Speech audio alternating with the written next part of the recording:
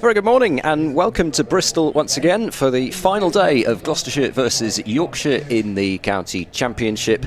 We've had a sizable amount of overnight rain which has led to this delayed start at 11:30. A very brief shower came over about 5-10 minutes ago, but that hasn't affected the outfield sufficiently for the umpires to delay things further, so we are ready to get started. 88 overs remain in the day's play, so we have lost 8 overs of the 96 potentially permitted on the final day. Gloucestershire resuming on 97 for 4, notional target of 498. We can absolutely forget about that. The question is, can Yorkshire take 6 Gloucestershire wickets in the remaining time? Ollie Price, 44 not out, and James Bracey, who started his innings last night, just faced the 5 deliveries as the night watchman Josh Shaw was removed for the 4th Gloucestershire wicket. And so, hopes pinned really on these two, Ben Charlesworth and Graham Van Buren, in terms of specialist batting to get this saved for Gloucestershire, and for Yorkshire they'll be looking particularly to remove Ollie Price early on. Yep, and Adam Lyth is going to bowl the first over then from the pavilion end, and lobs that up now with his off spin. Bowling to Ollie Price, turned into the leg side, no run. Interesting that they're starting off with Adam. For Bracey, maybe? Maybe. Got him in the first innings. Yep. He's in again, and that's turned down at the shins of Finley Bean, who's under the helmet at short leg. Joe Root at slip with his hand warmers. It's a curious move. There's a backward point, cover sweeper, mid-off, mid-on, straight mid-wicket, Harry Brook. And long leg, who may come into play here, is not going to do because Brook is round to field. That somewhat mistimed sweep by Ollie Price, but he's going to get a run for it. 45 to him now, 98 for 4. And Bracey on strike, and if this was the reason that Adam Lyth was charged with opening the day, then we shall see. The field has changed for the left-hander. Look at it, in out on the offside. 3 men on the 1, 2 men closer in, and a slip. Lyth is in again. There is evidence of a bit of turn, but it's slow. Bracey easily dealing with that, running out to Moriarty, backward of point. Yeah, it was, as Ed was saying, fairly light shower. It's very, very windy here today. It's got up since we arrived. It's cold out there at ground level. Lyth in again. Bracey gets a full length delivery and digs it out into the offside. But I don't think it will take long for the tarmac over there in the car park to dry up. It's that sort of wind. But it did rain pretty heavily this morning. There was a lot of water on the covers when we arrived, which was about quarter past 9, and it looked immediately as if there was going to be no chance of an 11 o'clock start, which is how it's worked out. 2 slips in place now as Lyth bowls here to Bracey, who's just pushing forward to complete the first over with a dot, so 1 run from it, and 98 for 4, and we're underway. Sunshine at the moment, and it's possibly just going to be one of those days where we are going to be potentially quite lucky to dodge all the showers, but it just might work out that way. So sunshine, but a very strong breeze, and this is one of the other potential factors that might come into play, is if we get into a situation where the covers need to come on but the wind is so strong, we might have a situation like they had at Old Trafford in the previous round, where the ground staff cannot operate the covers. So who knows? There's probably no point thinking about that too much at this point, but just so for those of you who particularly who aren't watching on the live stream but listening to us on the BBC Sport website and the app, won't be able to see everybody's shirts and trousers being buffeted about. Dan Moriarty to bowl the first ball from the Ashley Down Road end of the day, and Price goes back to a full delivery, and just keeps it out. Also at that far end, the Ashley Down Road end, as we look out at it, one of the 4 panels of the sight screen has blown over backwards. That shows you how windy it was the first thing this morning. We had all that rain. Moriarty bowls, and there's a strong appeal for LBW, which is turned down quite quickly by umpire Hartley. And there was a bit of bat involved there, but he didn't seem to consider that for a great length of time. And looking at it from behind as we are, very tricky to say anything other than it looked like quite a straight delivery.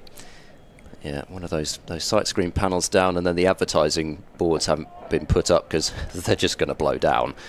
That's leaning forward to defend into the leg side is Price, stopped at mid-wicket by Milnes. Slip, short leg. Those are the 2 close catches. One man riding the boundary at deep cover. Moriarty round the wicket to Price, who again leans forward and plays a studied defence. Once again to Milnes at mid-wicket. So spin from both ends to start with from Yorkshire, and as I say, likewise absolutely fine. It's bright sunshine at the moment. Moriarty in, and again Price is forward in defence. 28th over this ball, so getting well into the period already where the Kookaburra, as we're using for this round but not the next, usually becomes rather less effective with seam, as this is played off the back foot into the offside by Price, but not with any real force behind the drive, and it's fielded at cover. So a maiden over to start with from Moriarty. Gloucestershire remain 98 for 4. And it's going to be Ben Code from this pavilion answer, the Adam Lyth thing, whether it was a Bracey issue or whether it was just to get Ben Code down this end. I'm trying to remember who was on at the end of yesterday. Anyway, he's going to bowl. So it wasn't Code, it was Fisher who bowled the last over from this end. Yes. Okay.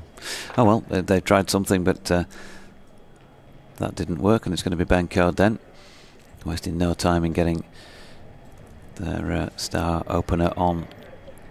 Ticked off the 250 wickets for his first-class career in the first innings of this match, and added another one, that of Chris Dent, first wicket in this Gloucestershire second innings.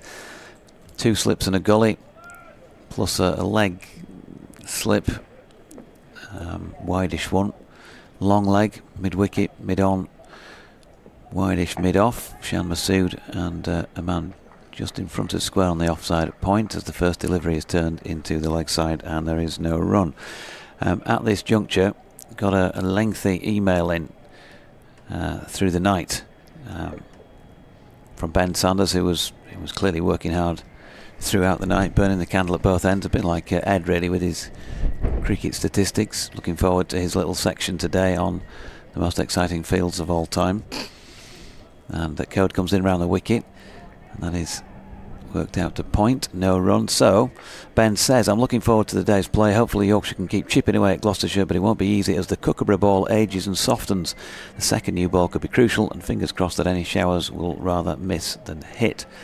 I've been busy over the past few days, so the amount of time I've had to watch the live stream and listen to the commentary has been limited. I mean, that's just not on, is it really, to be fair? So apologies if my email is repeating points others have made throughout the game.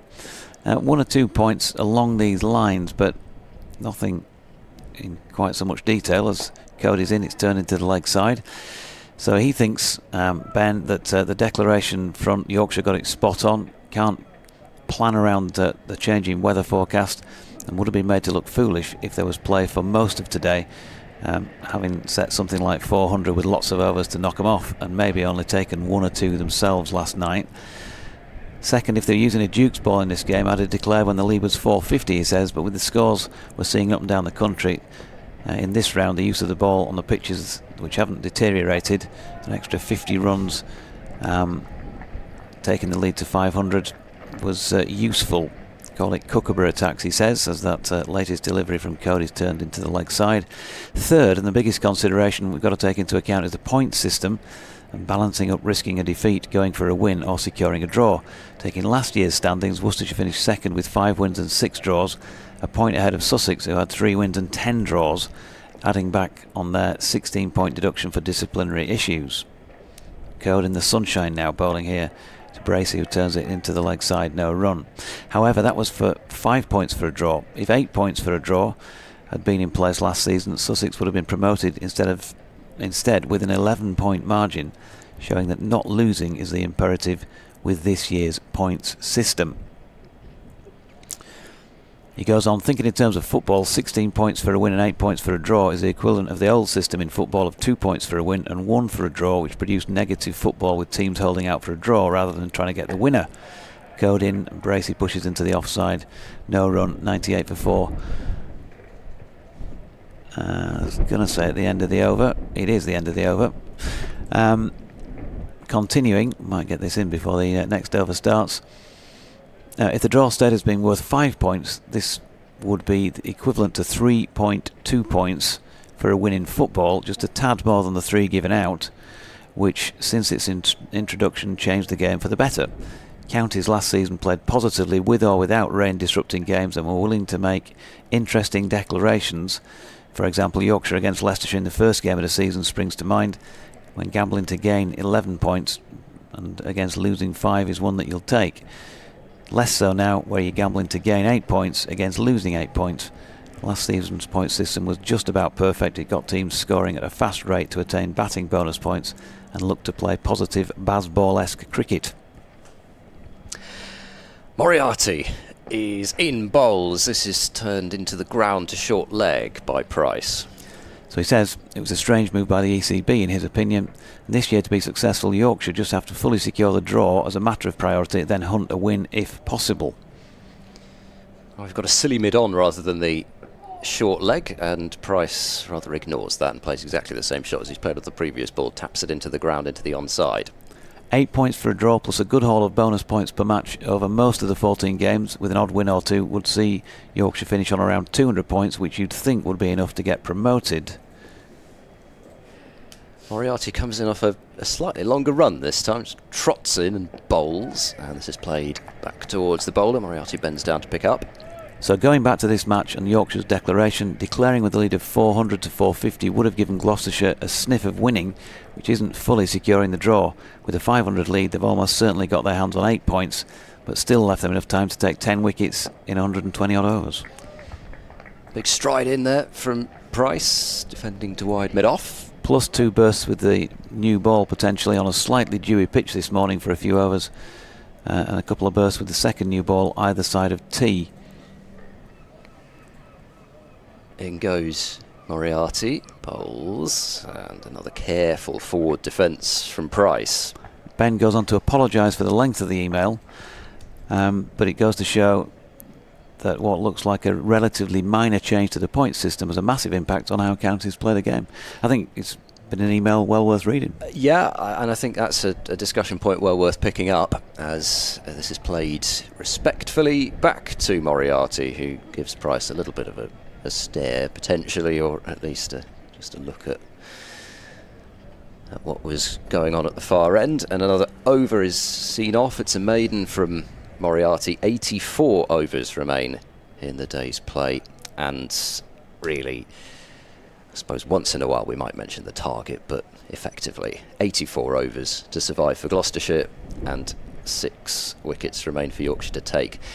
The wording from the ECB about this draw point change was that they kind of felt that the point system and the bonus point system, in terms of the batting bonus points, they felt that those two things had sort of worked against each other, is the way that they'd put it. So they felt that teams were, I'll come back to that.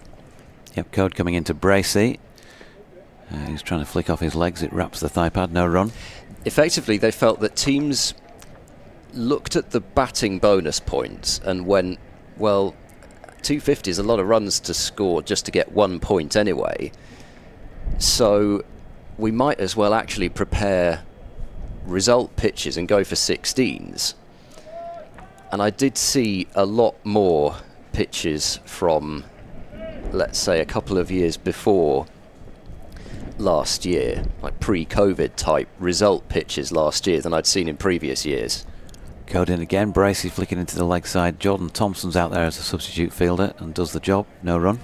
So they felt that had counteracted the fact that they put the draw points down. So teams didn't kind of feel like the old sort of thinking was that we need to put the draw points up because then counties aren't afraid to prepare pitches which are better for batting, which is what we want. We want more runs. So that's what the ECB have decided. Go to Bracey, who's drawn forward this time and punching to short extra cover, no run. And I know it's not a popular move with members because they are seeing a lot more of the sorts of games that we're seeing, like the Northamptonshire Middlesex game, for example, or the Middlesex game that was played last round. Middlesex 553 for 2 in reply to Northamptonshire's 552 for 6 declared, which is not great for anybody to watch, really. Code in again and dropping into the offside. Bracey with a dot. But you go back to the kind of thing of viewing county cricket as a spectator versus viewing county cricket as what sometimes it feels as though is the only way that it's viewed from above, rightly or wrongly, in terms of we're looking to prepare the best cricketers possible to go on and play at the highest level. Here comes Code again. Bracey off the hip this time, just in front of square. Milnes will slide and drag that back, 1 run. Now, I think it's a definite argument you could have that surely you don't make players better by just making the test easier. You know, that's the equivalent of trying to improve exam results by making the exams easier. You get more people getting high grades, but it does, you know, is that the equivalent to Kookaburra ball, flat pitches, hundreds can be scored? Or would you say, well, actually, okay, we need these players to have time in the middle? There's no easy answer to it. No, and I think that's why it's changed so much. As George Hill comes in from out in the deep, and Ben Code switches to over the wicket to the right-handed Ollie Price, who solidly defends. I did say, by the way, it wouldn't take long for the car park to dry up. It is now bone dry over there, and we've only been playing for 15 minutes, so that's how strong the wind is with this bit of sunshine, just to give you an idea. And it was wet following that shower within 10 minutes of the start of play. So 99 for 4. We've had 5 overs already this morning. Well, good news for Gloucestershire supporters tuning in, although they've only added the 2 runs. They've seen those 5 overs out without any alarms at all so far. Yeah, I mean, if you want my opinion, which is it's not a popular one, I'm one of those few people that actually does prefer 8 for the draw, and I know that is not an opinion that is shared by many. Why could we not have, say, 6 for the draw rather than 5? Well, yes, we could. Yeah, I mean, or what I should say is probably more than 5. Yes, yeah. I'm going to quibble about the. I mean, it doesn't sound much, does it? Only a point, but no. But yeah, no, I take your point, definitely. Literally. Ba-boom. There we go. Moriarty to bowl to Bracey. And he's in over the wicket to him. There's a bit of turn, as you'd expect out of the footholds on day 4, but Bracey's expecting it and works with the turn, turning it into the onside. Ed von Seaborn's Laughing is being staged on a nightly basis at all local theatres and twice on a Saturday. 15 minutes this morning for you to bring that one out to last night. If you weren't listening last night, you have no idea what we're talking about, and I'm not going to fill you in. Moriarty bowls, big stride forward and to the ball from Bracey, just playing a block. At the moment, looks as though Bracey in particular has decided he is just not going to give that wicket away. Just the 1 run from 21 deliveries so far. Moriarty bowls, and this is tickled into the leg side again, and there's no run. Last night, Graham van Buren was asked the question about specifically to do with Miles Hammond's shot last night. Moriarty bowls. This is worked on the bounce to short leg, and there was just a moment's hesitation from Bean before he threw the ball back towards the stumps with Bracey a step out of his crease. So he was able to get back, but if that had been absolutely instantaneous from Bean in terms of shying at the stumps, which he missed anyway, then that might have been a close decision for Hassan Adnan, as it is point umpire at the moment. Bracey's with a open face of the blade, running this one fine on the offside and sprinting through for a single, and it brings up Gloucestershire's 100 for the innings, and Bracey's second run, 2 from 24 for him now.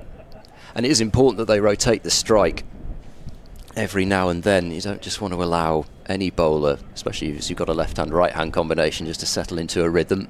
Moriarty in, and this is played along the floor to silly mid-on, and that is the end of another over. Of course, it is a minimum, I should have said, of 82 overs remaining now, as that one's ticked off, with Moriarty bowling at one end, and especially if, as you guess might happen, if wickets don't come, Root may well bowl quite a bit as well. Yorkshire may easily get in more overs than the 82. The over 8's +4 at the moment, and likely to improve even further. Yeah, and got a lot of options with the ball, haven't they? We saw George Hill bowl in the first innings. Matt Milnes, of course, took wickets last week and has bowled well here too. As you say, Root along with Moriarty and Code. They could also try a little bit more of Adam Lyth, who knows, and maybe Harry Brook with a few darts or whatever it is he decides to unleash from his bag of tricks today. Matthew Fisher is in there at just off the cut strip to the onside of straight. Could play a big part. First ball of Code's over was a dot. Good morning to you, David Fernley, who is I think pretending to work at home while he's got it on YouTube, and also to Nigel Mallender, chairman of Chesterfield Cricket Club, who sent me a picture of his little screen on at the top end of the top corner of the room, and out of the window it looks suspiciously like Chesterfield CC. We didn't find favour with Jordan Thompson during his commentary spell yesterday, did it? No. Here's Code round the wicket, and shouldering of arms this time by Bracey. No run. You can't wait to get there, though. Jordan was less than complimentary, and which is totally and utterly driven by Yorkshire's results in T20 cricket there. We know that because, of course, he did qualify that by saying, well, we did win a red ball game there last year. But I gather Northamptonshire weren't particularly enamoured really? one year either. Well, I'll tell you the story off air, because there is absolutely no way that is going out on air. Okay. Well, we love turning up there and enjoying the surroundings and all of that, the atmosphere. There's certainly always a good atmosphere when Derbyshire hosts Yorkshire there, because you've got a weight of Derbyshire supporters baying for Yorkshire blood and wickets, and usually getting them as well as Cody's in, and that's blocked by Bracey. Look at this field. This might go down in your all-time greats. This is like a ring of fire, isn't it? Yeah. This is a ring of fire field. It is just. It's almost like, it reminds me of a game that we used to play years ago when I was in the Cubs, and you'd stand around in a circle, and then you and somebody else had to try and get back into the circle before your mate did at the other end. Oh yes, yeah, I can remember that one. I can remember playing that in Who's going to set off to his right here? Here's Code, driven, nicely driven as well by Bracey. That's 4 runs. Masood diving for it at short mid-off, but no chance of reeling that in. And Bracey's boundary greeted by some brilliant sunshine, 104 for 4. And greeted by Matthew Lee down there, cheering on. They're huddled up, those spectators down there. Warm coats. You can see a couple of bobble hats. There's one of the Gloucestershire bobble hats on display down there. You only need them for usually only need them for a few weeks in a year, but when you do need them, you need them. Code in, goes full, and that is blocked.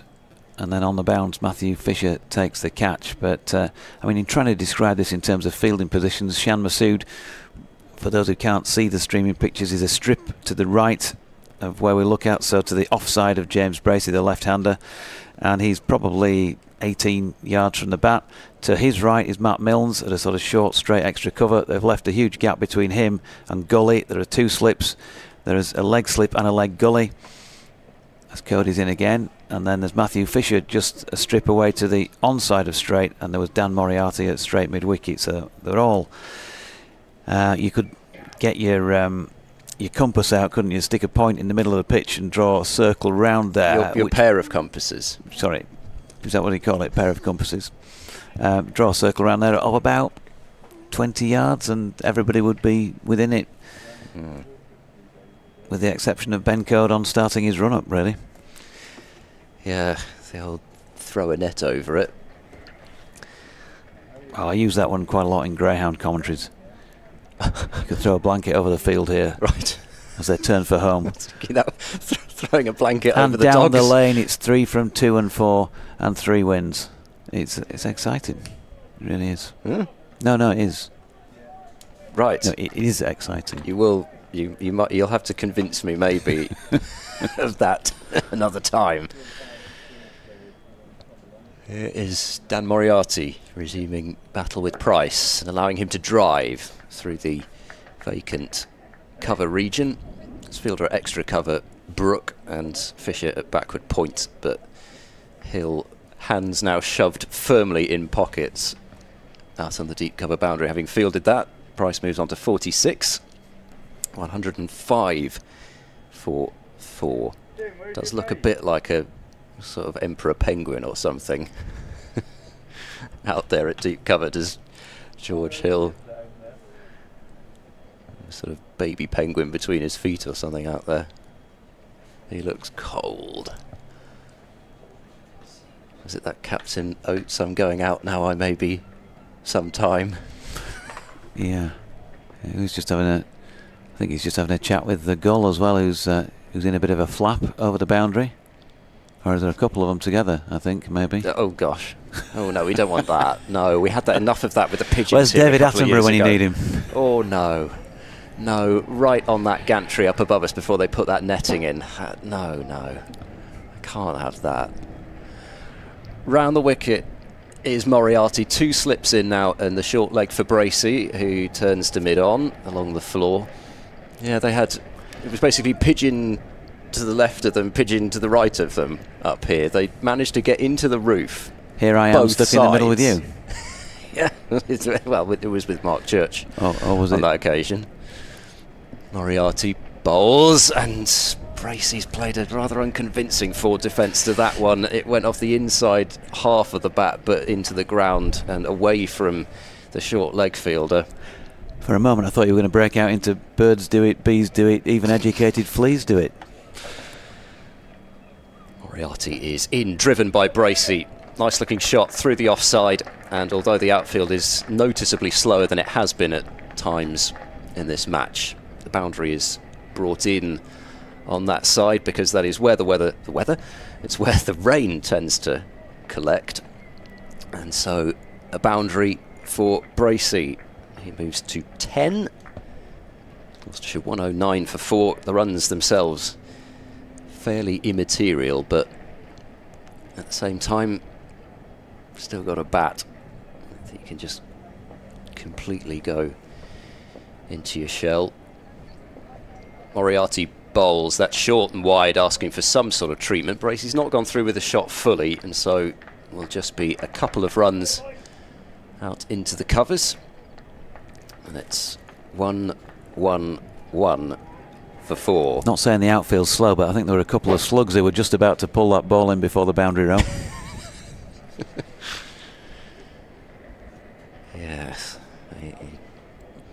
Another circumstance, I suspect Bracey might have been going at that rather harder. He's going to get more runs here as he guides the ball wide of the slip cordon. I say more runs, in fact. I've underestimated or overestimated, I should say, how far the ball will travel, because Root gets to it pretty easily, and it's a single, so it's 112 for 4 at the end of that over. A productive one in terms of run scoring, with 8 coming from it, but still only 1 ticked down on the overs remaining, which sits still at 80. Dominic McMullen, good morning. If it is still morning, it is just. Qualifies as morning. Watching at home, cat not that interested in the cricket. He's put a photograph up. I'm trying to find the cat's there on the piece of furniture to the right. Sitting in front of the TV. I know some people's cats like to do that. Yeah.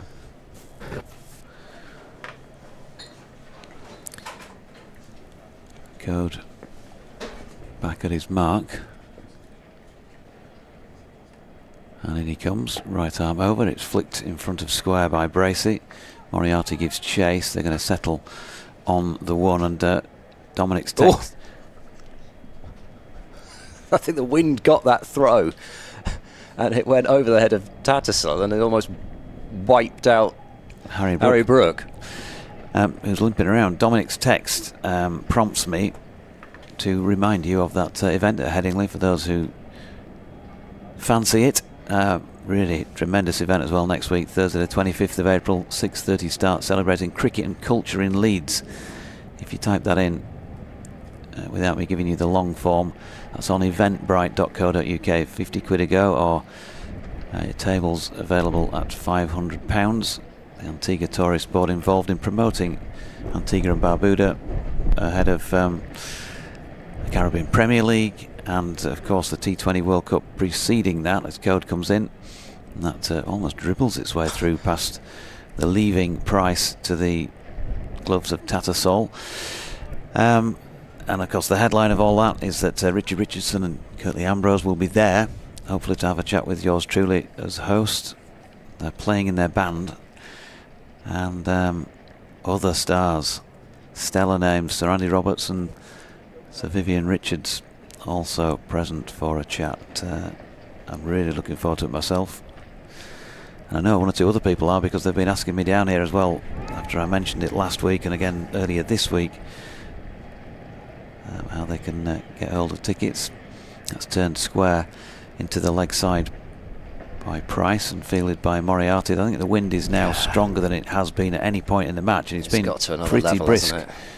Throughout. Heavy bales definitely being employed, because you can see the ones that they were using on previous days were red, and these ones are just normal bale colour. Tattersall just coming up now for the first time today to stand up to code. So Price, not easy to tell from here, but must have been slightly on the walk. In comes code. Price having to keep that back foot anchored. Plays a solid defensive shot. Charles Lewis on X. Good morning to you. Get in touch with me on that Sporting Lives 1. He says, Jonathan, listening to the 8 points for a draw discussion, is the 8 points more fair if some counties are unlucky with the weather?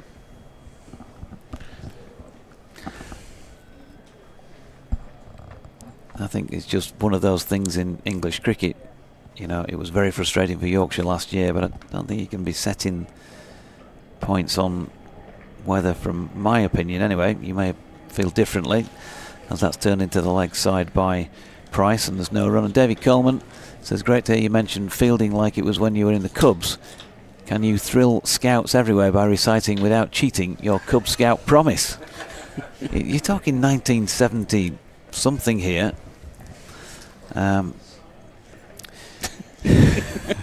Faisal has joined me. He might know, I don't know, as code is in, it's wide of off stump and Price leaves. It was something like, I promise that I will do my best to do my duty to God and to the Queen, as it was in those days, to haven't hold. Let me add this. There's very few. And to keep the Cub Scout law was the what's the bit I'm missing in the middle? There'll be very few things said to you. To treat all Lancastrians with contempt. That was it. And to keep the Cub Scout law. Yeah. It's coming back to me. It's on the tip of the tongue. Is that middle bit? Yeah, what I was going to say, there's very few things that will make you think for that long and not come up with what you want to say. Because I can see your expression change. 113 for 4, and it's going to be Joe Root to bowl from the Ashley Down Road end. Yeah, this bowling patterns I'd have to say I've been a bit surprised on this cold and blustery day. You would have thought seam would be the order of the day to start off at least. But Adam Lyth bowling the first over, and now Moriarty, after a short little spell, has been replaced by Root. He starts off with the one sliding down the leg side. As we welcome listeners from 5 Sports Extra with the news that Yorkshire still need the 6 wickets they needed at the delayed start of 11:30 this morning, and no real clear-cut opportunities created. Root's next delivery wraps him on the pad, but that angle probably would make umpire Hartley think that it was sliding down the leg side. Obviously right arm round the wicket, it had to straighten. In this first half hour or so of play, they've already used Adam Lyth for 1 over, Moriarty for several, Ben Code for quite a few, and now Joe Root's just entered the attack. James Bracey not out 14, Ollie Price not out 46, and Bracey on strike. Wide of the crease was Joe Root again. Hint of turn, catching the thick outside half, but there's no pace in the pitch. And safely negotiated so far, the proceedings after a delayed start here in Bristol. His Root's next delivery has been left alone, slightly quicker through the ear, outside that off stump, tempting Bracey to have a go at it. There's a ring of 2 fielders, 3 fielders on the offside, and there's a slip as well. One of those fielders has been defeated, and the ball has gone deep cover for a single. Bracey moves to 14 now. Yeah, the voice of Shah Faisal and myself, Jonathan Doidge, with you for this first little bit. Andy Walker says to help other people. That was the bit I was missing out of the Cub Scout promise. Sorry to all. Sorry for my former Arcala, Gene Douglas. Root again, short, slightly wider. There is protection at deep cover out there. Another single to Price, who's looked very good and untroubled. And Root's over was pretty benign. The first one, it's really cold and windy downstairs. I went to take a walk down the Legends walkway, and I felt as the play was about to resume, I just came back and I felt really freezing cold. Yeah, it is.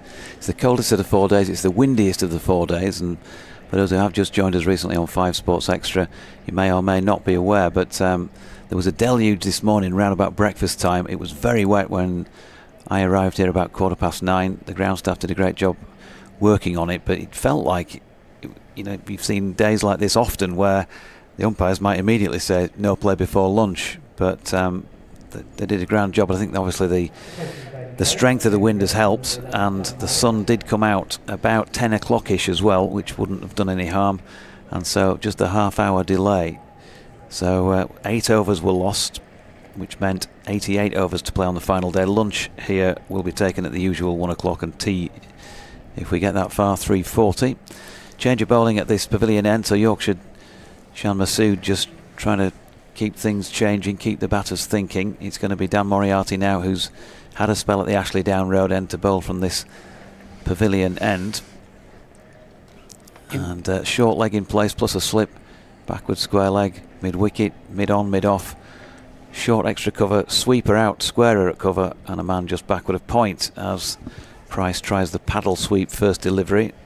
Can't get it past Ben Code. Yeah, very strong wind, and as we look at it from the pavilion end, and as Moriarty is bowling, it would be coming from wide off, long off or mid off, all the way towards wide of fine leg. So probably will help his arm delivery. And Moriarty in again, just propping forward this time. Price, Finley Bean just stepped in last minute before Moriarty jogged up to bowl there, and he's just off the cut strip now under the helmet, right in the face almost of Ollie Price, much straighter than he had been. Moriarty in again from wide on the crease and smothering the spin there. Price, it could be a long day for both these sides because the pitch has got more and more benign as the match has gone on. Yorkshire were very pleased to have picked up 4 wickets in that spell yesterday, Faisal, as Moriarty is in again and Price watches it well and drops it into the offside and Brook fields. Yeah, lack of pace is the issue with the pitch, and like we know by now that we're playing with the Kookaburra ball, so the bowlers will really have to put some pace on the ball. And the reason I mentioned wind is that it will give Moriarty the advantage because he can threaten both edges if he can straighten one down the line. Slip in place. Moriarty is in again, and Price watchful, and punches that one back along the deck to Moriarty, who's got the sunglasses on at the moment. And I would expect a few more changes in the overhead conditions, given the strength of the wind as the day wears on. Here's Moriarty again. No, Price coming down the wicket, losing his footing, almost falling over in trying to get bat on ball. Unfortunately for him, he did make a contact and he's got it out square on the offside for one. Had he missed that, he was a goner for all money because he'd come a fair way down. And Moriarty will be encouraged by that. Price moves on to 48, Bracey 15, 116 for 4. Remember, they set out here, Gloucestershire, in the second innings, needing an improbable 498 to win. Yorkshire needing the 10 wickets, and they picked up Chris Dent for 5, Cameron Bancroft for 8, Miles Hammond for 35, and Josh Shaw without scoring last night in a 26 over spell that they had at the hosts. Joe Root to resume. Slightly shorter in length. Probably, like I said, lack of pace. He's trying to bowl quicker, but then that trajectory is flatter and it hasn't troubled the batters yet. But let's see, with the left-hander in place now, a slip and a very short cover, just a few steps in front of square on the offside, and then a regulation short cover catching, which was in action as the delivery was driven to him but couldn't stop it cleanly, so a single. That rotation of strike between left hand and right hand batters would not allow the spinners to settle into a certain line and length. It's Root again quickly back to his bowling mark and bowls another flatter delivery, played it back to him by Price. We need that timer out, James, because Root is rushing through his overs despite a left-hand, right-hand combination. His next one is once again pushed into that mid-wicket fielder for the right-hander, and another dot ball. Yorkshire seem to be working on the principle, just the more balls we get down, the more they've got to play, the more concentration they need. Next delivery is a thick outside edge, nicely fielded at short third man, prevents a run. Yeah, I mean, this was their ploy in the first innings as well. They just kept at it. The plans was very simple, but the execution was very good, and they remained patient for long periods before they got their rewards. This next one, just a hint of turn back into Price, plays it quietly back to Root, and the over has come to an end. Yeah, there's still a feeling that the Yorkshire are kind of dictating the pace of what's going on out there. There's not a lot of gardening going on, so yeah, I suppose it stands to reason that we know that most wickets come from batsman error, and if the two batters out there have got to face more deliveries, there's more chance of them making a gaff. We saw that towards the back end of yesterday, didn't we, with those 2 wickets when the third wicket partnership looked pretty well set, and then Miles Hammond flicked one to Harry Brook at mid wicket, and only 7 balls later, Josh Shaw, who'd gone out there as the night watchman, followed him back to the dressing room. So they'll just keep churning them out here, Yorkshire, the deliveries. In terms of the bowling plans, though, I don't know, are you not surprised that you're not seeing at least seam from one end, given the conditions? Yeah, maybe, and when you look at the quality they've got in the ranks in that regard, yeah, probably an element of surprise, but we have seen Ben Codd for a few overs. Matthew Fisher had talked to us before the season started that with the Kookaburra, because he's quicker than most of the other bowlers in the side, may be employed with banging the ball in and trying to get something out of the pitch in the middle overs rather than bowling as long up top as we'd maybe be used to seeing him do so. But it's going to be the left armer Moriarty in again, and just been picked off backward of square. In fact, that's going to have the legs to go all the way for 4. George Hill giving vain chase. Bracey, the man doing the scoring, he's on to 20, having resumed this morning on 0. Ollie Price resumed on 44 and has added 5 to that. It's 122 for 4 now. Though Gloucestershire's task is improbable, but runs are important because that will keep the batters in that positive frame of mind. Moriarty in again, 2 slips in place. Bracey drops it into the leg side. No run. Thanks, by the way, to David Coleman for making sure I've got the full Cub Scout Cubs Promise, or whatever it was called, Cub Scout Promise. As Moriarty's in again, Bracey just drops his hands on this, guides it just wide of the diving route at second slip, and they're going to get back for 2. David says, a great try. You just missed out on to help other people and to keep the Cub Scout law. 8 out of 10 I got for that, so I'll take that after all these years.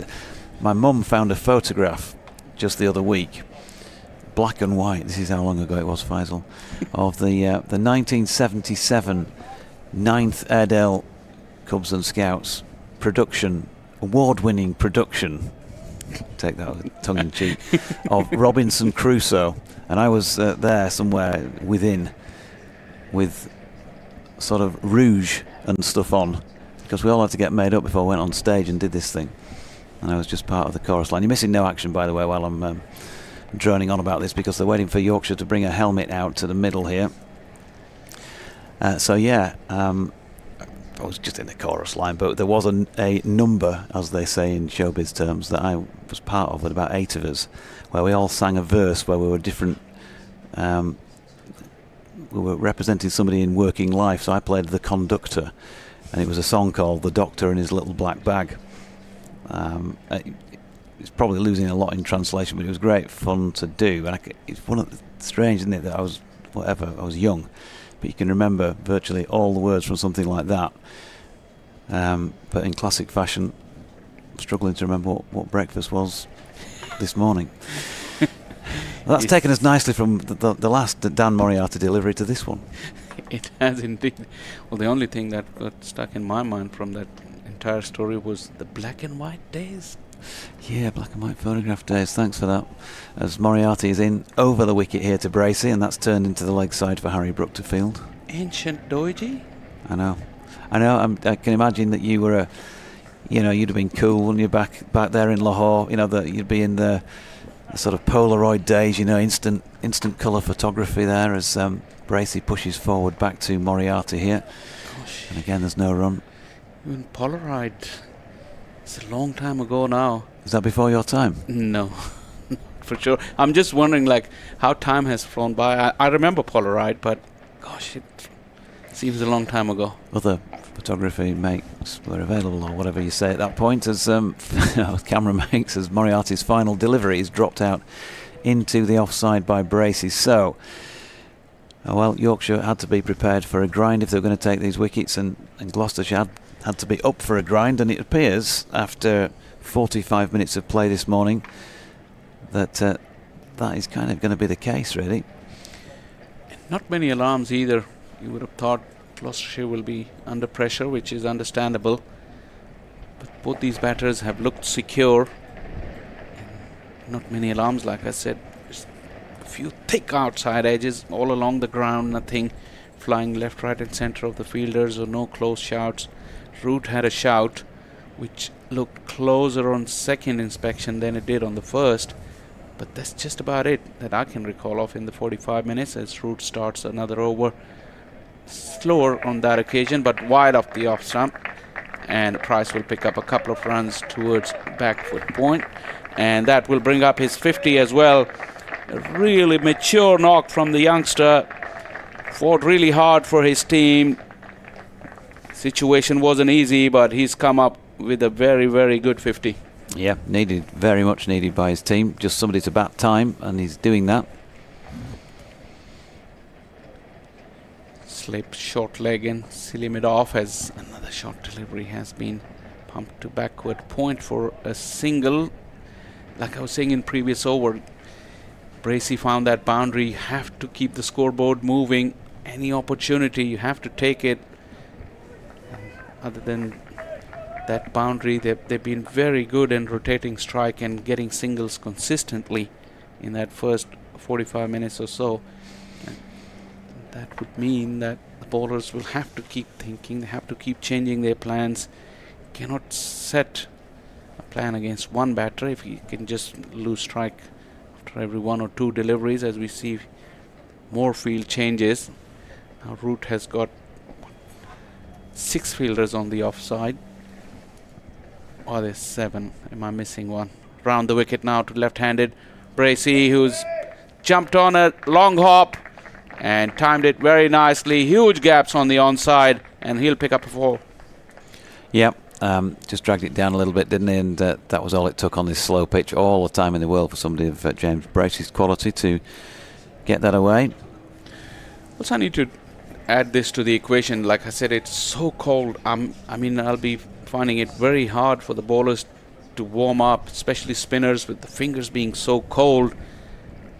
And it's not easy, actually. I mean, if anything, in this weather, you want to be batting, because fielding in this cold weather is not easy. And bowling, as this one is short, not quite wide enough, but Bracey created his own width there. Just playing it to backward point, no run. Very, very packed offside field there for Root.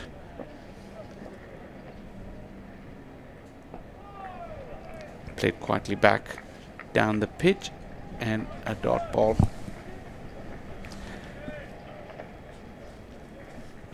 Seven runs off the over. It's Root once again. Bowls to Bracey, plays it quietly. Another over done and dusted without any alarms. Yorkshire, with all to do, haven't got any breakthroughs this morning, and Gloucestershire has progressed to 131 for 4. I thought you might all be feeling intimidated in the com box now that you know that I've got, I'm a thespian of no repute from the 70s, but not flinched there, Faisal. So I'm guessing you were part of the Lahore Royal Shakespeare Company, something like that. You played Unfortunately, Macbeth, maybe. I can see that Scottish accent. Yeah, I can hear it now, in fact. we are actually intimidated, don't get me wrong, because Ed Bourne Seaborn at the back of the box. Yeah, Ed Von Seaborn, yeah. Yeah, he's got a sheepish smile, I think, and you've got us all thinking. Even James. Here is, meanwhile, Moriarty bowling to Price, who's dropped that into the offside no run. Well, of course, Ed Von Seaborn would have been the hills of Bristol are alive with the sound of music. He's only young, though. He won't be around with all the stories of the ancient times. But he's a student, so he must have read a lot. Like we know by now that he knows everything. Just everything. yeah. He's too much blushing. anyway. He's just shy. He does not too much. He can't take these praises. 1-3-1 for 4. Finlay Bean could shake hands with Ollie Price. He's so close in, just to the offside, and now he's been changed before. No, he's going again. It's a little bit of the golden shot again. Left a bit, right a bit. So leg slip, regulation, orthodox slip, and a very silly mid-off, Finlay Bean, and none, I should say, coming into play with that delivery. Bowled by Moriarty, blocked by Price. 52 to Ollie Price. Doing an excellent job for Gloucestershire. Moriarty round the wicket. Price this time bangs it into the turf and finds Bean, and there's no run. It's a battle right there now. I mean, nothing that Yorkshires are trying to just blast the opposition out. They're trying to grind them out and play on their patience. Moriarty in again. Once more defended by Price. Nigel Mallender of Chesterfield CC has mailed in again, saying, I missed the Tomo commentary stint, Doidgy. Hope he didn't slate QP too much. Well, look, Nigel, as all good chairmen will know, no publicity is bad publicity, is it? So you just got to take it, really. And of course, you could sell the next Derbyshire Yorkshire match at Chesterfield on the back of that, surely. So, I don't know. I can see a picture of Jordan Thompson now with "Let's keep him down" or whatever. Not that I'm a marketing person, as you can tell. Next ball from Moriarty is dropped into the offside and fielded now by George Hill, who has gone in under the helmet. Finlay Bean has gone to the onside of straight. So maybe they're just moving around to keep warm out there. Shan Masood's doing the same because he's just been asked by Moriarty to close in much more than he was, as has Matt Milnes. So there's just the one sweeper out. Matthew Fisher is out at square cover on the boundary edge as Moriarty comes in again. This one is pushed firmly this time along the deck to mid-wicket, and Masood is quickly round and has a shy at the stumps but misses. So single taken, 53 for Price at the end of that over, which should see the score tick on to 132 for 4. Reminder, lunch will be at the usual time of 1 o'clock, so we're still 37 minutes away from that. Plenty more cricket to be played between now and then. But at the moment, in almost the first hour, Yorkshire looking unlikely to get a breakthrough, which is something of concern to David Bates, who's messaged us on X. And David Coleman sent us a black and white photograph of him and his brother as part of the 258th Darnall Baptist South Yorkshire Cub Pack. Not saying it's old, but it's one of them where they've all got top hats on and those sort of mutton chop whiskers.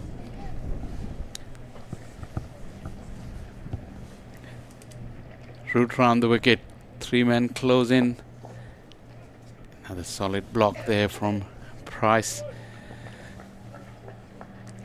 You read that last email. Yorkshire fans getting a little concerned that they haven't got a wicket, but even more concerning is that they haven't created anything. They haven't made the batters look in any kind of trouble at all.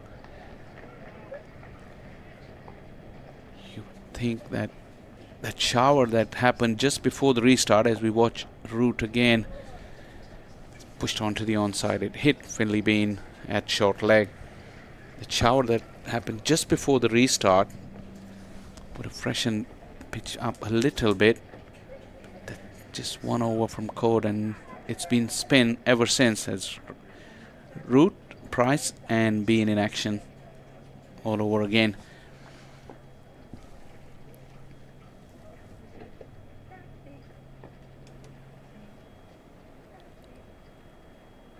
Oh, fight it way down the leg side. Tattersall moved very, very nicely towards his left.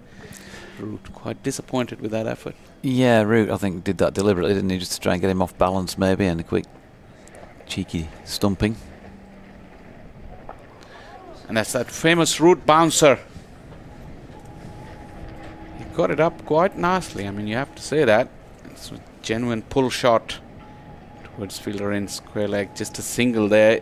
That element of surprise, but I think the wicket is so slow that it gave all the time in the world to Price to see it. Just the one run off the over. Gloucestershire survives and ticks off yet another over. Yep, and on that event I mentioned again for next week at Headingley, Dominic, who messaged in earlier, says that there's an offer for free places for cricket clubs, details of which are on the Yorkshire Cricket Board website. So big event next week celebrating cricket and culture in Leeds. 4 legendary West Indian cricketers over, and an offer on the YCB website for free places for cricket clubs. Here's Dan Moriarty, meanwhile, bowling to the right-handed Ollie Price, who drops it at the feet of George Hill, who's under the helmet. That's sending it off, and there's no run. Talk about half a chance. George Hill came close to getting that wicket in the similar fashion at short leg from that far end. And he comes again, and once again it dropped at the feet of George at silly mid-off. Yeah, nothing else came from bowlers. And I was talking about Moriarty yesterday, that how would he react knowing that he will be responsible to take his side to victory on day 4. Moriarty, and again floats this one up. Price is not for moving. Yeah, but clearly the plans are not to tempt the batters. We haven't seen genuine flighted deliveries, just shorter into trajectory, flatter and attacking the stumps mostly. There's Moriarty again. Price just keen to rotate the strike.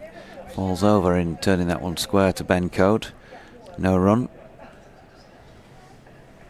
The plans like we saw in the first innings as well. Yorkshire are just sticking to their guns. Moriarty once more. Oh, was that an edge? Lyth diving to his left at slip. Was unable to reel it in. It was an edge. Price has got a run for that. First chance of the day. It would have been one heck of a catch. It was low, and he just about managed to get something on it before it hit the deck, Adam Lyth. But it was nonetheless a bit of something for the first time today that Yorkshire might have seized upon. Did not get the glove of Tattersall as well along the way. That made it die down because it really kicked off a length. Did it? And right, it was okay. a flatter trajectory. Yeah. So I took the pace off it, which meant that it was dying on Adam Lyth. Unfortunate. Moriarty's in. Bracey turns that round the corner. He's already had 4 down there today. Root's giving chase, but won't be able to stop it. It's 4 more to Bracey. Yeah, Bracey's been good at putting the bad balls away. This is the second boundary in that direction that he has found. And Moriarty, who came so close to getting that wicket, I was talking about him looking for turn with some flight, but because of his height, the chance that he created was not a flatted delivery. It was still flatter in trajectory, but it still gripped. And I think it did hit Tattersall's gloves as the ball was kicking off a length, and it just died on Lyth, who still got something on it. It would have carried nicely if it had gone straight to Lyth. But that moment has come and gone, and Gloucestershire 138 for 4.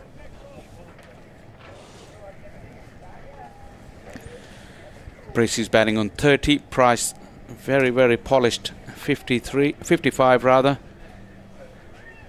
And Jonathan Doidge has left his hot seat, and I've got Ed Seaborn alongside me. Morning, Faisal. As Root continues, and this is cut away powerfully through extra cover in for 4 by Price.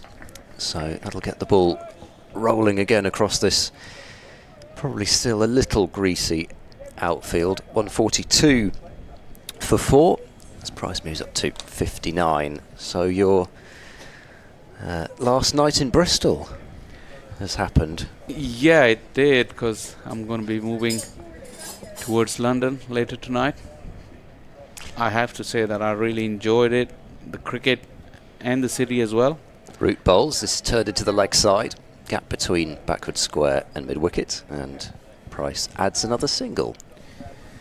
Yeah, whatever little bit I could see, because we stay here all day. I mean, yeah, and that excitement of the first day really exhausted me in a way, but the next 2 days weren't that exhausting. Yeah, first day of the season, it always hits you a bit, doesn't it? Given that we didn't get on last week. Yeah, it was an action-packed first day. 5 wickets in the morning session, and then Yorkshire with that fight back later on. Gloucestershire coming in and losing a couple of late wickets themselves. Silly point, short leg slip. Root bowls round the wicket to Bracey, who gets behind that one and blocks it away. And also the excitement of my first ever stint for BBC. And that was also like, because it didn't happen last week. Yeah. In my mind, I had built it up to that, but it didn't happen. So when eventually it did, it was really exciting. Root bowls. Bracey plays and misses. He went fishing for that one. Turn and a bit of bounce. It hit the foot marks, probably right at the point that you would want to, just the kind of nearest point of those footholes to Bracey. And he was drawn into the shot, but too much turn and bounce, and it beat him. This time he's playing a back foot drive, just a sort of, not really a full kind of venom with that drive, and plays it to point. He's in pretty close. Root completes the over by bowling to Bracey, who works that one towards mid-on, sets off for a single, which is never there, with Root being so athletic of his own bowling apart from anything else. And Price, fortunately from Gloucestershire's point of view, didn't get sold down the river by Bracey there. He wasn't going anywhere. 143 for 4, and there are, if that has already ticked down, which it should have done, 70 overs is the number of overs minimum remaining. In that previous over, the play in a miss, Root for once just threw the ball up in the air invitingly, and it did grip. And little bit of turn, but more so the bounce. And this is 2 overs in a row. We've seen evidence of that. And Moriarty, who created that opportunity in the previous over, also the concerning thing for the batter was the bounce more than the turn, because it is turning, but the pace is so slow.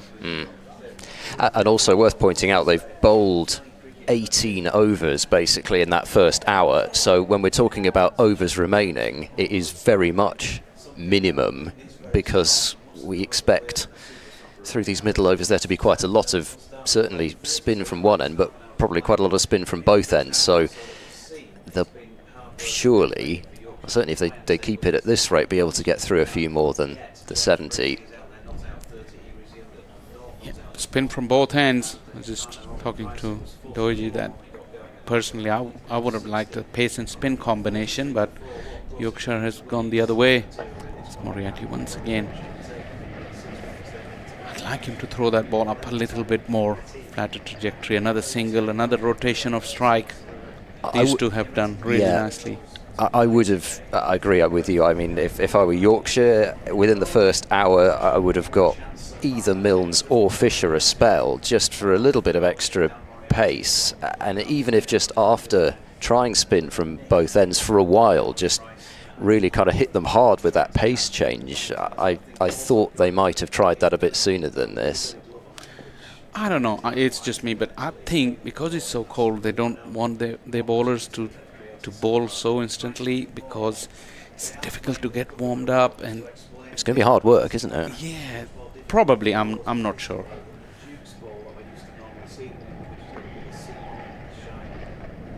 But again, cool fingers, as well as Moriarty's next delivery has been pushed back. And also now I think the bowlers, the spinners especially, will be warming up. Like I said, it hasn't been easy for the fielding side because of the conditions. There's so many different permutations, combinations that Chan could have gone with. His next delivery is again slightly flatter, pushed into short leg. And goodness knows there are an awful lot of far better cricket brains than mine out there, that's for sure, with Root to call upon and Brooke and Lythe. There's so much experience. They're appealing, as shouldering arm was Bracey, but I didn't think it'd come back enough. I think it was also going well over the top, but, you know, it might have threatened another set. Guess who's got his finger up behind us? No, that didn't seem to have a great deal going for it, other than the fact that it might have hit Bracey's pad. Moriarty's next delivery is pushed quietly forward off the front foot by Bracey.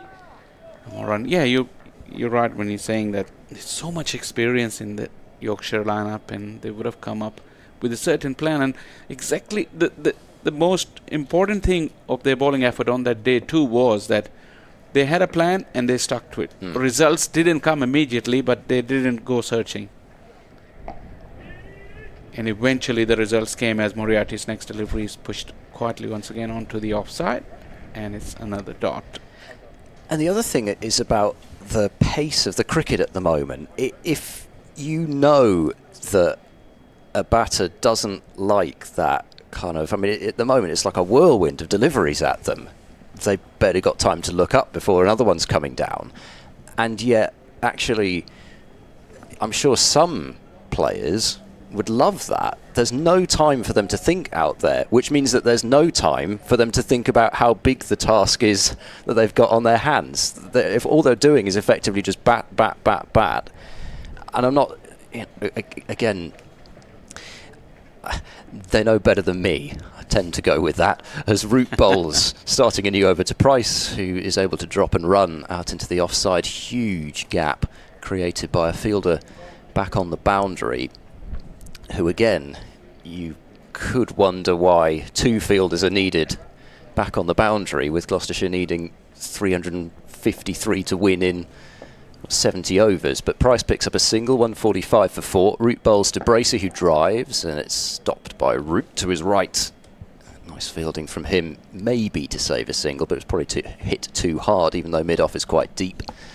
For Bracey, actually, there are actually nobody on the boundary, so as Bracey pushes a defensive shot to point, perhaps the plan is just to try and give Price the single and then have Root turning the ball away to Bracey, because this is who they want on strikes. I suppose that's part of the thinking. Root bowls, Bracey drives and misses. That was not full enough for that shot, and it turned and bounced again out of the footmarks. And he's missed it by quite a distance in the end, but it was still a misjudgment from Bracey. Root bowls, worked back to him. It's almost as if you know that Root's got that one that goes right on with the arm, so Bracey kind of feels like he feels like he can't leave that ball, so he's got to do something with it. He's tried defending it and missed it by a distance. Now he's tried to drive at it and missed it. Root bowls, that one does go on with the arm, and it's played in defence by Bracey. Holds the pose to complete another over, 145 for 4. At some point I'm going to get through rattling some scores from elsewhere, but Go ahead. there's almost no time to do it. They are playing in 3 other matches other than this one. It's raining. Well, I say it's raining. I don't know whether it's raining. I should say it's delayed at Grace Road, to be more accurate. Delayed at Grace Road, delayed at Wantage Road, delayed at Trent Bridge, at the Utilita Bowl, and at Chelmsford. Essex have declared their innings overnight on 257 for 4, setting Kent 3-7-5 to win, but they are not playing. You're talking about the strategies and plans. There's a meeting going on between the Brain Trust of Yorkshire. Shan Masood is in there, Joe Root, Harry Brook. They're all talking about something. We'll see the effect of that in a few moments to come, but for now Moriarty will continue. You can continue with your... Yeah, where they are playing, Somerset are 228 for 6 against Surrey. That's a lead of 85 runs on second innings, so Surrey haven't quite managed a breakthrough there yet, but they've only been out there for about a quarter of an hour. I think Durham 84 for 2, so they haven't lost a wicket yet this morning, but they still trail Warwickshire by 97 runs on second innings, despite scoring 517 in their first innings. Moriarty begins the fresh over, slightly flatter on the off stump, and pushed it to silly mid-off. We got a slip and a silly mid-off and a leg slip and a short leg on the onside. So 4 fielders close in catching. Moriarty turns around quickly and bowls to Price, who pushes it towards backward square leg and no run.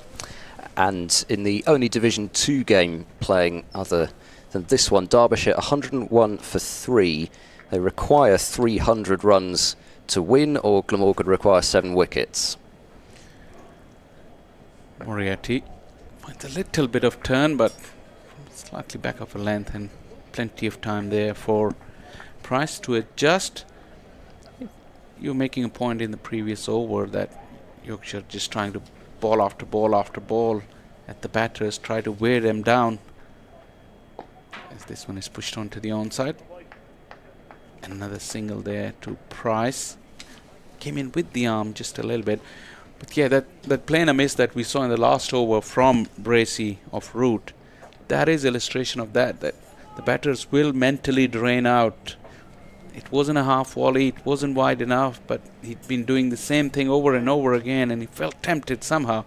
Slight mistake, and these mistakes will creep in the longer it goes, because the purpose is not huge for the batters, like personal milestones maybe, but in terms of winning the game, I mean, it does affect players. If you know that you're not going to win the game in a certain way, as Moriarty now over the wicket to Bracey, who's been very proactive this morning, pulls it away, chases on, probably ball will just top inside the fence, couple of runs there, but Bracey has been quick to put any bad balls away and kept the scoreboard moving.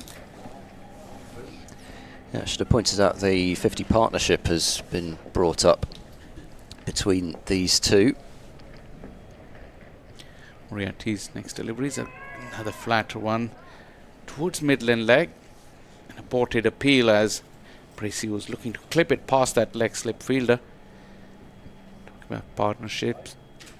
41, 45 and 54. 3 decent partnerships, but probably Gloucestershire's task is a lot bigger than those 50s, so these two would need to carry on for a lot longer. Yeah, and the overs as well. So these two have so far survived 22 overs and a couple of deliveries and 67 potentially more overs remaining. So it shows you they've done some good work, these two, but there's still an awful lot more to do. Root is in, bowls left alone, outside off.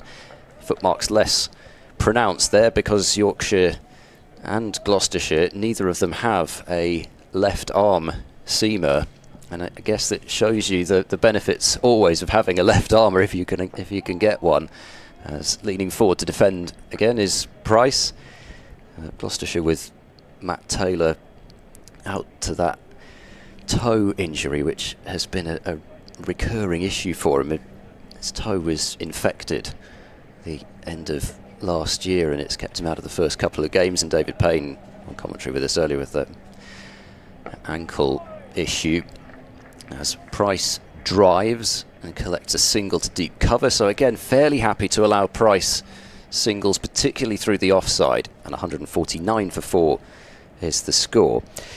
Yesterday you were asking me about favourite kind of rearguard action innings, and I realised at about 11:30 last night that I missed one of my favourites of that kind. Okay. Root in, and Bracey turns it back to the bowler. Faf du Plessis' debut innings at Adelaide. Wow. Which, I mean, he survived the entire final day, 2012. Root bowls, and Bracey blocks again. Root is hoping that the ball's going to trickle right back to him, and it does. It's like a sort of a slow motion game of 10-pin bowling there for Joe Root, watching us accept a sort of reverse version. This is short, pulled away by Bracey dismissively and to the boundary on the leg side. No real danger playing that shot for Bracey. There's nobody that can really catch it, even if you miscues it. There's a mid-on, and then the short leg, and there's basically nobody on the leg side. So it's an absolute free swing. So Bracey takes advantage. 4 runs, it's 153 for 4. Just one of those amazing innings. 110 he made, but batted for 466 minutes, 376 deliveries. And Jacques Callis had got injured in the first innings, I think, and couldn't bowl, but he ended up coming out. You know, they effectively had him in reserve. Du Plessis was supposed to be the last batter, but Callis came out after that and survived for a long time. But Du Plessis was batting with Steyn for 40 minutes. Rory Kleinfeldt was playing that game. Good old Rory Kleinfeldt. Some time with Northamptonshire, blast winner with Northamptonshire. He was there for a bit more than Morkel. They didn't need Imran Tahir quite, but batted for 148 overs in total in that innings, and it was AB who was there at the other end for quite some time. I mean, you don't associate 33 off 220 balls with no boundaries with AB de Villiers, but shows you what an incredible cricketer he was, and probably still could be if he fancied. If you wanted it, yeah, exactly. And also, if you ask any of those two players, no matter how much T20 cricket they've played or how many reverse ramps or 360s they have played, if you ask them their favourite innings, and if you ask as a fan which of their innings you would remember the most, it would be the Test innings. That is the beauty of Test cricket. Yeah, and I mean on Faf's debut, and AB and Faf being absolute childhood best friends, went to school together. You know, they've known each other for so many years. It would have been a very proud moment, I'm sure, for AB to have Faf alongside him in the Test arena, with AB having made his debut a few years before, and for them to be able to do that, defying the Australian attack. And I think South Africa went on to win that series 1-0, if I'm remembering rightly, like a 3-test series, and that was Yeah, they that was the don't play. second game. I think they drew at the Gabba in the first one, high-scoring game, and then they won the third one at the Wacker. See Fisher into the attack from the pavilion and starts off with a short pitch rising delivery that Price got his hands above the ball and knocked it on the head for a single on the onside. Yeah, I mean, it's just a shame that South Africa and Australia, they never played those 5 test match series. Yeah, especially because that series, that would have been... South Africa would have been the number 1 side at that stage, because I think in the summer of 2012, they got that number 1 ranking off England in that home test summer, in that series where the first test was moved to the Oval because of the archery at Lords for the Olympics. And Hashim Amla. Yes. Triple ton. Triple ton. Another short pitch delivery. This time didn't get up as much as the previous deliveries, and Bracey ducked it. Barely went over the stumps. Yeah.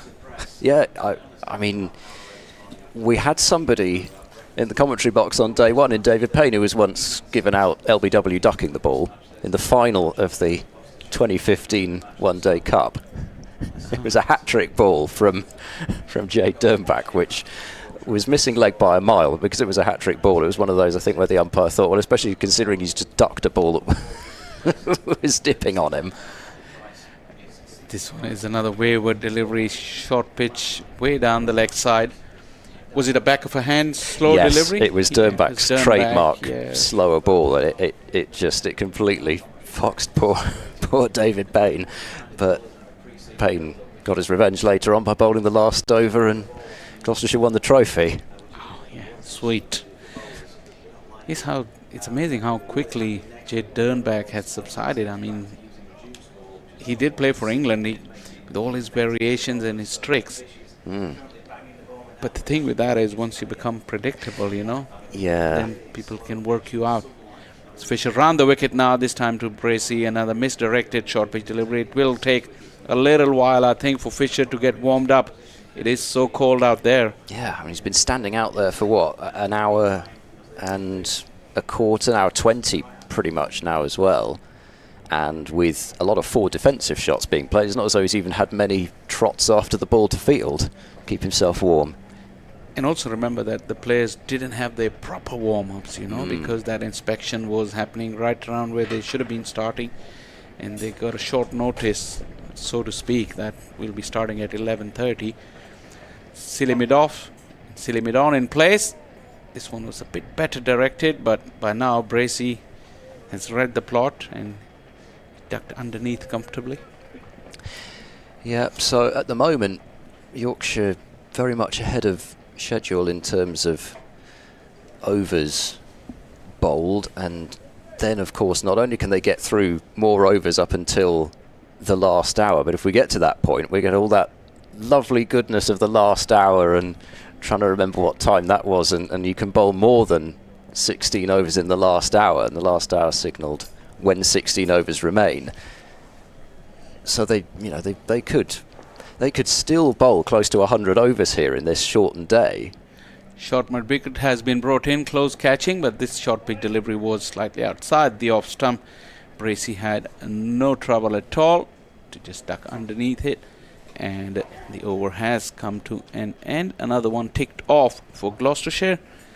They require another 344 runs. There's a minimum of 65 overs remaining. But the way Yorkshire has bowled in this morning session, there's a good chance we'll have more if needed. But this partnership has really frustrated Yorkshire in this morning session. Yeah, and I think almost maybe you could say that half an hour lopped off just made it even easier for Gloucestershire just to go out there and say, right, we are just going to forget this target, and it made things maybe a bit clearer.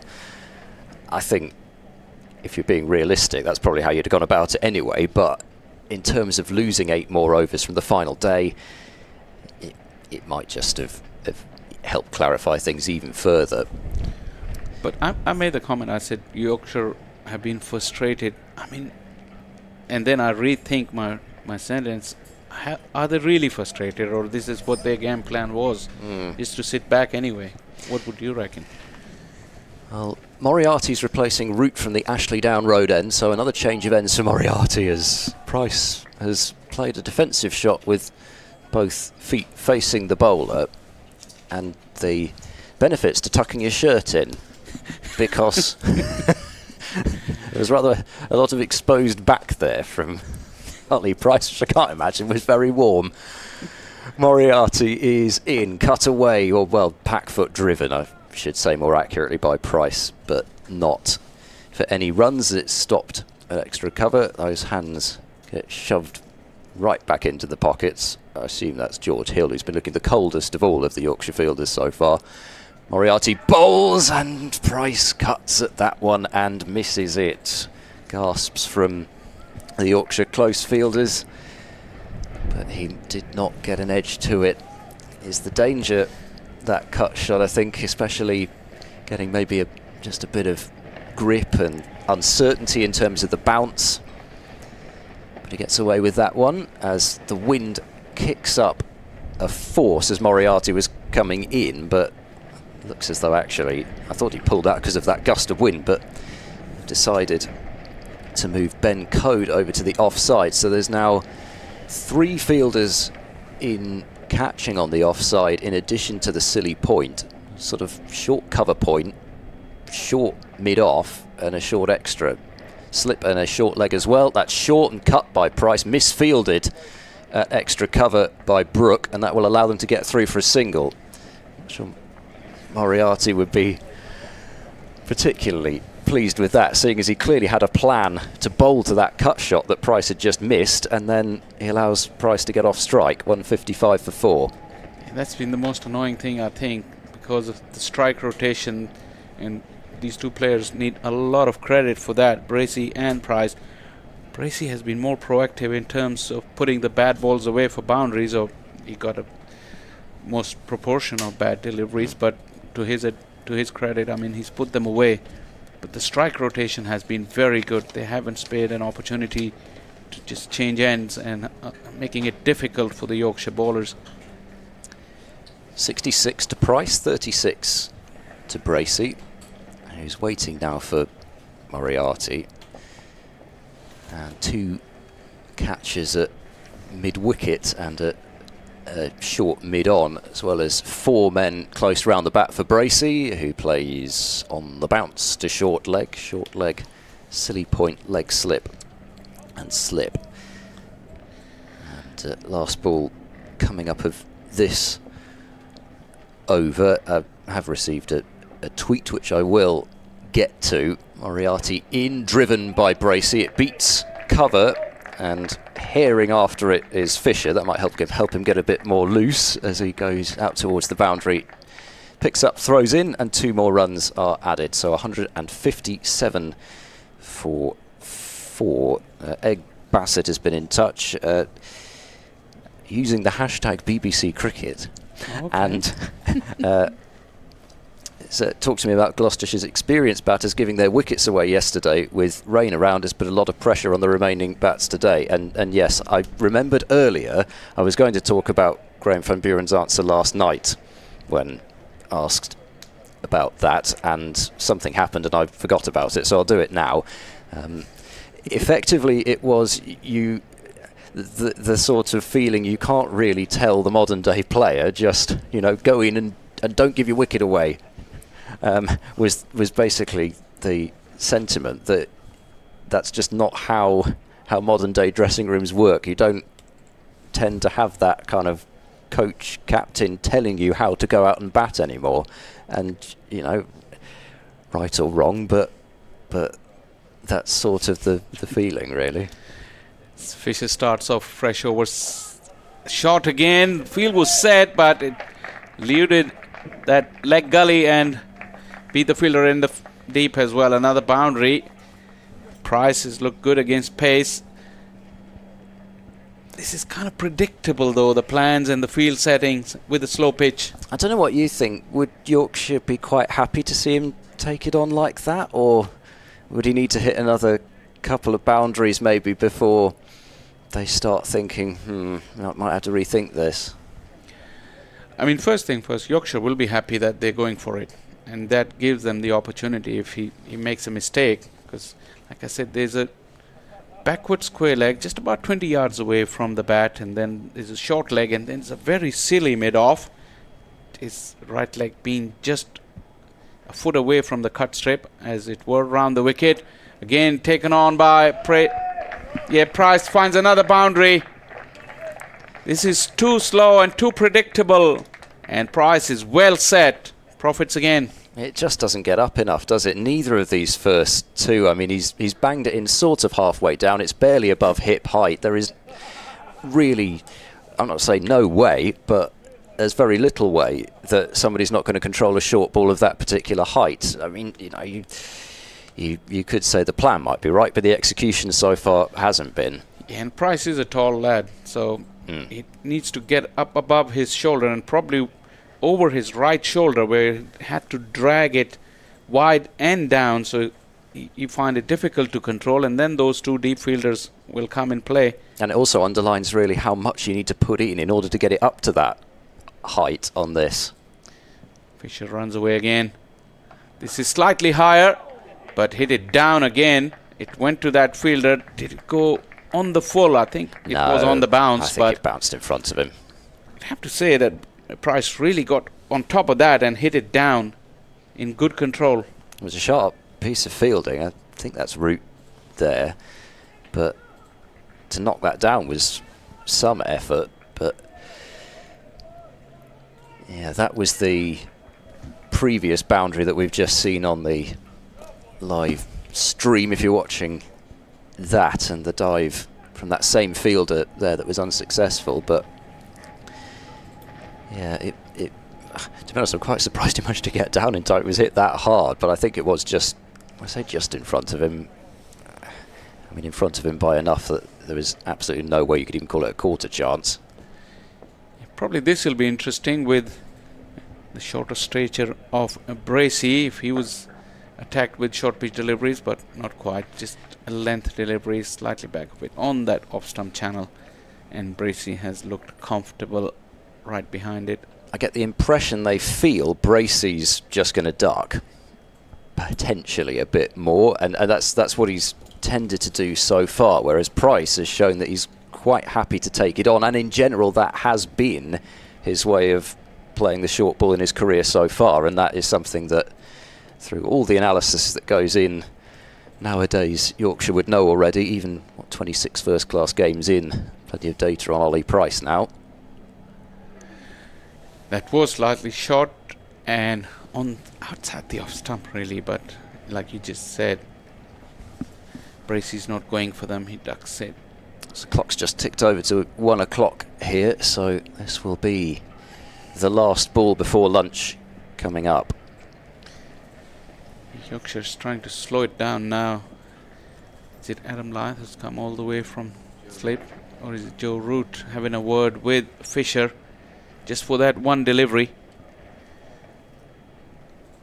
Shan Masood is not in the picture. He's let Joe Root give his thinkings to Fisher. What are they going to do? What are they going to change it for this one delivery? Probably nothing, just to slow the pace maybe. Not a huge amount. Shan Masood is running into the slip cordon, so I say the slip cordon, it's the leg slip cordon. Leg slip, leg gully and a short leg. And that was the plan, which was not executed quite perfectly, as Fisher throws his hand in disgust. Not a lot happening, but this session clearly belongs to Gloucestershire. They've really fought hard and survived the morning session unscathed. 166 for 4. Price has moved along to 75. Bracey to 38. Just a few scares of the bowling of spin in a couple of successive overs of Root and Moriarty, but other than that, they both have looked pretty secure. Yeah, and it's the old thing, you're entitled to play and miss, but you just got to make sure that's what you do if you're going to play a false shot, and that's what they've done really, and it has only been 2 or 3 false shots in that morning session. Price and Bracey doing a sterling job for the home side as they look to salvage a draw from this game yesterday.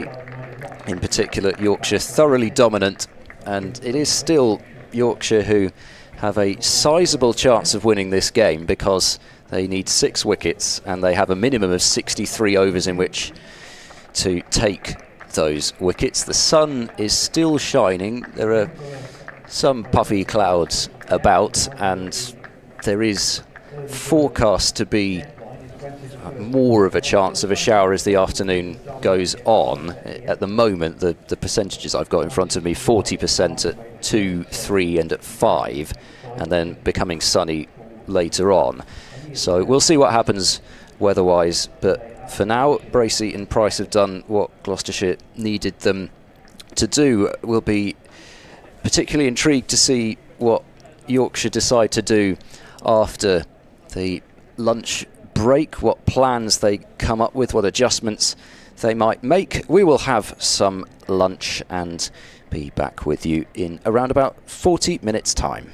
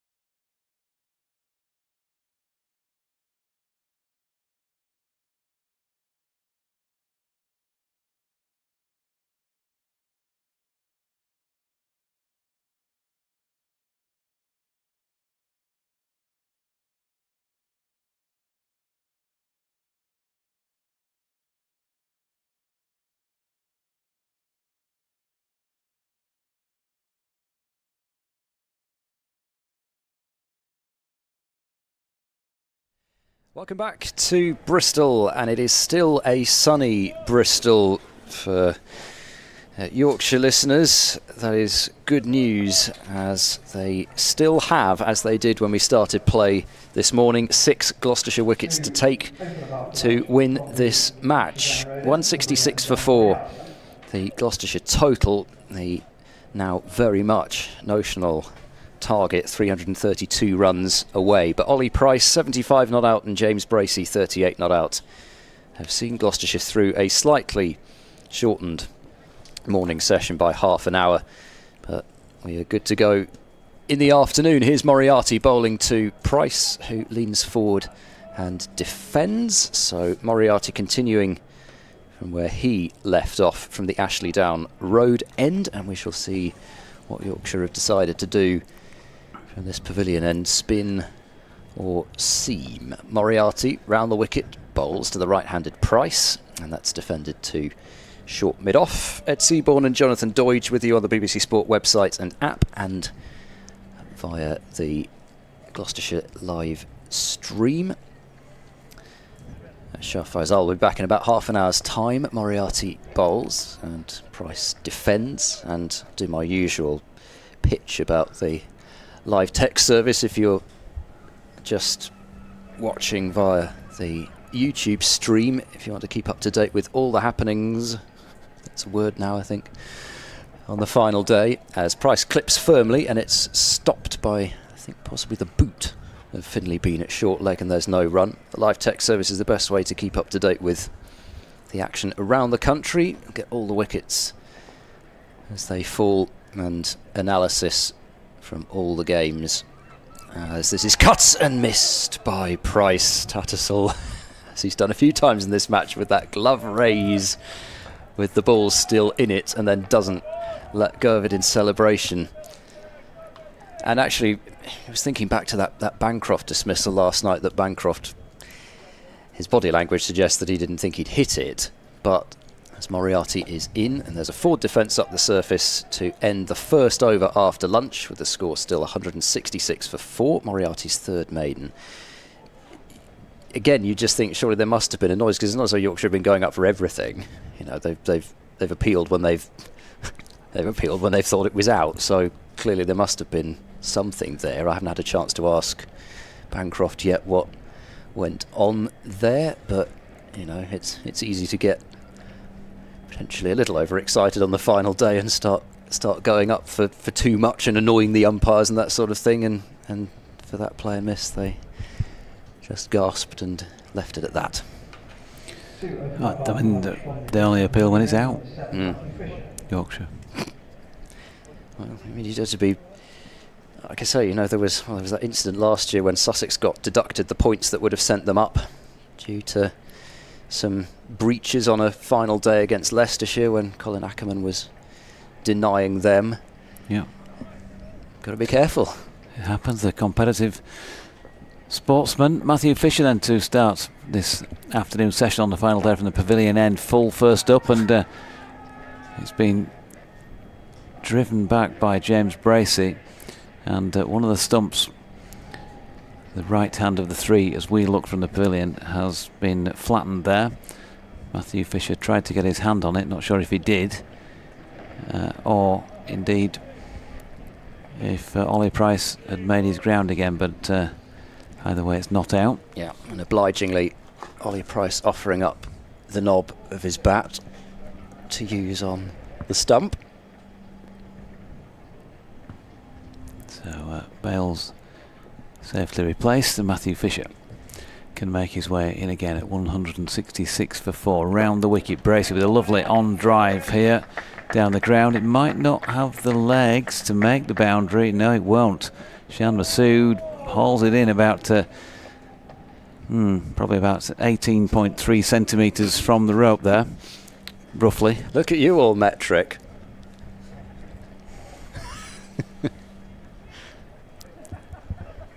18.3 centimetres in inches. 7 or 8. Don't ask me.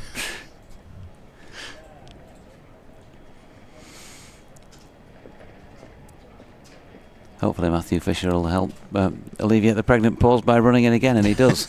Right on cue, round the wicket, and Bracey tries to flick off the hip. Fisher getting excited, nobody else really doing so. Least of all Hassan Adnan, who's the man charged with making decisions standing at this end. 7.362205. Well, so I said 7 or 8, so that's not a bad shout, really, is it? Yeah, I seem to remember doing quite well in those maths workbooks when I was about 7, 8 years of age, you know. Had to do measurements, weights, things like that. Here's Fisher in, and Bracey angles his bat on this one and runs it wide of the chasing Brook, who left Gully behind to go and pick the ball up, and they've come back for 2. Trying to get those throws in. Well, I was about to say, trying to get those throws in the air. And then Tattersall threw the ball to silly mid-off, George Hill, and threw it right at his ankles. So the ball ended up on the floor anyway. Yeah, there's always one. Fisher turns and leaves us behind. Comes in again. Can he find a way through? Not with this delivery. Bracey with a solid block. Be interesting to be a fly on the wall, I would think, in both dressing rooms at the lunch break. Gloucestershire clearly pretty happy with their morning, and probably just more of the same. Right, let's get some lunch, lads. But Yorkshire, what will they have been saying? If you're Gloucestershire, you try not to say too much, really, Yeah. because you don't really get too high, because it's only one shortened session. Still so much more work to do. Fisher in again, bangs this one in short. Bracey pulls the ball. We're all looking away to the left, which would have been a pull shot from Bracey. And in the end, check. Yep, connects with the helmet and balloons up backward of point. So we're going to have a slight stoppage here. Bracey immediately removes the helmet on having been given a leg by Hassan Adnan, making it down to the other end. So he remains 42, price 75, 171 for 4. The initial thought is that he's absolutely fine, but of course we're not medics, and even if we were, we're miles away from where that action took place, but just his movements and all of that down there suggests he's okay. Just needs to do that helmet change and take a minute or two. The drink will probably come on and he'll be checked over and doing all those things. I understand that the MCC are looking at this at the moment in terms of a potential law change, in that, so what just happened there with Bracey taking the single after it hit his helmet, I think they're looking at a change to the law where the ball is just automatically dead as soon as it hits the helmet, because you don't really want situations where somebody has been struck on the head and is then thinking about running. You know, they just want them to be thinking about head injury safety and that sort of thing, and whether it would be one of those situations where, like when you pad up and the ball rolls away and the ball is just dead, or whether the ball sort of doesn't count, or what to do. I think there's a debate going on as to whether to leave it be or to change it. Because I mean, you undoubtedly, if you do change it to something like that, it doesn't take much cricketing imagination to envisage the last ball of a match where a team needs one to win, and somebody bangs one in short, and despite a genuine attempt to play a shot, they miss it. It clonks on the helmet, and they can't have a run for it if they manage to scramble a run. Something like that, couldn't you? But I mean, I suppose if everybody knows the rules before you start, exactly. But it just could bring other things into play, because in sport, you get it in whatever sport. Yeah. People are always trying to push the rules as far as they can and take those little percents that ultimately often result in success or failure. And then also, what happens if you glove it or top edge it onto the helmet? Then it's not it's why they have to be so careful about the wording of these things and why it takes time. Yeah, if you glove it onto your helmet, then if that's a dead ball and it goes to hand and somebody takes a catch to win, could win a match off the last ball. Then the umpire's got to decide, has it hit the helmet? Ump's going, great. More work for us, but I suppose that's what they're out there to judge. But yeah, that would be a potentially extraordinary way to win a match or lose a match. But, you know, again, it is all for head injury safety, and yeah, it's at least a debate that's worth having. So leg slip, short leg, slip, silly mid off, short mid on, short mid wicket, short straight mid wicket, and Bracey drives. Moriarty can't field it off his own bowling, and there's nobody anywhere near that, although again the ball is threatening to hold up, but it will just limp over the rope straight long off and go for 4. And it's Fisher, I think he's had to run all the way from extra cover. Even if it's not a long boundary, it's certainly far enough from where he was. And Bracey picks up another boundary. So Moriarty happy for him to drive off that delivery, but Bracey accepting the invitation. Moriarty in bowls, quicker delivery, a little bit of turn, but Bracey rolls the wrists on it and plays it to one of those fielders in close on the leg side. So fielder at backward square, and that extra cover rounding out the field for Moriarty to Gloucestershire's left-handed keeper batter, and this is driven, and this time Moriarty does stop it, and that was not an easy piece of fielding because I think the ball was just bobbling a bit on him off the end of the strip next door, where the batters have been turning and churning up a bit of the turf. Moriarty bowls, and Bracey's touched the ball towards the gully and asks Price if he wants a single. And Price says, "Nah, mate." Words to that effect. He's certainly not really exuding the body language of somebody who's especially desperate for quick singles. Is Holly Price with the hand on the hip. And Nothing wrong with your hearing or imagination. this is pushed. Next delivery by Bracey to Root, who's the fielder at short mid-on.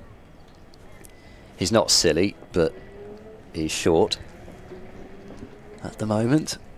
Last ball of the over, Moriarty bowls, and Bracey this time will play it far enough away from the slip that they think about a single, and they also take a second as Lyth gets the ball in. And Bracey to 48, Gloucestershire 177 for 4, and a minimum of 60 overs remaining. And as much as I was sort of confidently predicting how many overs Yorkshire might be able to get through, it's amazing how as soon as Fisher came back, and especially with all the short ball strategy, you've got to position your field exactly right. In the end, unless my calculations are wrong, they only managed one more over actually than the minimum. Now, it's a pretty good effort in an hour and a half to manage an extra over, but it does show you how tough it is to bowl more than a few extra on top of the minimum, even with a lot of spin from both ends. Yeah, but you've got 3 3/4 minutes to bowl an over. You should be able to do that, whoever is bowling it, however long your run-up is, and whether you've got right-hand, left-hand combination or not. IMO, as they say. As Fisher drags one a little down the leg side with his short ball. First ball of the over, and Price misses out. David Coleman, good afternoon to you. I'd missed this tweet for some reason this morning, this X. It sent us a lovely picture of a nipper wearing a Yorkshire baby grow, laying on a beanbag. Says, since last season I've become a grandpa. Young Benjamin Dowie Carnell became the youngest Yorkshire member, and he lives in Lancs. Here he is in his kit. Great to see, and who knows, somebody in the future, long after my time, might be commentating on him, playing in the Oxford and Cambridge blue and gold, or maybe even for his country. We shall see. Short ball by Fisher. There was a yelp of hope from some of the fielders on the leg side, most notably Joe Root at square leg as it went through to Tattersall, but it mattered not because the keeper was unable to take it cleanly. Yeah, I mean, it's again goes back to the whole, actually, would you rather see Price playing that shot? I mean, he could just have absolutely nothing to do with that, and even if he makes a connection there's a fielder down at fine leg anyway, so it may well only be one. Yes, Fisher again. This time wide of off stump, and Price is able to leave. And from a bowling side's point of view, I mean, from the batting side's point of view, that's brilliant. That's just what you want. Not to have to play at one. From the bowling side's point of view, You need that short ball to be aimed somewhere where it's going to cause some discomfort for either or both of these players. Not one at a time, obviously. He's just going to switch back around the wicket here, maybe with that in mind. And he's bowled another short one, and it's been pulled for 4. Backward of square leg. There is a fine leg down there in the form of Adam Lyth, but he was nowhere near being able to cut that off. Joe Root has just jogged around now, hands in his hand warmers, to have a word with Matthew Fisher. Can't imagine it's got any warmer out there. No. And there are a couple of shower clouds which I think are missing us that we can see, but those certainly won't be making the atmosphere any better in terms of temperature. It is. It's a strong wind. That I did a couple of laps just before we came back on after lunch. Fisher is in, short, pulled with more control this time, and pulled for 4 again. Adam Lyth looked like he might have stayed a few steps wider, but still nowhere near being able to cut that off. So Yorkshire conceding some runs, but they won't bother about that so much because there's still more than 300 needed to win. Yeah, but it's still only 1 ball seen off. As much as Price might grow in confidence, there's always the danger of overconfidence, but he certainly looks as if he's settled into how he wants to take on the short ball, and that is take it on. Yeah, it's good. Good practice for Matthew Fisher out there and trying to get this one right. If he nails it, he could have a wicket. Here he is, short. He's going to go for 4 more here. There's no bounce about that one down the leg side. He's really annoyed with himself, but he's been pulled, well, helped on its way as much as anything rather than pulled. Fine by Price for 4 more. Fisher is disgusted with himself as he walks away and flashes his cap in the wind and goes to have a think about what happened. Harry Brooks making his way over to maybe have a consolatory chat, but any of us who've ever had that happen as bowlers, and goodness me, yeah, that did certainly happen to me on quite a lot of occasions. You just want everyone to go away. Yes. And try and get your head sorted out for next time you got the ball in your hand. Moriarty to continue at the Ashley Down Road end. Yeah, exactly. And then someone up here, and I'm sure I've been guilty of it on many occasions, goes, "Oh, it's nice to see him go up and have a chat." And that's not. I mean, in a way, it is, because it shows you off the field, but it doesn't necessarily help the player to receive that sort of attention. Moriarty bowls to Bracey. It's down the leg side, juggled and taken on the second attempt by Tattersall, but Bracey hadn't got anything to it and was quite a way down the leg side. I wonder if one of these goes, if it'll suddenly start to feel and look more difficult out there. Oh yes, I suspect it will. I mean, it often does, and you know, in Charlesworth, who's due in next, have been sitting in the pavilion for quite some time. Bracey tickles this one round the corner, finds the backward square leg fielder Matt Milnes, who has not been required to bowl yet today. Hands shoved in pockets. I think it looks as if it's got even more breezy and cold in the last couple of moments as Bracey digs out a drive into the covers and finds the one fielder who's, as it were, in the ring on the offside. Moriarty bowls and Bracey turns to leg, scooped up at mid-wickets. There was a large rain cloud heading towards Cardiff on the rain radar, and I can see they have not resumed there after lunch. Moriarty bowls short. Bracey pulls that away and will pick up 4 more runs. That brings up his half century. 52 to his name from 99 deliveries. He's been severe on anything short. The field has been up for the most part. And for Bracey, a half century in his second innings of the season. It was looking good for the most part in his first innings as well. Lots more work to do, but encouraging signs for Gloucestershire's keeper to start this new season. 193 for 4. And as much as individual milestones, etc., in a situation like this, not going to count for much if Gloucestershire can't save the game. at least in terms of the match overall, but this is still Gloucestershire's first outing of the season, and I'm sure it does help when you've, even if it's just a half century, got that first one on the board early. Moriarty bowls, Bracey is forward to defend, and that is the end of the over. So 56 bowled in the innings, 58 remain in the day, plus maybe one or two, but Gloucestershire are heading towards having done half of the work that they have to do to secure those potentially invaluable 8 points for the draw. So they only have 4 at the moment. Fisher, he's gone through the mental recovery process from his previous over and is on self-disappointment because he's got the ball back in hand at this pavilion end again. Bowling here to the right-handed Ollie Price. Short first up again, and pulled around the corner, and 4 more. So he can't get this short ball right. He's striving to do so, but that is now 4 occasions. Is it from his last 4 deliveries in succession? So yes, 4 in a row. 4 in succession now. 3 in the previous over, and this one. So trying to get it right, trying to lure Price into playing a false shot, but well, margins are proving not to be his friend here.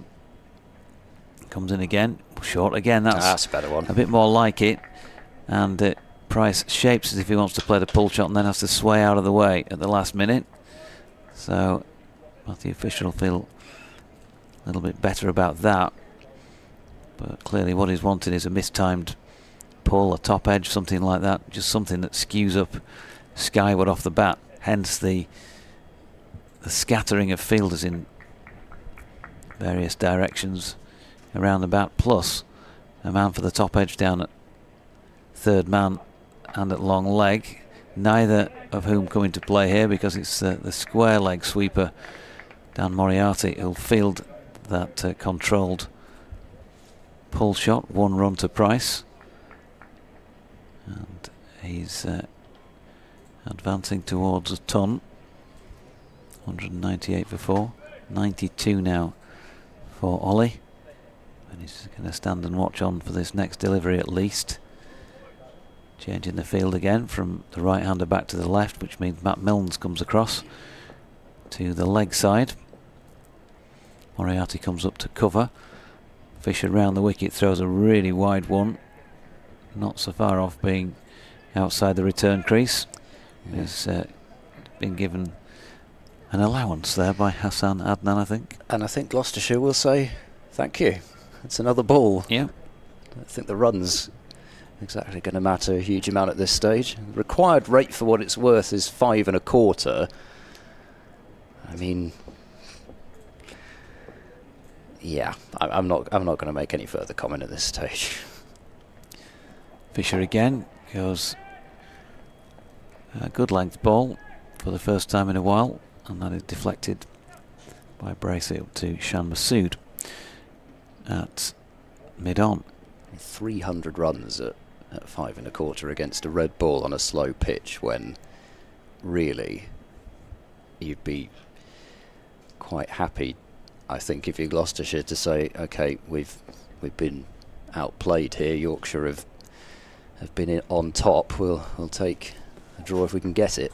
Now then, oof, vicious cut shot this time to a short ball, which has been well stopped, body in the way of it there at gully by Harry Brook, I think. Yeah, it is, looking at the walk. Now then, sad news coming through on a variety of BBC emails this afternoon, because one of the greats during my lifetime has sadly passed. Derek Leslie Underwood, born on the 8th of June 1945. 1963 made his first team debut, age 17, for, of course, Kent against Yorkshire. 4 for 40 in his first innings, and became the youngest bowler to take 100 wickets in his initial season. He was part of a very successful Kent side, and of course many appearances for England, 1,000 and more first-class wickets. Took his 1,000th wicket age just 25, would you believe?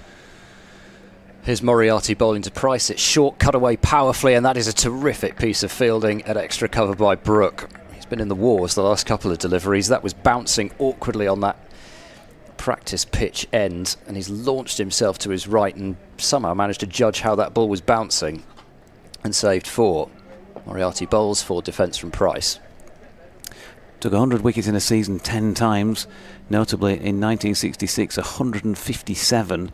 Was leading bowler in England in 66, 67, 78 and 79, and of course famously had the nickname Deadly.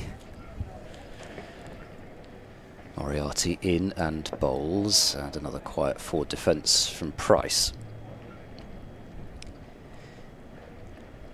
When the ICC did a retrospective test bowler rankings for his era, he was ranked #1 in the world from September 69 until August 1973. It's a long time to be on top. Did of course have a little spell in the Bradford League with Bankfoot as well at one stage after his professional retirement, I think it was. Right. But sad news, and thoughts with everyone at Kent Cricket Club, and of course Derek's friends and family at what is a very sad time. 78 years of age. One of those bowlers that I wish I could have been able to see. One of those players you still hear so much talked about and will continue to for his exploits and the I guess the uniqueness of the way that he went about things. Moriarty bowls, and padding up to this one is Price, and umpire Hartley didn't seem particularly interested there. He did play in the first day's test cricket I ever saw at Headingley, because I can remember the Aussies behind me shouting "Come on, underpants" when he was bowling. Or worse to that, well, it might have been when he was batting actually. Yeah, that wasn't actually the worst shout for LBW. If anything, no. It almost might have been missing off rather than pitching outside leg. Moriarty bowls this time. It is very much into the rough and kicked away by Price. So Moriarty trying this over the wicket tactic. It does mean if it is down the leg side at all, then the umpire will wide it. But again, extra deliveries, extra runs aren't what's exactly key at the moment. Moriarty in bowls and a forward defence from Price, as this time he does judge the one that was pitching on leg stump. I think Moriarty is still looking a little quizzically at umpire Hartley for maybe a more complete explanation now that there's a chance at the end of the over for why that appeal earlier on in the over wasn't given. And I'm sure umpire Hartley will be good enough to oblige him with that explanation, but yes, once he's delivered it, I suspect that that's going to be that. 198 for 4. Why was that not out, umpire? Because I said so.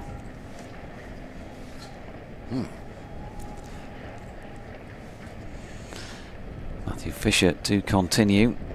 2 slips, gully, leg slip, catching George Hill as well at short mid-off. And therefore this short delivery from Fisher, which has been cut by Bracey, has nobody to beat other than the one man who's now giving chase to pick it up from over the boundary rope, and that is Harry Brook. Yeah, it's that particular shot from Bracey which you in general tend to know if he's playing that one that he's feeling a bit more confident at the crease. That almost flowing drive off the back foot, sending it away through backward point strong area of his. I think it's the first time he's really unfurled that in this innings. In comes Fisher again. Can he get one of these spot on? Bowling to Bracey, who's flicking this fuller length delivery into the leg side for Moriarty to field. The other thing about this is, of course, all these players, they like to have the best records they can for posterity, and just going for a few when the ball's got soft and the pitch is benign and you're trying a bit of something. It's probably never ideal. He's got 1 for 43 to his name, Matthew Fisher, at the moment. Not been hammered around the park because his economy rate is under 4, but it won't take too many more overs of this for it to start to climb. And he's just flicking the ball from one hand to another, having had a chat with Joe Root and Shan Masood. So the result of that is that Adam Lythe has come out of second slip and has gone just off the cut strip to the onside of straight. Does this mean we're going to see him try and pitch it up a bit more? Well, yes, is the answer to that. Turns it round to mid-wicket for Milnes to field. We might have a mid-over change as it's reached that time. I'll make way for Shah Faisal. I've got a 2:30 update to do, folks, as well. Don't panic just yet. Masood with another word as Fisher arrives back at his mark and turns, running away from us. The ball here to Bracey. Just short of length, and he plays from the crease, dropping it into the offside. George Hill under the helmet doing the fielding. Haven't seen George with the ball yet. Wonder if they might try 2 or 3 overs of him. Matthew Milnes, Matt Milnes, similarly, as Ed was saying, hasn't been unleashed yet today. Ben Code bowled earlier. We've seen plenty of Dan Moriarty, a bit of Joe Root, and an over of Adam Lythe. Here's Fisher into Bracey. Bounces him this time, but he's able to get under that was slanted across him, going over his right shoulder, his front shoulder. Bracey on 56, Price 92, 202 for 4. Welcome back. Thank you very much, Toji. That cold weather, I don't know if it's dampened the spirits of Yorkshire, but certainly took out some of the zeal in your voice. What are you thinking? Is that victory coming, or I don't know? What are you feeling? I'm going to ask you after this ball. Fisher in. Ooh, Bracey angles this down to Brook at gully. Nice pick up and throw, but he missed the stumps. End of the over, 202 for 4. I think I'm going to still sit on the fence here because things can change so quickly. You know, 1 wicket here might change everything, and there's been numerous games during the time I've been following Yorkshire around where things have changed pretty quickly, and they've ended up mopping up, several wickets in a session. So they've still got the best part of 2 sessions to get the 6. It's clearly not easy. There'll be a lot of hopes, of course, being banked on a second new ball. There's still 21 overs to go before that point, and I'm sure they'd hope to pick up 1 or 2 if they can during that time. There's nothing really happening out there, so the draw clearly wouldn't surprise, but it's still a long time to bat. 55 overs. What are we, 4 down? So stick a couple of wickets on, and you're asking players who, are competent, but not necessarily used to batting long, lengthy periods of time to go and do that. Moriarty starts off again. Left arm over the wicket, pitches it outside the leg stump and kicked away by Price, who's on 92, just 8 shy of 100, which will be a well-deserved 100. Yeah, completely agree. I mean, the situation, you can look at it from many ways as we watch Moriarty again. Flatter, same result, just kicked away by Price. The equation for Yorkshire would have been 6 balls when the play started, and it's not changed. So that could be one way of looking at it. The task is they've got to produce 6 good deliveries, wicket-taking deliveries, or 6 mistakes, which can happen in 6 balls. But the way these two have played, I mean, you have to give a lot of credit to them. Next ball's been pushed back to Moriarty, who turns around quickly and gets ready. He's pushed into the onside. Plenty of gaps there. There are 4 catchers close to the bat, so that push will earn Price a single to take him to 93. Yep, doing a fine job, really. Just a pair of them just got to keep concentrating, really, haven't they? no serious alarms barring that nick that Tattersall got his glove to, and Lyth couldn't therefore reel in with his hand. Also, you'd see the required run rate. If we just think from that perspective, 5.43. There's another way of getting batters out. Just lure them into false sense of security. Just allow them to bat freely for a minute. Just pull certain lines in length, and then, I mean, they can lose their concentration. They can get greedy. We've seen this over the years happen so many times. And like you correctly said, that door just need to open. One dismissal can open one end up. I mean, I know the other players are good players, but still, you know, we've seen in this game plenty of times that one wicket has brought 2 or 3 at times. Yeah, I'm sure there'll be a fair few hopes pinned on the taking of a second new ball, but you can't pin everything on that. 6 wickets. Now slip in a gully, silly mid off, silly mid on, leg slip as well. Surrounded by close-in catchers is Bracey, as next one is pushed back to Moriarty again. Not a lot on offer from the pitch in terms of pace and turn. Yes, slightly longer follow through on that last delivery. Had a word or two with Bracey, Moriarty, but Bracey has been resolute as he sees off another over, and Yorkshire still looking for their first breakthrough. 203 for 4, Gloucestershire.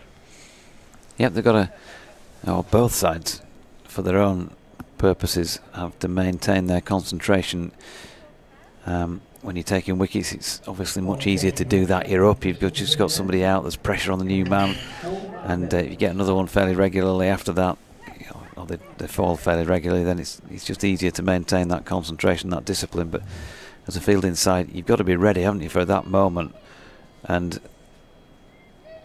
kind of you need to be more ready for the next moment when moments are fewer and further between, ready to take that half chance, that opportunity, because they're not easy to come by. Matt Milnes is coming on to replace Matthew Fisher, so the first time we've seen this particular Matt on the final day from a bowling point of view. And Masood and Ben Code with a few words as Masood sorts the field that Milnes wants for him. Moriarty's just been sent out to square leg. He's going deep, may end up on the boundary. Got a long leg in place. Masood's coming in at mid-on. Code at mid-off. Ollie Price will be the man on strike, right-handed of course. Adam Lyth is a stride away to the offside of straight, about the best part of 20 yards from the bat. Finley Bean at a short mid-wicket. He's going to be static, so in a catching position about 2.5 strips away from the batter. One slip, a gully, and that I think is your lot as Milnes comes in for the first time on day 4. His loosener is dropped into the offside by Price. Lyth fielding, Ollie Price continuing to accumulate. 94 to him, 204 for 4. Just have a feeling that with the pace bowlers on, Yorkshire has pinned all their hopes against the short pitch bowling, and that's the plan they've come up with on a slow pitch. Early season, asking your bowlers to put in a lot of effort would be a good idea. Just the umbrella field, float the ball up on a slow pitch, ask them to drive. With the strong wind, we haven't seen that fuller length consistently from seamers to see if there was any swing in the air. Once again, a short mid-on is in place, a short mid-wicket. There's a gully and a short cover catching. And he comes to Bracey. Turns that down to long leg for 1. Pair have put on, what, 111 so far. Bracey on to 57 now. Not sure if our colleague wants to come back on while Ollie Price is within a hit of 100. Do you want to? We can swap over, no problem. But it has been a wonderful knock from Ollie Price. It has to be said. Like I said yesterday, I was really looking forward to see him bat. But that first evening, he lost his wicket late in the day. Never ideal for any batter to come. But yesterday evening, he looked secure, very assured, and has just carried on today. Milnes to Price, pushing forward at this. It's just aerial for a moment. There is a man now just off the cut strip as well to the onside of straight. George Hill has been brought in there under the helmet. So, and Adam Lyth has now moved the best part of 10 yards further up at silly mid-off, or was that just a ruse? Yeah, he's walking back now with his hands in his pockets. Yeah, that fuller length once again caused a little confusion as Price had to just check his stroke at the last minute. Here he comes again, and that's a short ball. Milnes pulled by Price. Has it got the legs? Yes is the answer to that. 4 more to him. Takes Ollie Price to 98. 209 for 4. Has it got into a puddle? That's what fielder, I don't know who's out there. He's just suggesting to the umpires that earlier on one of the boundaries it lodged into the covers where probably it had accumulated quite a lot of water. Now Shan Masood has got the ball and he's running in to show it to umpire Hassan Adnan. It did go into that puddle. And I think they are going to have a change of ball. And will that change Yorkshire's look perhaps? Sometimes it does. Shan Masood is having to make his way off and pick up the Is it a rag? The box. Oh, the box, okay. Well, Hassan Adnan pointed to the box and the Yorkshire captain obliged. now the task lays with umpire Hassan Adnan, and Yorkshire will be hoping that he picks out a magic ball. It starts hooping around all of a sudden. Ben Code put his fill-ins in as to which one he thinks it should be. Not sure if he's got his wish or not, but he's the man who's caught it and is the designated ball shiner. Very obedient Shan Masood. He did the run to pick up the box, and then Hassan Adnan picked the ball and didn't even pick the box, so Shan had to bend down and pick it off the ground himself and then run. But you know, Shan is nice, he won't mind that. Just setting the example there, you see, Faisal, so that he can rightly then say to his teammates, well, I've gone and got the box once, you can go and get it this time, lads. So, Price on strike, and in comes Milnes, and that is pushed to George Hill at straight mid-on. For the first time that I can recall, out of 3 deliveries, 2 deliveries have been full. Talk about Milnes, he looked like in very good rhythm last night. He ran in. Sometimes, you know, it's not just the figures, but when you watch live, you can sense that the runs that he got in the first inning, it just gave him so much confidence. He had a brief flurry towards the end of Yorkshire's second innings as well. Milnes in again, and Price just punching this one to Lyth at silly mid-off to complete that over at 209 for 4, with Bracey on 57 and Price on 98. I'd have to really admit that I like this ploy much better than the short pitch bowling stuff on this slow pitch. We've seen Price, who's tall, he's seeing the ball really well. He had all the time in the world, not even troubled once, not a single top edge or anything from him on that short pitch stuff. But with the 3 deliveries that Milnes had bowled fuller length, one of them was slightly slower in pace, almost lured Price into that drive and pushing his hand out in front. Field was well set for that too. We'll have to wait and see if this is what we're going to see in the next half an hour or so. For spin though, 5 fielders close into the bat. No less than 3 under the lid. over the wicket now, this time to left-handed Bracey, and another dot ball. Malcolm Palmer fears that it might be too much for Yorkshire to take 6 wickets. That was a while ago. And Edward Harland has sent us a screenshot from his TV from the 2nd of September 2021 at Scarborough, where it was too dark for the faster bowlers. Look at the field set here. Those of you who can see it in the comm box. And when I describe it, after 2 there to James Bracey, there is a very tight ring of fielders, 9, 10, all of them bar the bowler within no more than 5 metres round the bat in a circle. Don Best was bowling in that one. Yeah, we've seen that fielding. It's a bit too early for that, although earlier in the day, against the pace of Code, I was able to capture an image where all 11 could be seen in one frame. Pushed quietly to seal it off, defending resolutely Bracey. In addition to the slip, sealing it off, sealing it on, and a leg slip, there's a short mid wicket and a short straight mid wicket as well catching. Nothing much happening off the straight though for Moriarty.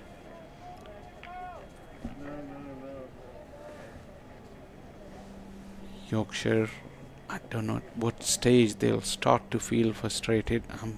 Made the comment earlier, but I don't think the body language would suggest that they are frustrated at this stage. I don't know how long will it be before they start feeling like that, as next delivery has been once again quietly played to silly mid on. But Doji said that he's feeling confident that things can change. Slightly quicker in the air off the back foot defending was Bracey to finish off the over for Moriarty. Just 2 off there. And we've seen though games at the back end can really move very quickly after a wicket or 2, and probably that's the reason. Like I said, Yorkshire, by their body language, it doesn't suggest that they're frustrated or anything. Sean still having a conversation with Moriarty as he takes up his fielding position. Root has been into action quite a lot, talking to the bowlers. And Adam Lyth, they're all still into the game. Sean Masood is pretty active. We'll have to see what Milnes come up with in this over in terms of his lengths as he starts off a fresh over. Back of length on that occasion, covered up nicely by Price, who's just 2 runs away from a very, very well deserved 100, and something that the batters really cherish when they do score hundreds like these, when the team's backs are against the wall. Rear guard actions that we talked about a few times since yesterday. Price would, I'm pretty sure, rate this very, very highly, even now, but even more so if he gets to those magical 3 figures. This one is shot again from Milnes, looking for this. No, he's not going to go back for the second run. For a moment I thought he was rushing through for that second, but just a single to take him to 99.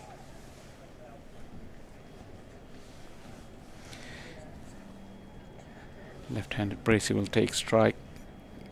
Talking about Price, there was a big build-up before that first game at Derby, and unfortunately the rain fell and we couldn't see him, and that first innings dismissal, that can happen to any batter when you come out late in the day with not a lot to gain and everything to lose. And admittedly, still got one of the better deliveries to get batters out as we watch Milnes back of a length again to Bracey, who pushes it quietly onto the offside. Bracey himself has contributed 59 to the partnership, and that was after 2 quick wickets fell last night. Josh Shaw, what a turnaround of a game for him after taking that wicket in the first over of the match. He went wicketless for the rest of the match, and 2 goes at being night watchman. He's successfully seen off proceedings in the first innings without doing much the next morning, as we watch Milnes once again persisting with that back of a length delivery, as although we could see that The field set is now 3 fielders on the onside, the umbrella field, a short mid-on, a short mid-wicket, and a short wide mid-wicket. It's not quite square leg. So 3 fielders within like 15 yards of each other, and then we got a short cover and a short extra cover. Fuller delivery in the air, went past that fielder at short mid-off. Bracey will collect a boundary, but for a moment his heart must have been in his mouth, as that fuller length, immediate action, and something there for Yorkshire to look to work on. Yeah, it was out of reach. Oh, that short mid-off, it was Adam Lyth, I think. George Hill, I beg your pardon. It was him at short mid-off. But it was nice and straight, so away from the fielder. But still, this looks already a better ploy to get the batters driving. 6 fielders in catching position for that drive, as Mills once again goes back to that short of a length delivery, and Bracey sees it through safely. Just 5 of the over, 216 for 4. Bracey's batting on 63 now, and Price just 1 away from a magical century here. Once again, Yorkshire are taking their time between the overs. I think Moriarty will continue, and continue Jonathan Deutsch. Yep, back. Just had a chat with Toby Foster at BBC Sheffield. Mentioned that a new ball will be taken in something like an hour and a half. Probably longer than that, won't it, by the time it is, because of tea. And you know what the sort of comments would come back on the back of that. Yeah, I mean, excitement about somebody taking a new ball. Moriarty to Price, who props forward and pushes that to Joe Root. Mid-off, no run.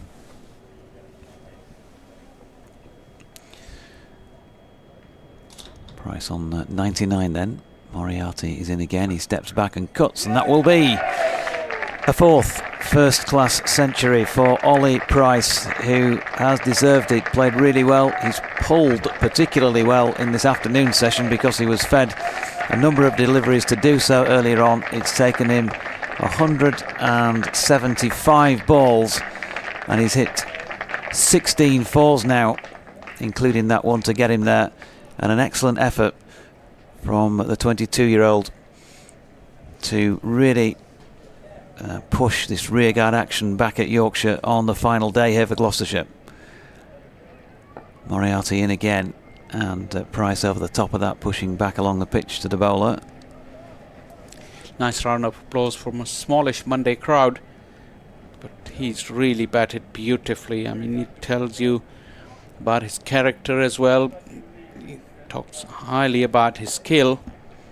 As he pushes this one to seal it off, no run. But an innings like this will tell a lot about your character as well. Just 22 years of age. He's really the one that you want to keep an eye on for the future. Well played, Ollie Price. There's Moriarty again, and Price pushing forward. He'll want to keep concentrating because, although clearly no 100 is worthless, if he did get out fairly soon after it and there was a collapse induced, he would kind of feel like it'd take the edge off things, I guess. He steps back here and punches that one out into the offside where Code feels no run. There's no signs of that though at the moment, it has to be said, and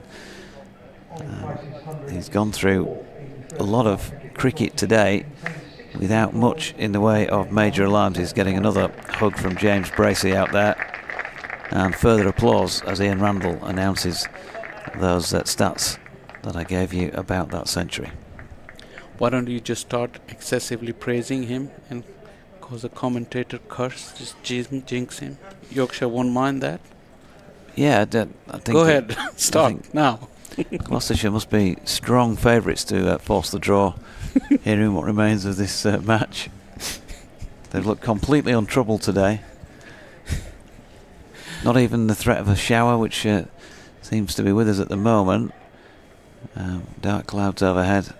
I don't think anything can stop them now. It's really also interesting the kind of weather we've had. After that shower earlier on, before the restart, we've missed everything. You could see it's all around, but it's just not coming here.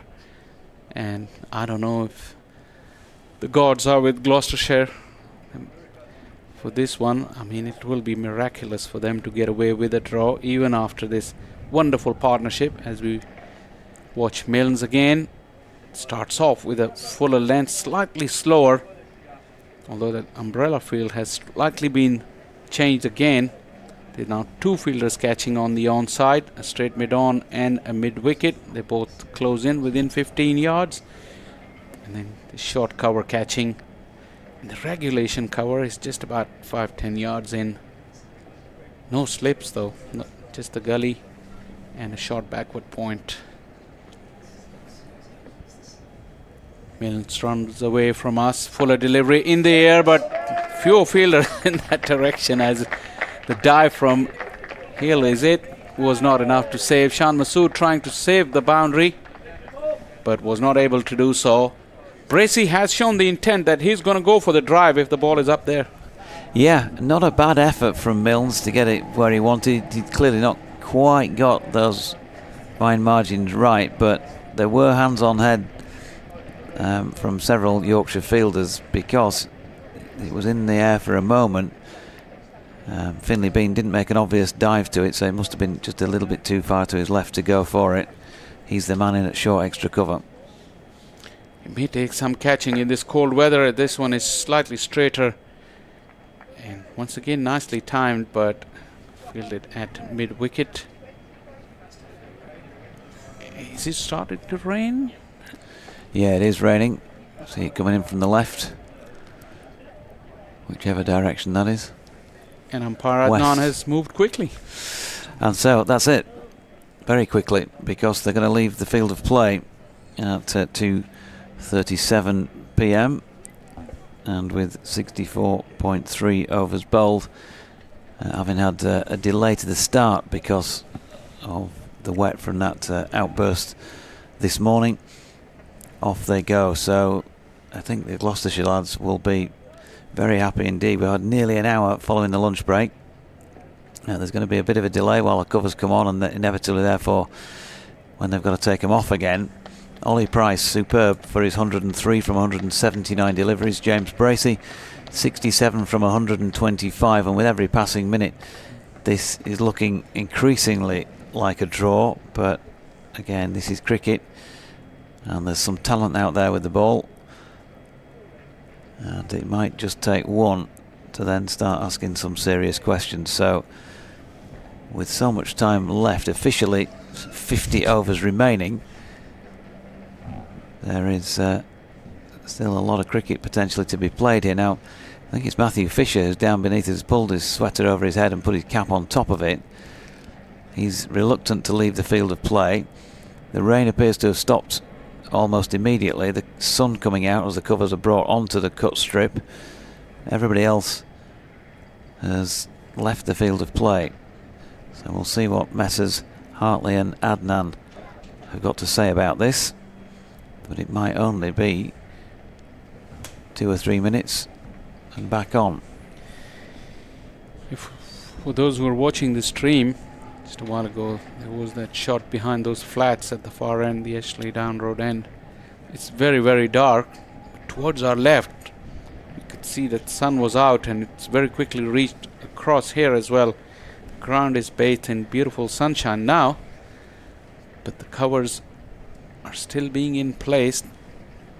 The third part of the hover cover has just been brought on in position. Strange weather. Well, I say strange, but I know for locals it's not strange, because it's changing so quickly, and ideally you would say it's not ideal for the batters to think about getting on and off, but I don't know how it's affecting. Probably it's good for Yorkshire to get indoors and regroup and see what they have to do, because I don't think it's a lengthy stop. It looks... Are you indicating or intimating that in Lahore that you don't get damp Aprils and dark clouds and rain breaks. We do, but then they stay. They stay. They don't get blown away like it. I mean, and yeah, I mean, Rawalpindi, where I'm originally from, Okay. that's where we get most rain that affects cricket in Pakistan. You can compare it to Manchester. Because every time... I think Manchester's incomparable. I mean, Faisal, I think it really is. No, but in terms of rain, I mean, I've seen most cricket interrupted by rain in Rawalpindi in Pakistan than anywhere else. Can't even think. Or even more than Manchester. Not quite. We don't play as much as well, so you got to go proportionately, you know. So Manchester will still beat in terms of numbers, but in percentages, probably quite close, but still can't beat Manchester even in that. What about Headingley? You know, has its moments. It certainly looked wet on the social media postings that were put up this morning. Yeah, seems to be a lot of rain back up home as well.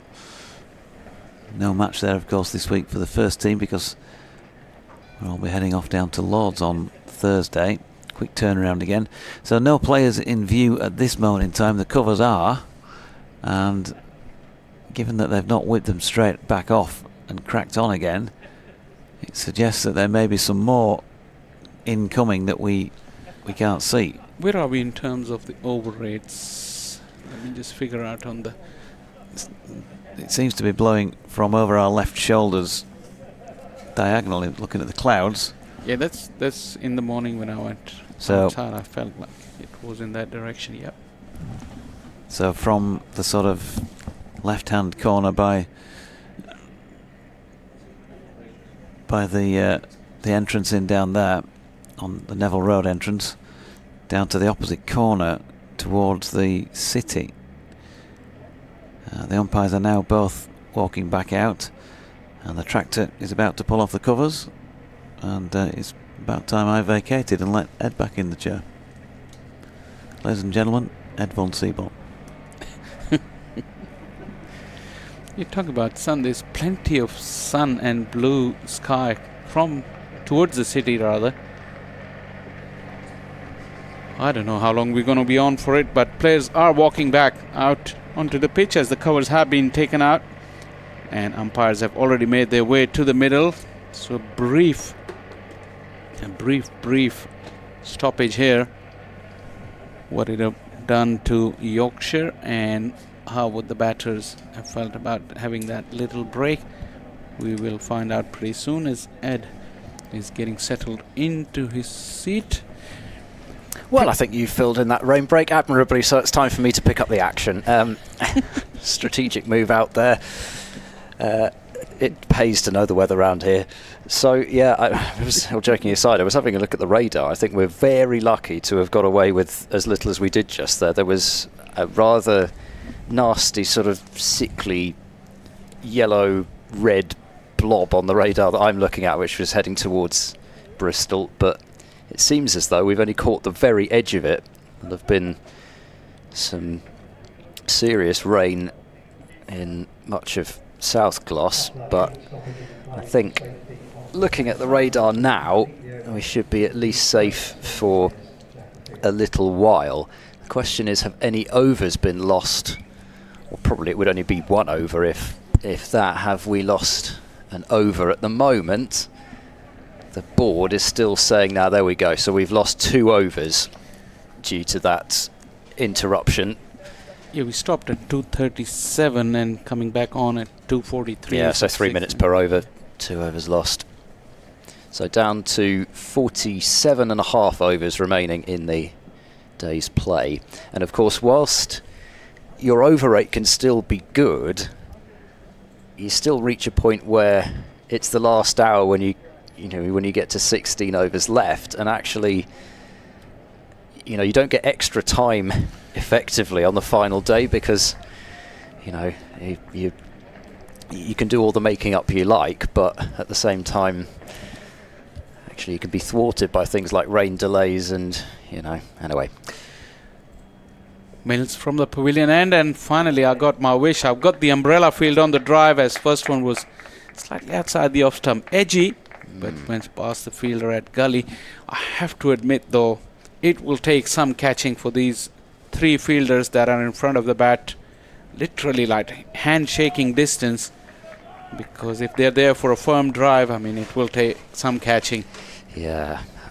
That shot, even just that one there, you know, just starting your innings again after another short break, only, what, less than an hour since lunch, just a slightly indecisive shot there. Mills outside the off stump, tempting Bracey. With this field in, still it was a little too far away from him to tempt. Literally with this full field, he just can afford to bowl a 4th off stump half volley. There was one point during that break as well where there was such a loud rumble, as we get a slow-mo on the live stream of Bracey's crunching drive through the covers. There was one point where I couldn't tell if it was thunder or if it was just a loud gust of wind. Well, not a half volley, but a full toss, and hit straight to one of those fielders, as Mills has clearly come up with this plan now. See how long it continues as he finishes his over off. That was interrupted by that little stoppage. Yorkshire still searching for their first wicket. Yeah, he's certainly going through some variations as Mills, trying everything that he's got in his weaponry. He's got a very good slower ball, as Gloucestershire supporters will have seen plenty of times in T20 battles against Kent, especially over the years. And it looks as though Yorkshire are going to try a bit of Adam Lyth again. So he bowled the first over of the day, which was certainly not in our expectations. And clearly they've decided that the element of surprise is there again after this latest rain delay, and Lyth to bowl from the Ashley Down Road end. He's in now and bowling to Ollie Price, who taps a defensive shot back towards the bowler. That cover that they've not actually brought on, because we thankfully only needed the tractor to bring on the wheelie covers. That was kind of flapping around there. I know several batters who probably would have pulled out there. Lyth bowls short and punched off the back foot through extra cover. That is a gorgeous shot from Ollie Price. Controlled, and he dealt with what slow turn and bounce there was there from Adam Lyth. Yes, it sat up and begged to be hit, but it would have been very easy just to have cut that for a single. But he found the gap, played a strong shot through extra cover, and collects his 17th 4. Moves to 107. Lyth bowls, Price defends. Lyth picks up to his left-hand side. There's always the sort of fear of the sophomore slump in your second season, second full season.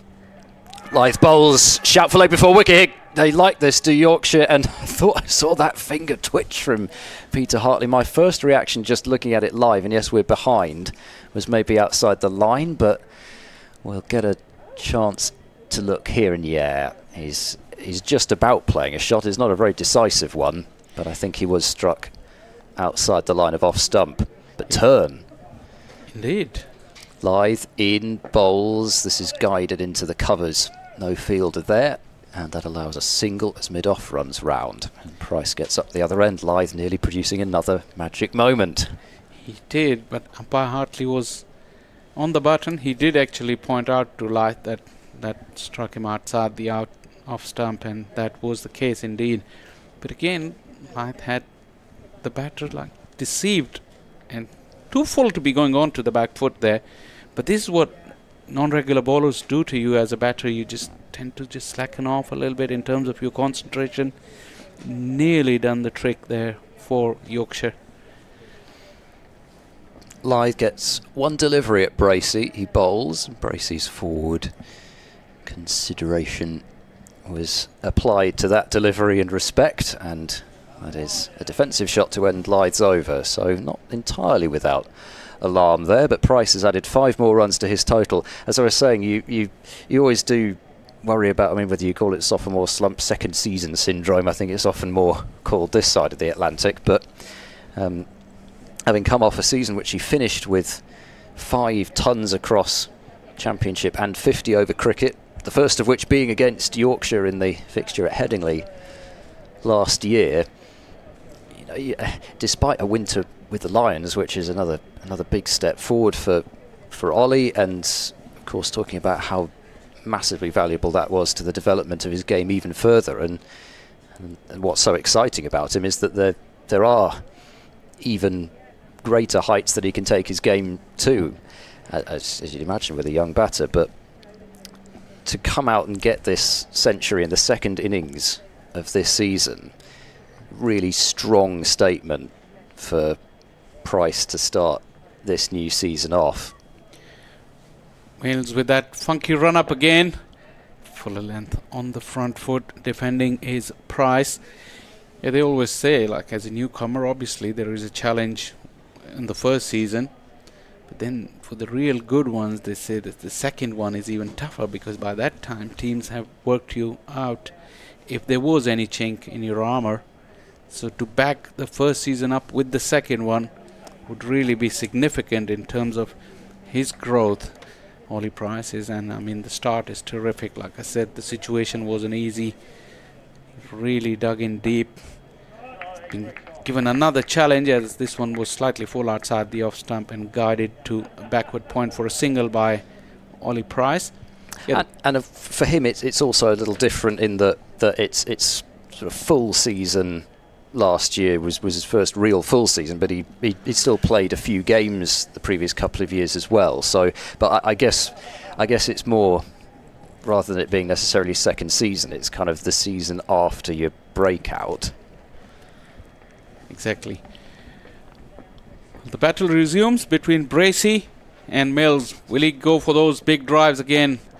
That delivery wouldn't warrant a drive, because it was slightly slower, back up a length, and allowed Bracey to go onto that back foot and push it straight back to Mills. Consistent bowling. Like I said, Mills was looking in great rhythm last night, and it took him after lunch to be brought into action.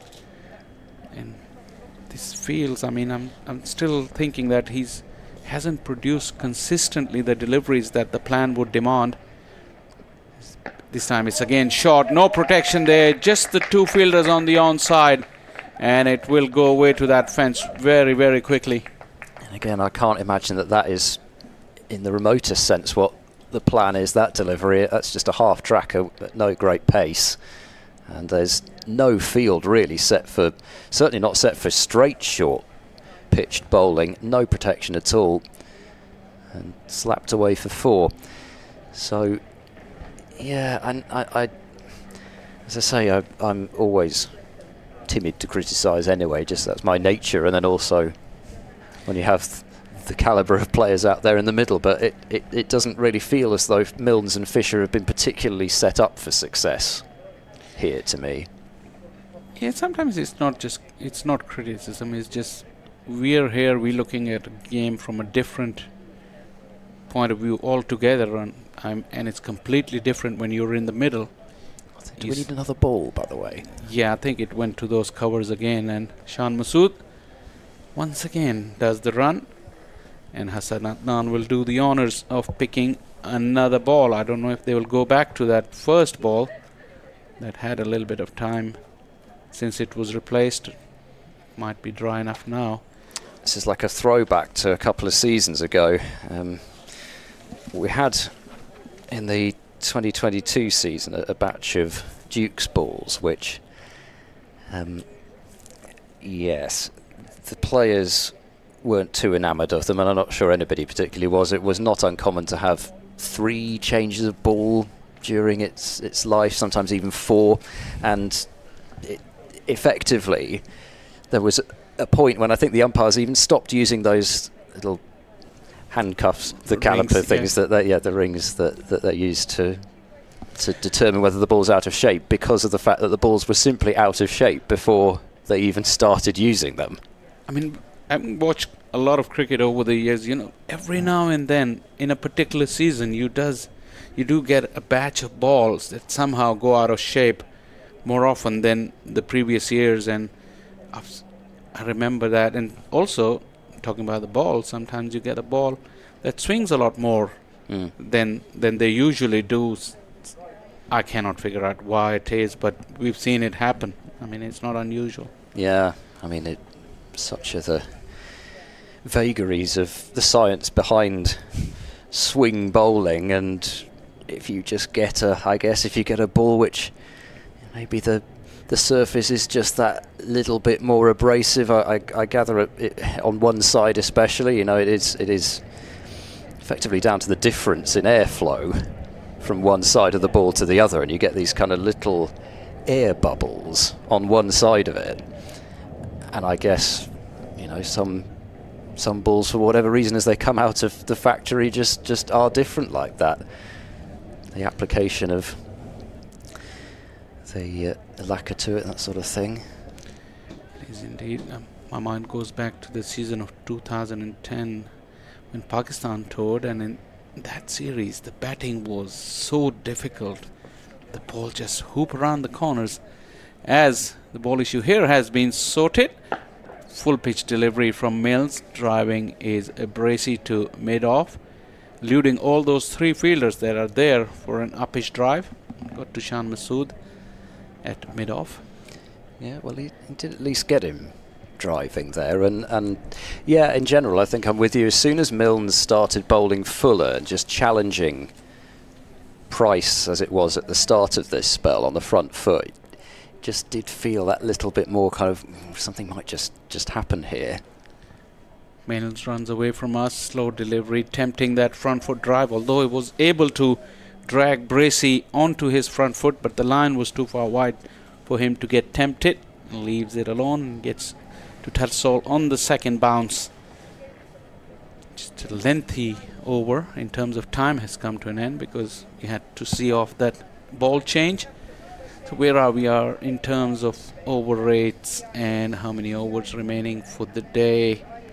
45 at the moment with the couple that we lost. So we've got 40 minutes until the tea break and then scheduled 2 hours evening session, but then of course, as I've been saying, you've got the last hour business to think about as well. Lyth will get a second over here,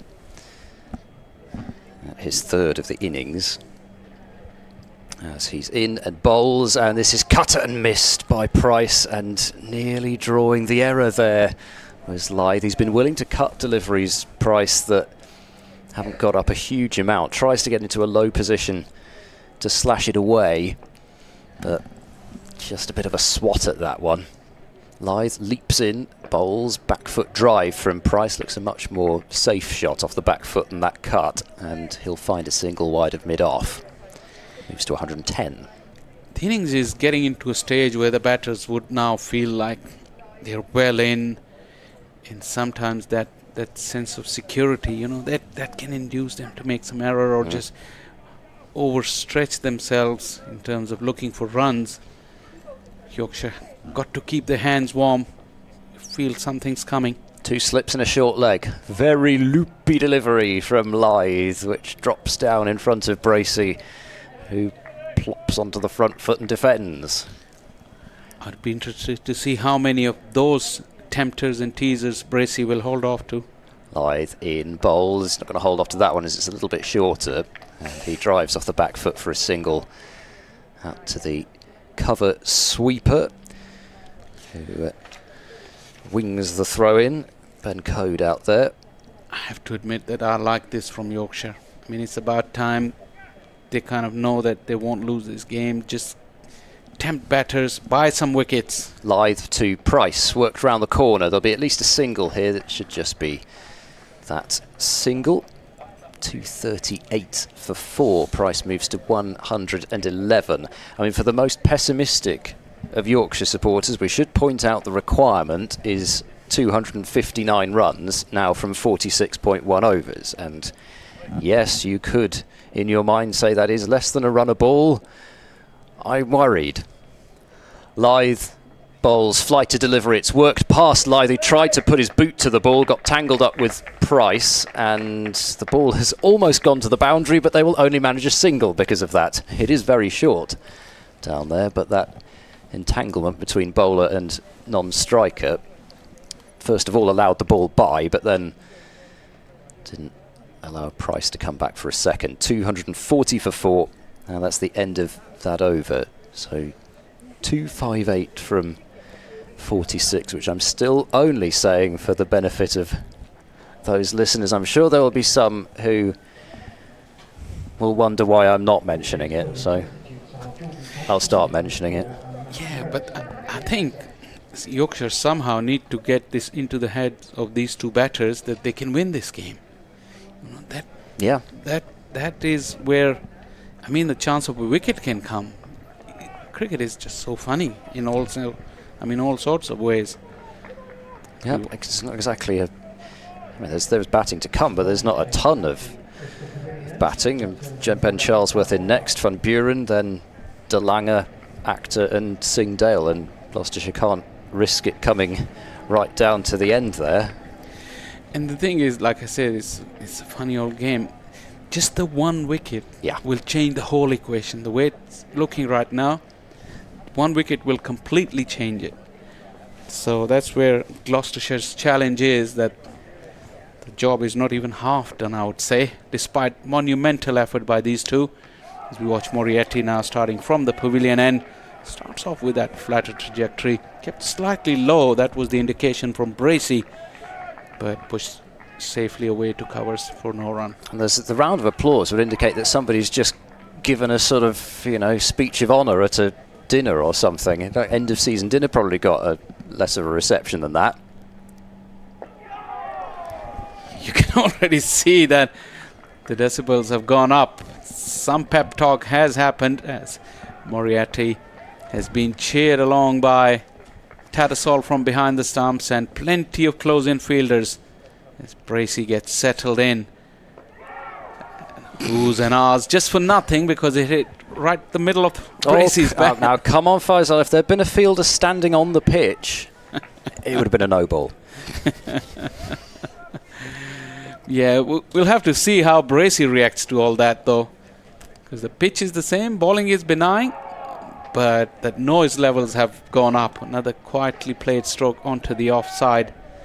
No run. They're certainly trying to be unpredictable. You almost wonder whether they'd even. They switched it up already with 3 different bowlers in 3 overs now. Quicker delivery, pushing on that front foot. A longer follow through there from Moriarty. But I don't think Bracey's offering him an eye contact. Just scratched his guard, walks away and gets ready again as Yorkshire make the noise. Nothing really happening for them. Another solid front foot defensive stroke that has once again got Yorkshire applauding their bowler, but very safe and secure. Bracey sees off yet another over. Yeah, it is just a shame that there aren't another sort of, another sort of little gaggle of people in, because as soon as a fielding side starts to make that sort of noise, especially on an opposition ground, you will tend to find that the spectators will tend to make that noise themselves in sarcasm off the field as well from the home side. That being the final day, being a Monday.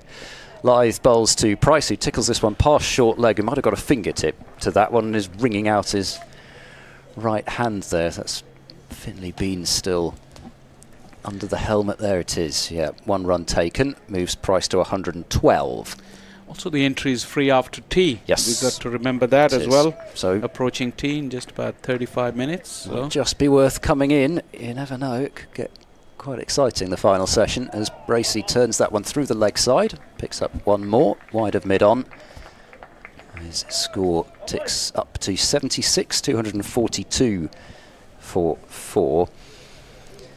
And tea itself, 35 minutes away. There are still dark clouds in the distance. I think hopefully we'll be missing those ones as well. And we've still got sunshine for now as Lythe bowls. Price drives. Pleasant shot. Wide of mid-off, and another single is taken.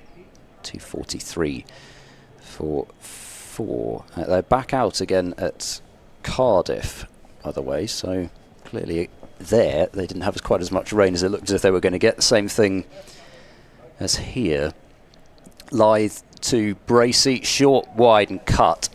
Bracey controls the cut shot though and picks up a single, and that brings up the 150 run partnership between Price and Bracey. Fairly even contributions. Bracey slightly more of the strike and a few more runs, but they've both batted at a similar tempo and they seem to be enjoying each other's company in the middle, feeding off each other's styles, and of course they've got the fact that one's left hand, one's right hand to their advantage as well. Lythe to Price, round the wicket, leaning forward to defend into the leg side. Terrific partnership this. Really one of the beauties of longer formats of cricket, where you see these kind of rearguard actions when all seem lost. You still see these kind of battles and they're really intriguing. Every ball is worth watching in the way these two have played. They've been together for 45 overs and a couple of deliveries now. Lythe in bowls and worked on the bounce to short leg. Price stays put, thinks about shoveling the ball to the stumps, but Price was in his ground, and that is the end of the 70th over of Gloucestershire's innings. 42 minimum remaining. The online system hasn't quite caught up to the fact that we've lost 2 overs. I'm sure it will eventually. 42 overs left. Doji was looking forward to that new ball stint, which is now just 10 overs away. But at the time I thought it was too far down the line to be looking at, because Yorkshire needed to concentrate on that passage and get something before that new ball. But it looks like it didn't happen for them, as Moriarty starts off with another flatted delivery, pushed onto the onside. Plenty of big gaps, and a short boundary will help Bracey pick up yet another boundary. Yeah, and it is that shorter side as well, and it's probably from Gloucestershire's perspective a good job it was, because that was threatening to hold up again. And it's amazing how actually quick the outfield, for me especially in that part, has been, given the rain that we've had over the winter, but it's certainly slowed up after the overnight rain. Moriarty's next delivery is quietly played to short mid-on. If you want to have a really critical analysis of how Moriarty's bowled in this second over into his 28th over, 1 for 85, having done quite nicely in the first innings. He's wheeled away without much penetration. Next delivery is pushed back to him as well. Other than the odd plane miss, like you said, the batters are allowed to have, Moriarty has, for long periods, has looked not threatening at all, as big drive came out from Bracey. Whenever he's bowled slightly slower, he's tempted the batters. I bet he hasn't done it consistently enough or for longer periods. That's what I think. But yeah, no threat from him as he turns away again and bowls to Bracey. Draws a front foot defensive stroke out of the rough, which was doing a little more last evening than it has done all day today. Yeah, I think it's also done more when he's bowled from the Ashley Down Road end rather than this end. That is true. Leg slip, short leg in place. Throws it right up and deuces another error from Bracey. That's exactly what I was saying. Whenever he's done that, he's tempted the batters, and this one has not quite gone to the fence. It's a short boundary, all right, but that was a loopy flighted delivery. Went between the wicketkeeper and the first slip. A couple of runs added to the total. Yeah, and it does, for what it's worth, take Gloucestershire past halfway to the requirement in terms of runs, but only now 41 overs remaining in the day's play. I'm not exactly quite sure how he managed to do that. Was that off the toe end of the bat? To be honest, I didn't expect it to go there, so I was looking more towards cover, but all of a sudden it was squeezing away fine. I made this point when we started. There's so much wind. I mean, you can use that Yeah. drop if you just throw it up in. Lyth there. bowls short, pulled away, hammered through mid-wicket for 4 by Price, and that is going to get the treatment, especially with the confidence of that short boundary to target. Yeah, that was easy picking. Really asking for trouble. Lyth has bowled a couple of overs in this spell already. I don't know if they're just once again making the batters just trying to ease a bit and make some mistake. Lyth bowls and tapped into the offside. Quick single taken short of mid-off, who's quite deep, and it's a fairly comfortable 255 for 4. Yeah, if you analyze this partnership, I mean, these singles would have to be really, really important in their innings, the way they played, and they're not allowed the bowlers to settle into one line and length. And they have really taken every opportunity to take a single and picking the boundaries along the way, as in when the opportunities came along, pushed quietly to short leg. That next delivery from Adam Lyth. We will have a double change in terms of our seatings, as Doji has taken up his seat alongside me, and that ball has been pushed to mid-on, and I will vacate my seat for Edborn Seymour. He's the man. Thanks, Faisal. So Adam Lyth still with men round the bat. Ollie Price punching into the offside, and Lyth having to stretch his legs to get across there himself. And they get through for 1. Price onto 119, 257 for 4. They're past the halfway mark in terms of getting these runs, with 41 overs remaining. Yorkshire won't mind, because they do at any point decide that they're interested in having to go at the target, then they're going to have to play some shots. And so that might mean wickets. And those have been non-existent so far on day 4, as Bracey turns this one in front of square on the leg side. Jordan Thompson doing the fielding, and they get another single, so 258 for 4 at the end of the over. Bracey now has an interest in 100 as well, 15 shy of that. And Yorkshire, as I say, wickets non-existent on this final day. Needed 6 at the outset, and here we are going on for tea, and it is just the same. Yeah, And there's a fine line, isn't there? Because I guess as you go on the attack, may come a point where actually Gloucestershire can buy themselves a couple fewer catches as well, in terms of Yorkshire setting fielders more to save runs. But at the moment they seem happy enough just to say to Gloucestershire, well, I think we're better off if you come out of your shells here. Moriarty bowls to Bracey, who drops forward in defence. We've had 3 results already of the predictable variety in the Championship around the country. Draws at all 3 of the Midlands venues. Clearly had far more rain there than, well, I say Midlands, I suppose technically Birmingham's Midlands and West Mids, isn't it? But anyway, Leicestershire, Northamptonshire and Nottinghamshire, those 3 venues haven't seen a ball bowled today, as that's left alone by Bracey as this wind kicks up ferociously again. Sussex were probably thinking about pushing for victory at Grace Road, but clearly no play possible there. Same thing, well, both Notts and Worcestershire might have fancied their chances in Division 1 at Trent Bridge. Moriarty bowls. This is turned by Bracey into the ground, roll of the wrists. And the excitement at the moment seems to be at Chelmsford, where Kent have collapsed to 51 for 4, having got back out there. A couple of wickets to Porter, 1 each to Harmer and Snater. As Moriarty flights this one up, it's full, and Bracey drives, rather digs that one out towards deep extra cover. They'll take 2 and not turn for the third.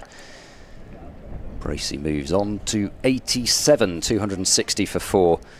So Joe Denley and Harry Finch in there at the moment. Jaden Denley's made his first class debut for Kent, so it's kind of nice that the J Denley will live on for some time to come for Kent, even when Joe ends his decorated Kent career.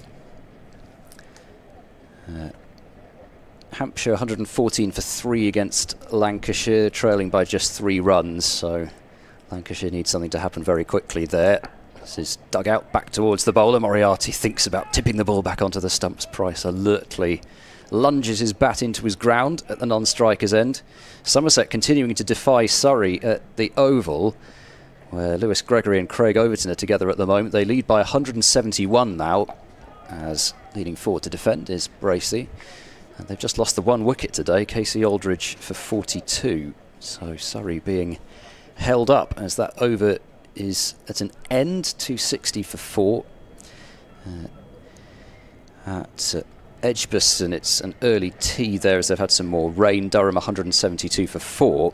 The headline story there being night watchman Matthew Potts, 90 not out from 156 deliveries. So Durham, because one way or another they're going to get to safety there. And at Cardiff, Derbyshire need at 237 runs to win to beat Glamorgan. They're 164 for 3 at the moment, so if that's allowed to play out, then maybe Derbyshire might have a pop at the end there and try and force a victory. Joe Root coming back into the Yorkshire attack at the Ashley Down Road end. Ollie Price on strike. And he's going to stick with a short leg and a slip and short extra cover. Backward point. Cover sweeper, mid-off, mid-on, straight mid-wicket and a 45 behind square leg side.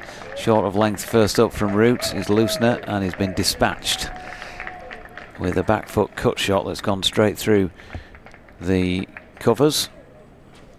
Off the bat of Ollie Price for 4.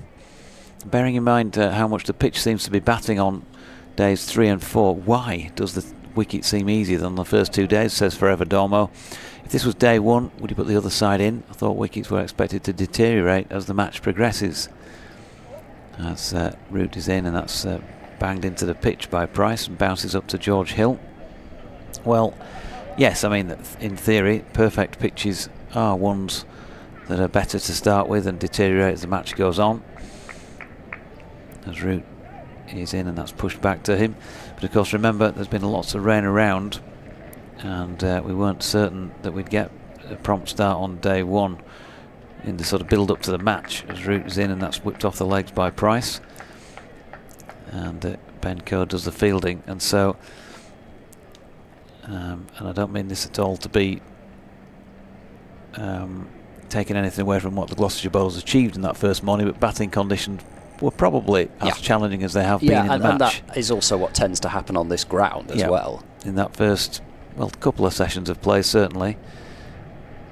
And then, as I think we were saying on day 1, or I was, the sun was on it, it was drying out all the time, and even later on in the day on day 1, it started to look a bit easier.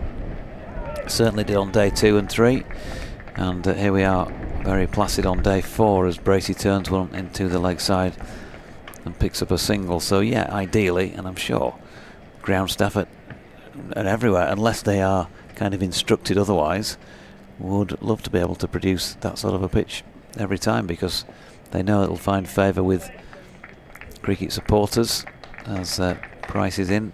Root's in, and Price picks up a single out towards point. He's on to 125 now, 267 for 4. It just makes for more entertaining cricket. It therefore, at some point, if it was happening regularly, might start to bring more people in to watch it in that compelling sense, and allow spinners really to come into the game in that last innings as well. And so, which is what my next point was really. So encourages spin bowling, and that, depending on well, it doesn't matter which way you see your county cricket, as a great standalone product or as something that's producing international players and giving them the platform on which to continue to practice their skills. Whichever way you look at that, it's still encouraging bowlers to bowl spin, and we want to see that because it's one of the great arts of the game. Here is Moriarty into his 30th over now. This is paddled round the corner by Price, and nothing will stop that except a combination of boundary rope and wetness beyond said boundary rope. 4 more, 129 to Price. That's 4 number 20 for him, 271 for 4. Mighty Mariners asks, well, says, I should say, don't think it would have made a difference if Yorkshire declared early. The pitch has gone flat. Well, if they had declared early, and given the situation now, they may have ended up with a defensive action, given that Gloucestershire haven't lost a wicket yet. If they had fewer to score today, they might actually be having a proper go at this with 38 overs remaining. Yeah. And then shutting up shop if they lost a couple of quick wickets. The counter-argument to that being is Moriarty bowls to Price, who drives but won't pierce the gap on the offside, being that, last night there'd been more time, they'd have had Bracey out there as well. One more wicket, who knows? You really do start to get lower down in the batting order, but it's conjecture. And as Moriarty bowls to Price, who leans forward to defend, I think, as we were certainly mentioning at one stage, if you can't bowl a side out in 110, 120 overs on a final day, then there does become a limit to how much time you can realistically be expected to bowl a side out in. Moriarty bowls, and this is defended to the leg side for no run, keeping bowlers out there in the field, getting into extra spells. Yes, the Yorkshire seamers in particular haven't exactly been taxed today, but it's still sapping being in the field. Moriarty bowls, swept again by Price round the corner, and that's heading towards the fine leg boundary as well, unless it just stops. It does not. That brings Ollie Price on to 133, and that is a new first-class career best score for Ollie Price. Yeah, great job done by him today. Absolutely no doubt about that. In the context of this match, and he's earned it. 1,500 first-class runs to boot, as it looks as though there's going to be a leg slip in place now, just to put some thoughts in Price's mind about that paddle, as that's edged off the inside edge and past short leg. One of the rare moments of real alarm there, as that wasn't controlled. It's still going to fetch 2 runs for Price, but that looked for a moment as though that was going straight into the breadbasket of short leg, but it goes fine off him, and the luck goes with Price that time. 10 runs from the over, 277 for 4. Yeah, there was a flinch from Finley Bean, a reaction, but I don't think he got anywhere near getting his hand on it. Thanks to Joe Cameron, who sent me the full scout law. I think we got that one out there a few hours ago now. Yeah, so Yorkshire just hoping to get even 1 before a second new ball, just so they've got a relatively fresh batter out there. Here's Root round the wicket, firing that one in a little more quickly than normal. It felt like it. Bracey stepped back and played the cut shot, and Moriarty was into field from cover round towards point. 1 run. Still looks as though Yorkshire are quite happy for the strike to be rotated for now, attacking shots to be played. We'll see whether there's any adjustments made at tee. Root over the wicket to Price. Ooh, the leap from Adam Lyth at slip, as if there might have been a nick on that. I've just been down standing at ground level. It's cold, definitely that. Breezy. The sun was out at that point. It's not at the moment, but Adam Lyth was quite vocal out there as Root bowls here, and Price flat bats this one really through the offside to extra cover for 1 run. Matt Milne's returning it. It was Oh. the sort of, I hadn't particularly noticed whether it was the atmosphere in the field was good or not, but it sort of felt like it hadn't been that good when suddenly Adam Lyth whipped all the lads up there and said, "Come on!" and everybody started to chirp between each delivery and try and get themselves going. As Bracey steps back and cuts this one quite firmly. Good diving stop there. That point by Moriarty. Radders, Andrew Radd, of course, of BBC Radio Northampton, has put a photograph up of his lunch at Northampton, which looks like bangers and mash and a few green beans, saying it's appropriate for the weather over there, and it would be here as well. That was another dot ball, Bracey turning it into the leg side. Drowning in sauce, is it then? Root again. It's almost a sidearm delivery. Bracey cuts it. Moriarty with a fairly sizable fumble, but his blushes are spared to some extent because Bracey decides he's not going to run to a misfield. No, quite right. As I've always said, never run on a misfield.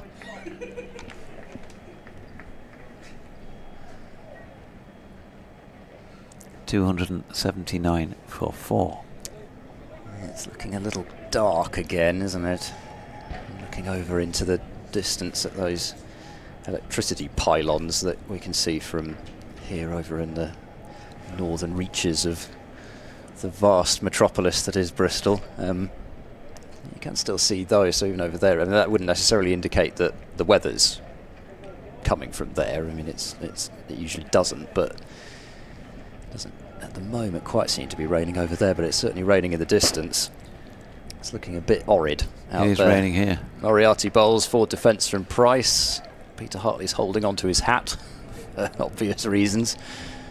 Must have to have like sort of, you know, some fasteners for their hats on days like this. So it is seriously windy out there. Moriarty is in bowls, good delivery, drawing Price forward, but there hasn't been really any turn from that line or length. Did they do it? They switched the bails. I missed that. They tried the bail switch trick. Root has. This is shorter of a length from Moriarty and worked into the leg side, straight to mid-wicket. I did wonder. I mean, everything filters down from Test cricket, but then of course you've got somebody who is at the heart of that, I'm sure, in Root during last summer with the bail switch trick. I missed that happening, but eagle-eyed Faisal has seen it. Moriarty bowls, head over the ball to defend. The bat was a little away. Ugh, dear me, verbal spoutings. The bat was a little way away from his body, is what I was trying to say. We all knew. But yes, it went to safety. As another paddle round the corner is executed by Price, and that's running towards the boundary. It's spinning away, and it goes over the rope for another 4. 283 for 4. Price to 140, and he's not a man who hits a huge number of sixes, but 22 fours now, and in the relatively recent past, a third paddle swept for. He does like a sweep. He hasn't really brought out the hard sweep through mid-wicket yet, but it's not always been the surface for that sort of a shot. Get yourself in a bit of trouble. 283 for 4. Moriarty bowls short, cut by Price, and he's found the gap on the offside, and there's a chase on, but it's not a successful one as Fisher sprawls over the rope and the ball eludes him. And another boundary.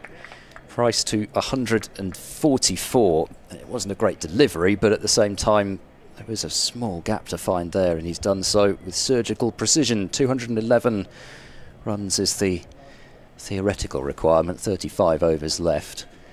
Does seem to be brighter beyond this dark cloud that we can see, but then of course that's also in the distance, so we're still sort of in the dark really as to what weather might come. Just about 10 minutes to go until the tea break. Adrian Thomas, thanks for this tweet, which says record 5th wicket stand at Bristol only for Gloucestershire against Yorkshire, as Root bowls there to Bracey. He drops into the offside, no run. 166 it was at the time. What is it now? is, well, get to that in a moment, much larger than that. Yeah, 193, I think, as Bracey Yes. blocks another one out.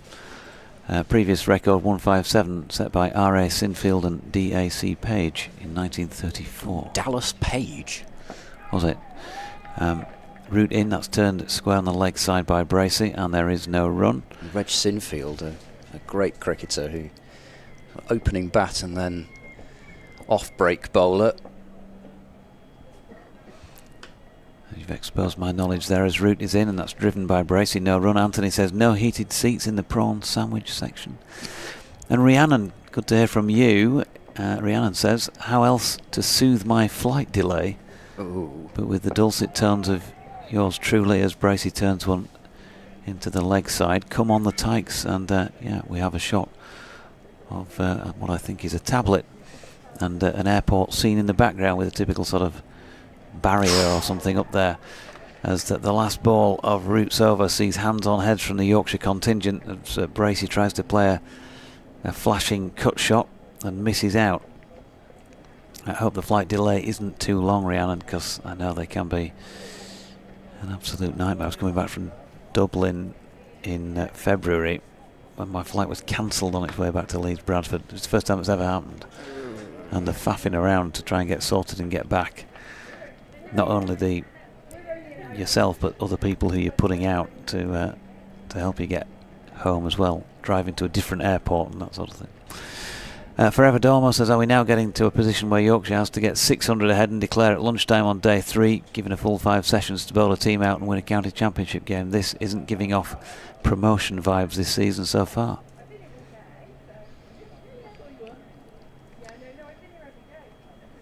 Moriarty at the end of his run, or his trot really, perhaps more accurate, and bowls wide outside the off stump, allowing Price to cut. Lays back on it, but there is a fielder at deep backward point, Ben Code. Price ticks up to 146. The other thing about Reg Sinfield, if I remember rightly, when he ran into bowl, all this sort of Sunil Narain stuff about, oh, isn't it amazing how he hides the ball behind the back, but pretty sure that Reg Sinfield used to do that, running with the ball hidden right behind until the last moment. There's a shout for leg before wicket here. Moriarty is imploring Hassan Adnan to give it out, but I don't think, again, that the appeal was really entertained for very long. Moriarty's still on his haunches in disbelief. We'll have another look at it here. I mean, there's a lot of turn. Yes, Bracey's a long way back, but possibly missing leg. I don't know whether there might have been some bat involved there. Probably not, but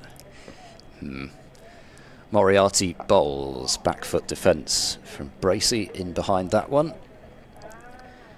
There's no run, so yeah, that must have been a long-standing record, that one. And Ollie Price was involved in a record up at Headingley.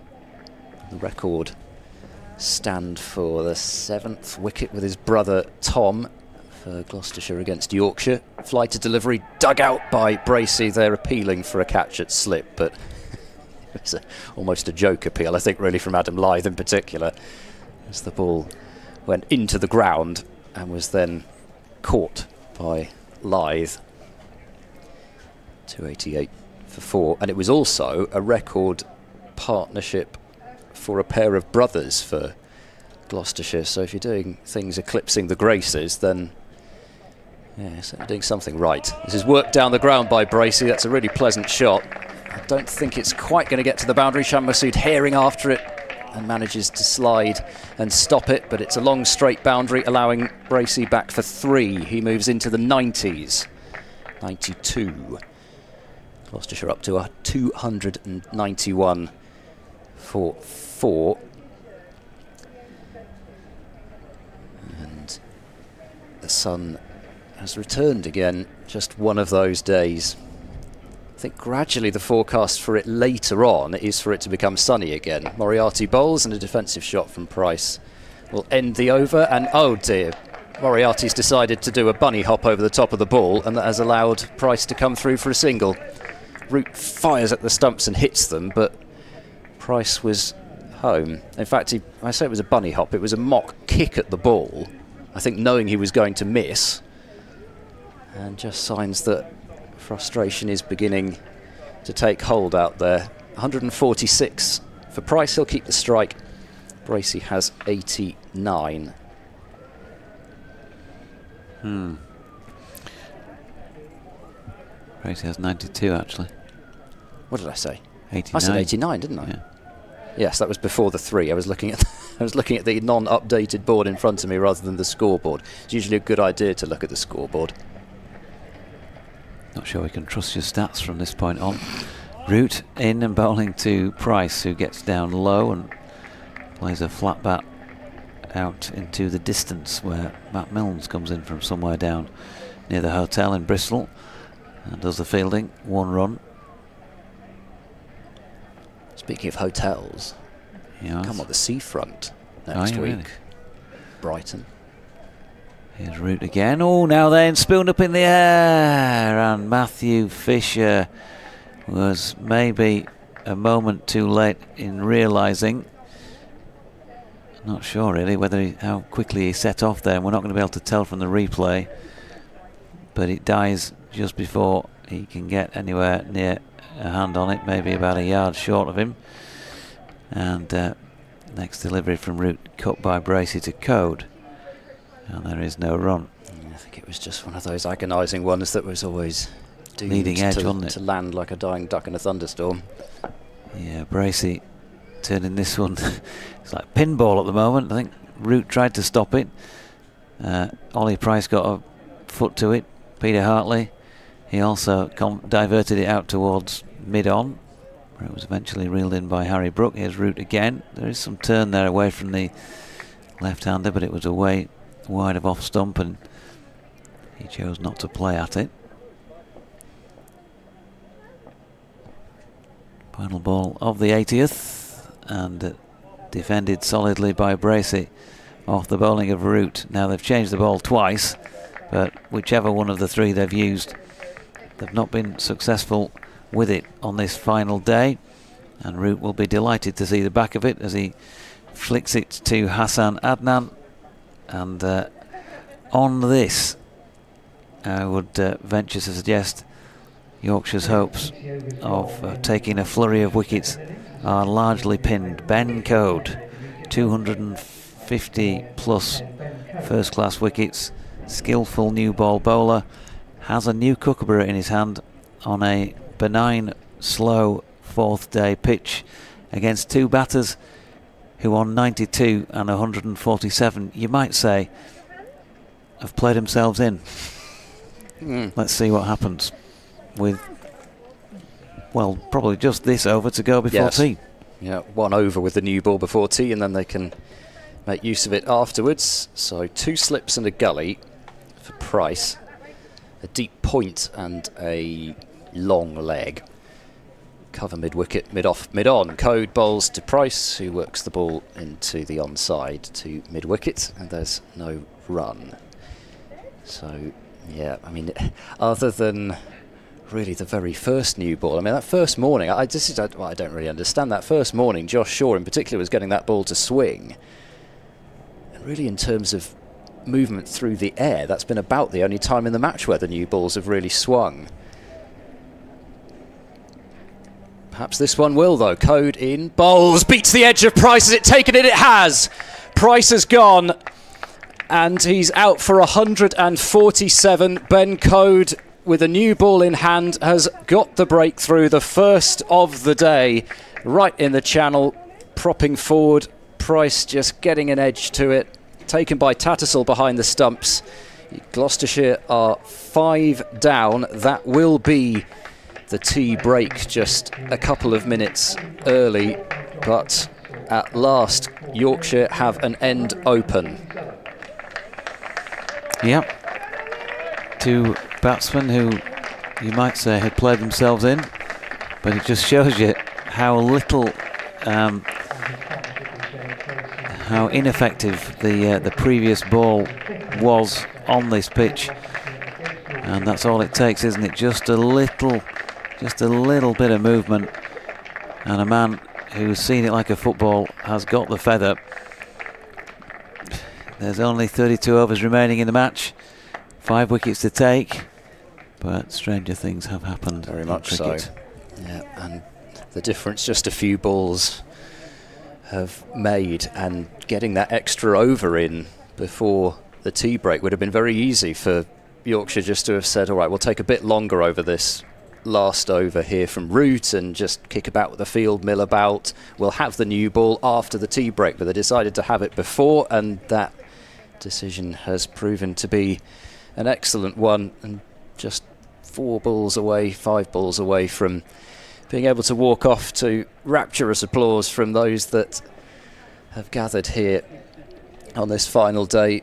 Price still getting a terrific ovation for what was a marvellous 147 from 220 deliveries. He hit 23 fours and was there for 4 minutes over 5 hours. It has to be said, he has more than done his bit to get Gloucestershire to safety. Now others must do theirs from their point of view after the break. What can Yorkshire create? Ben Charlesworth, you would imagine, will be the new man in after that. Minimum of 31.4 overs remain in the evening session. For what it's worth, Gloucestershire require 205 runs.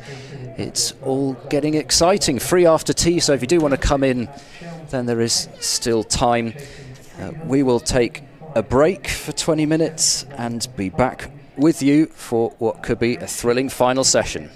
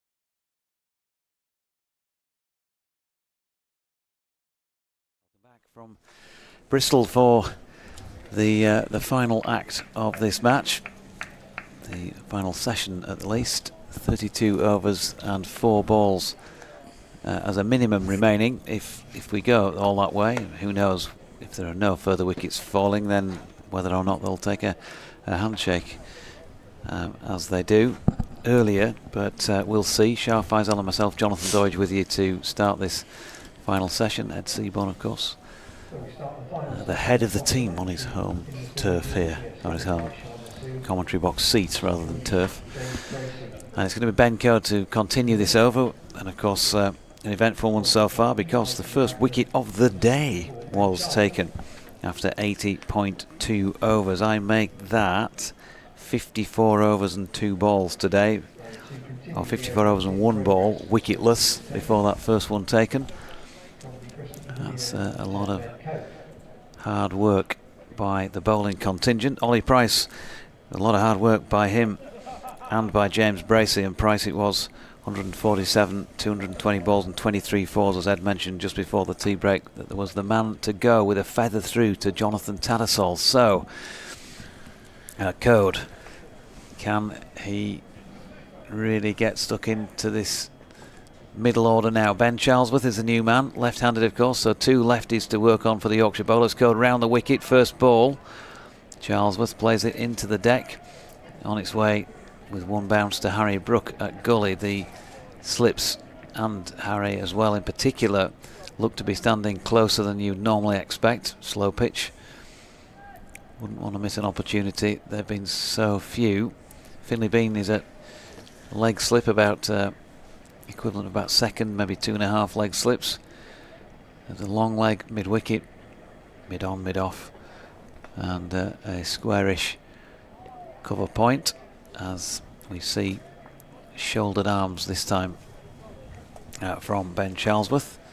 I'd be happy to leave as many as are offered by Yorkshire in that general direction. Yeah, indeed. Gloucestershire has worked so hard that they could see the light at the end of the tunnel. I mean, they've got this far with just one wicket. That too right at the back end of the session. Coding again, good delivery, hands in the air. There is an appeal. It was more in hope, I think, from Ben Code than expectation. He's usually a little bit more confident in his appeal than that. But the ball did climb as it went through. An absolute cracking delivery in the channel. Not much movement sideways, but that bounce was there. And Charlesworth, obviously being new to the crease, really got surprised. That was a belated appeal, though. I don't think Code was interested, but players behind the wicket, they just went up, and Code joined late. Final ball of the over. Here's Code again, and Charlesworth with the lead. Good afternoon, Yorkshire lad, who says Yorkshire to take the 5 wickets in the next hour. You heard it at first from Yorkshire lad. Tats with 3 stumpings and 2 catches. P.S. Just seen a pink pig fly over Froome. Was it Hashtag draw. 3 stumpings? 3 stumpings and 2 catches. Yorkshire lad is the chairman, president and secretary of the Jonathan Tattersall fan club, by the way. Okay. Yeah, I would take 4 catches if it's within the next hour, because then we'll expect a lot more fast bowling. Ben White asking if it's free after tea today. It is indeed. Getting the thumbs up from Ed von Seaborn. And Forever Dormo says, really hoping Yorkshire make me eat my words. Posted just before Code took the first wicket on the 4th day on the stroke of tea. Still 5 wickets to take, and on the strength of what we've seen so far, it'd be wiser to keep your money in your pocket than to wager it. One thing will be slightly easier for the Yorkshire bowlers, because they'll be bowling at 2 left-handers. All day long they had to suffer with the left-hand, right-hand combination, blustery conditions. Bowlers could hardly conjure up a plan against one particular batter, as those 2 were really good at rotating the strike. But for now, they've got 2 left-handers in their side. Fisher starts off from the Ashley Down Road end onto the pads. There was a little bit of a mix-up between the 2. But exactly what you don't want, isn't it, at this time? You just lost a wicket before the tea break. James Bracey played it square on the leg side, and you can't stop the cricket brain working, can you? And in his cricket brain head, that's an opportunity for a run, so he sets off. Ben Charlesworth, in his head, there was no chance of a run, and although it wasn't close to an horrendous run out on another day, maybe. Charlesworth once again attacking Midland leg. They brought in the leg gully. It went between the wicketkeeper and that leg gully fielder. Little bit of a tickle as well. And Bracey now closing in on his 100. He collects 4 runs. Yeah, nice little tickle. Matthew Fisher just straying down the leg side. He was frustrated, wasn't he, earlier on with the old ball, banging it in. Couldn't quite get the short ball right. Now he's got the new ball. Really does need to be on the money here if Yorkshire are to have any chance of winning this. I'd have to correct myself. Those were 4 buys. Yes, next one is right on the money. Once again, that new ball climbing high, 4th off stump in a good length. Bracey judged it nicely. Bent Nielsen says tea tastes a bit better when Ben Code takes a wicket. Yeah, 1 done, 5 to go for Yorkshire. You could really see some purpose just before tea as well. They started to make this noise after mini conference between the senior heads.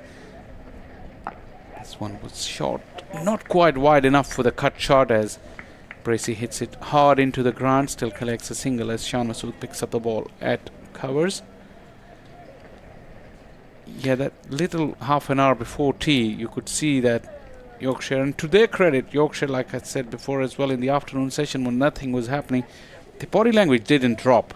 I mean, they didn't show any signs that they were getting frustrated, probably within their heads, if they might have been, but there was no signs of showing it when they got the wicket.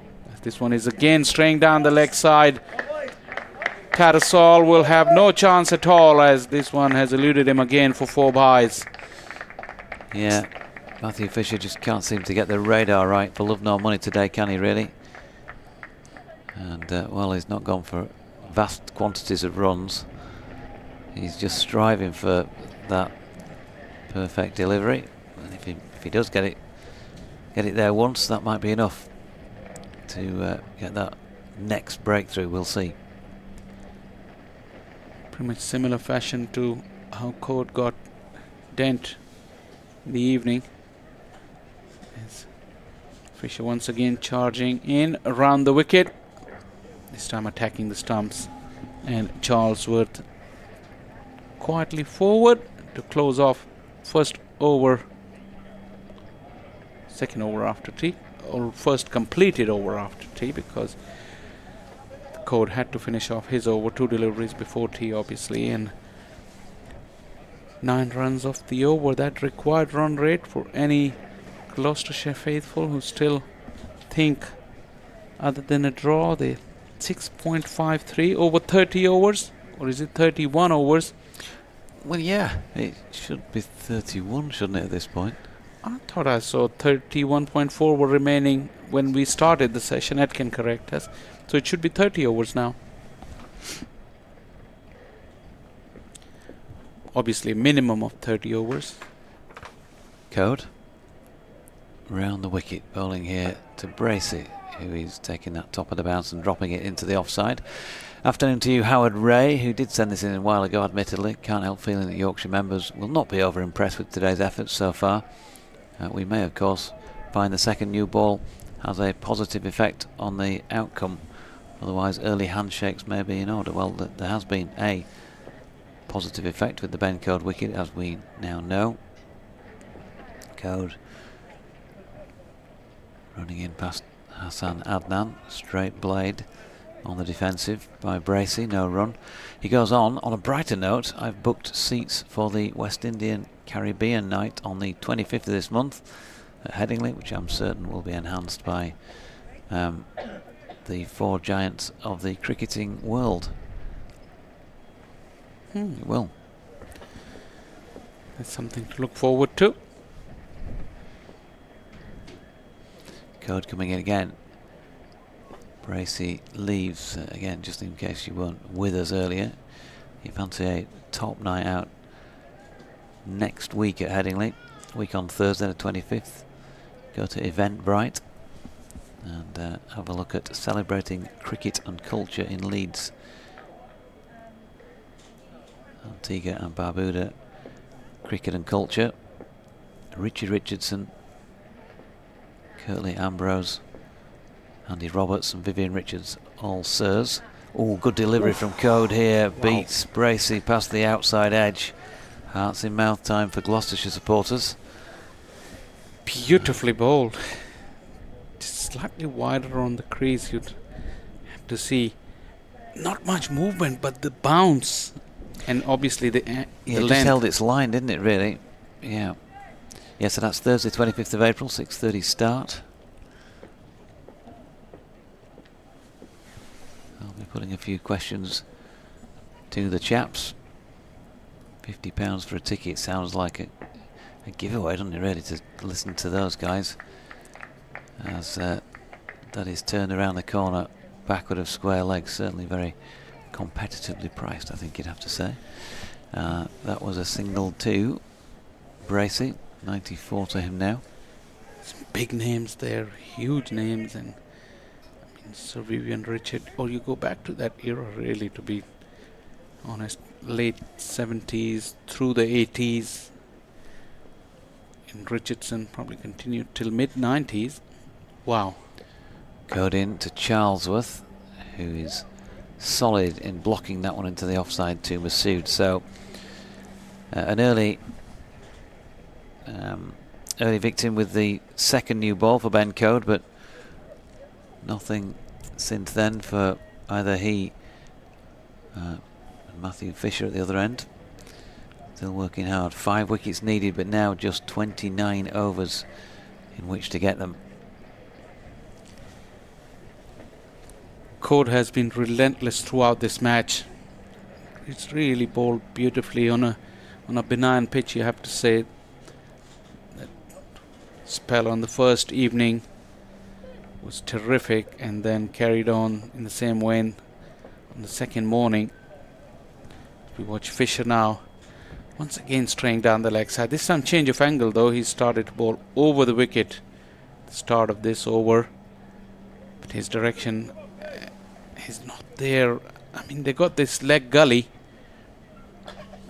but still it has to be slightly closer for the batter to get tempted, because these are instinctive strokes, you know. Just full delivery on the pads, the batter will go for it. Slightly outside the leg stump even. Yes, this one is outside the off stump on that occasion and left alone by Bracey. Richard Mallender writes, afternoon JD, whatever happens in the next couple of hours, it's been a fine effort from the Tykes. From being 90 for 5 on Friday, they've bossed the game from that point, but they've come unstuck today because of a combination of an incredibly docile pitch, a soft old ball, and a couple of obdurate opponents. Looking forward to seeing the Dukes ball again. Thanks, Rich. Fisher once again in the channel. A little too wide for Bracey to be tempted. His concentration has been pretty good. Bracey's, he's still late in the day into the third session. He's not getting tempted since the departure of Price. Probably he reckons that his wicket really holds the key for this match for Gloucestershire, because we've seen that Charlesworth has struggled in his 7 deliveries that he's faced since he's come in. And obviously the new ball and the pressure of the situation. This time he's crunched off the back foot, not quite off the middle of the bat, and will pick up a single. Yeah. Just trying to find 5 more wicket-taking deliveries. As you said earlier, when they needed 6, they'll be just saying, we just need to find 6 balls, 5 now. Yeah, they've come close after tea with a couple of plays and misses that will give them heart. Bracey's the biggest hurdle. Charlesworth got squared up on that occasion. Fisher with a better line and length over the wicket in this over after that first delivery.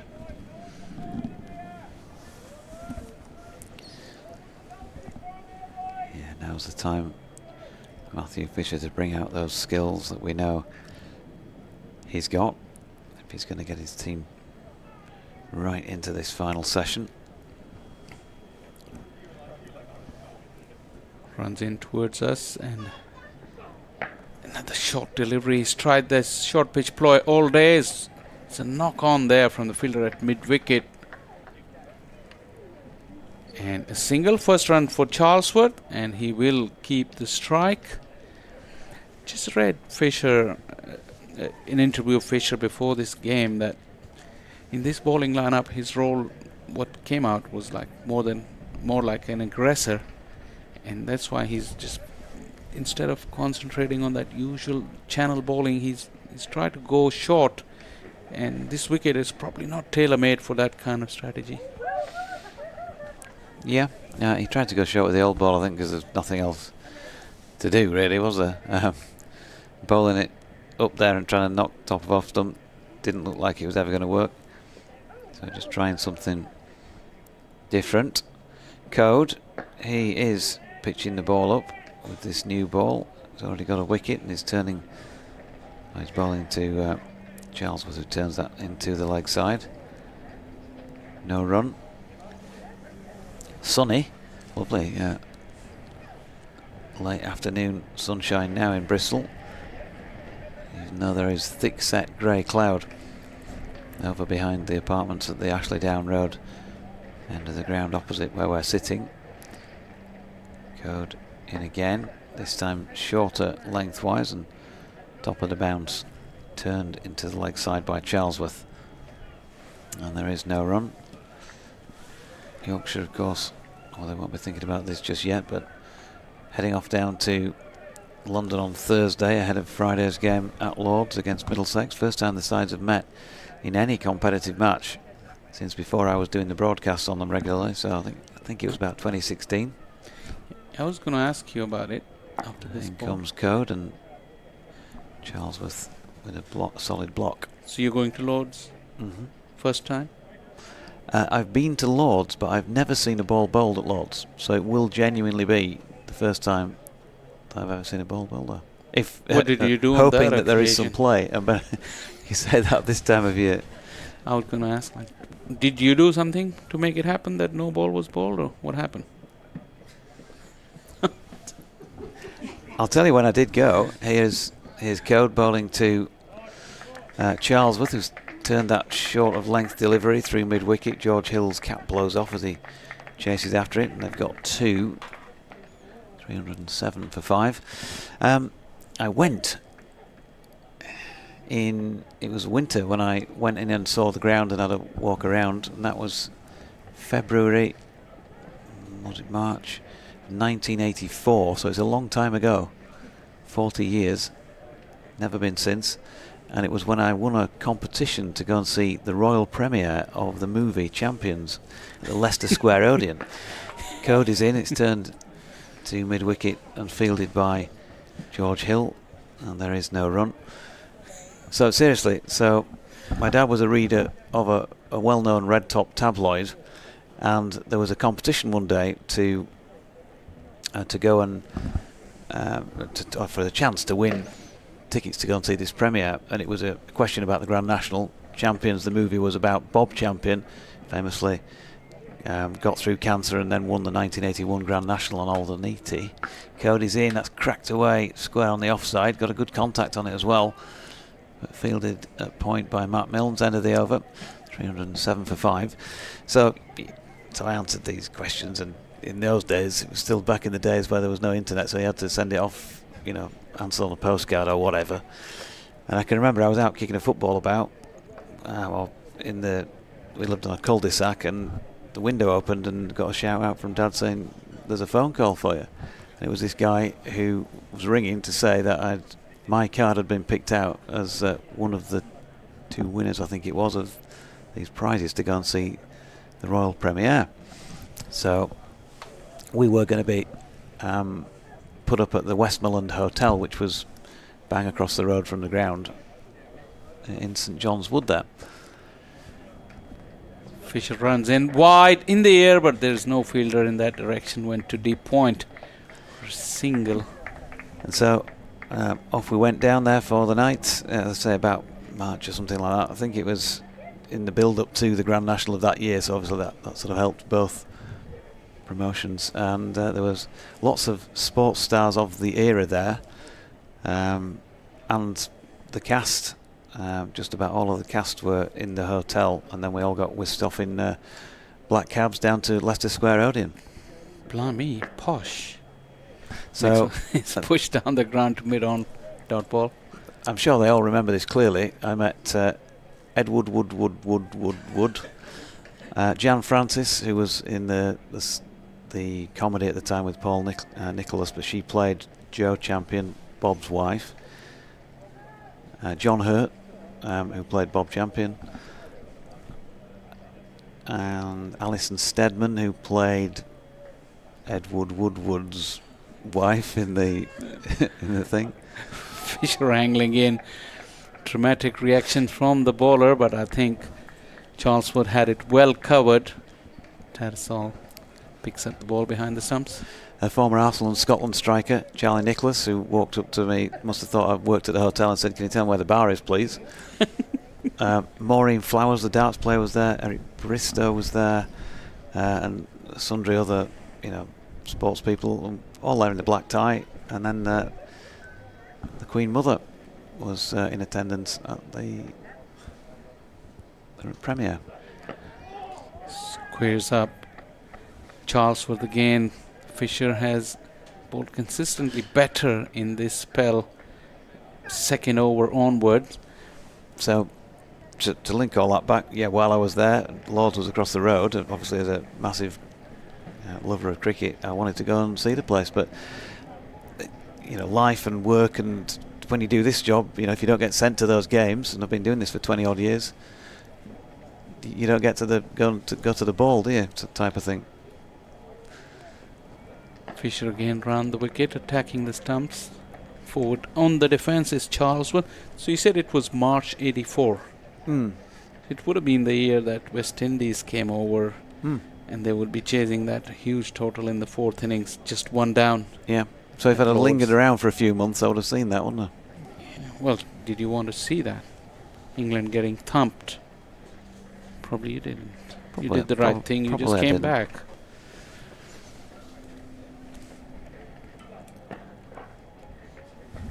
An action replay of the previous delivery. Same line, same length, same forward defense. As Fisher picks up the ball and concludes his over. 308 for 5. And now Gloucestershire rather, the required run rate, if they were ever thinking of a victory, which I'm sure, well, no, I'm not sure, but I'm pretty certain that they're not, 7.31.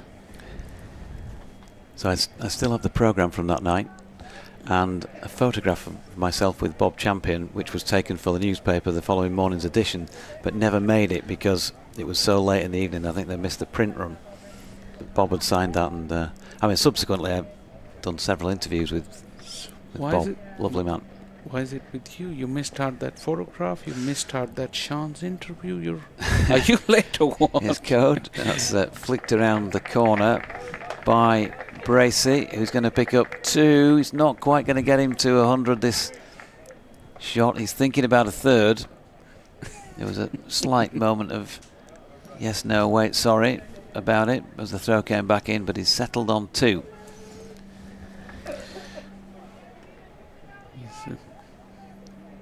Timing is the key, as they say. Just about everything in life, I guess. It is. Mine stinks. Here comes Code.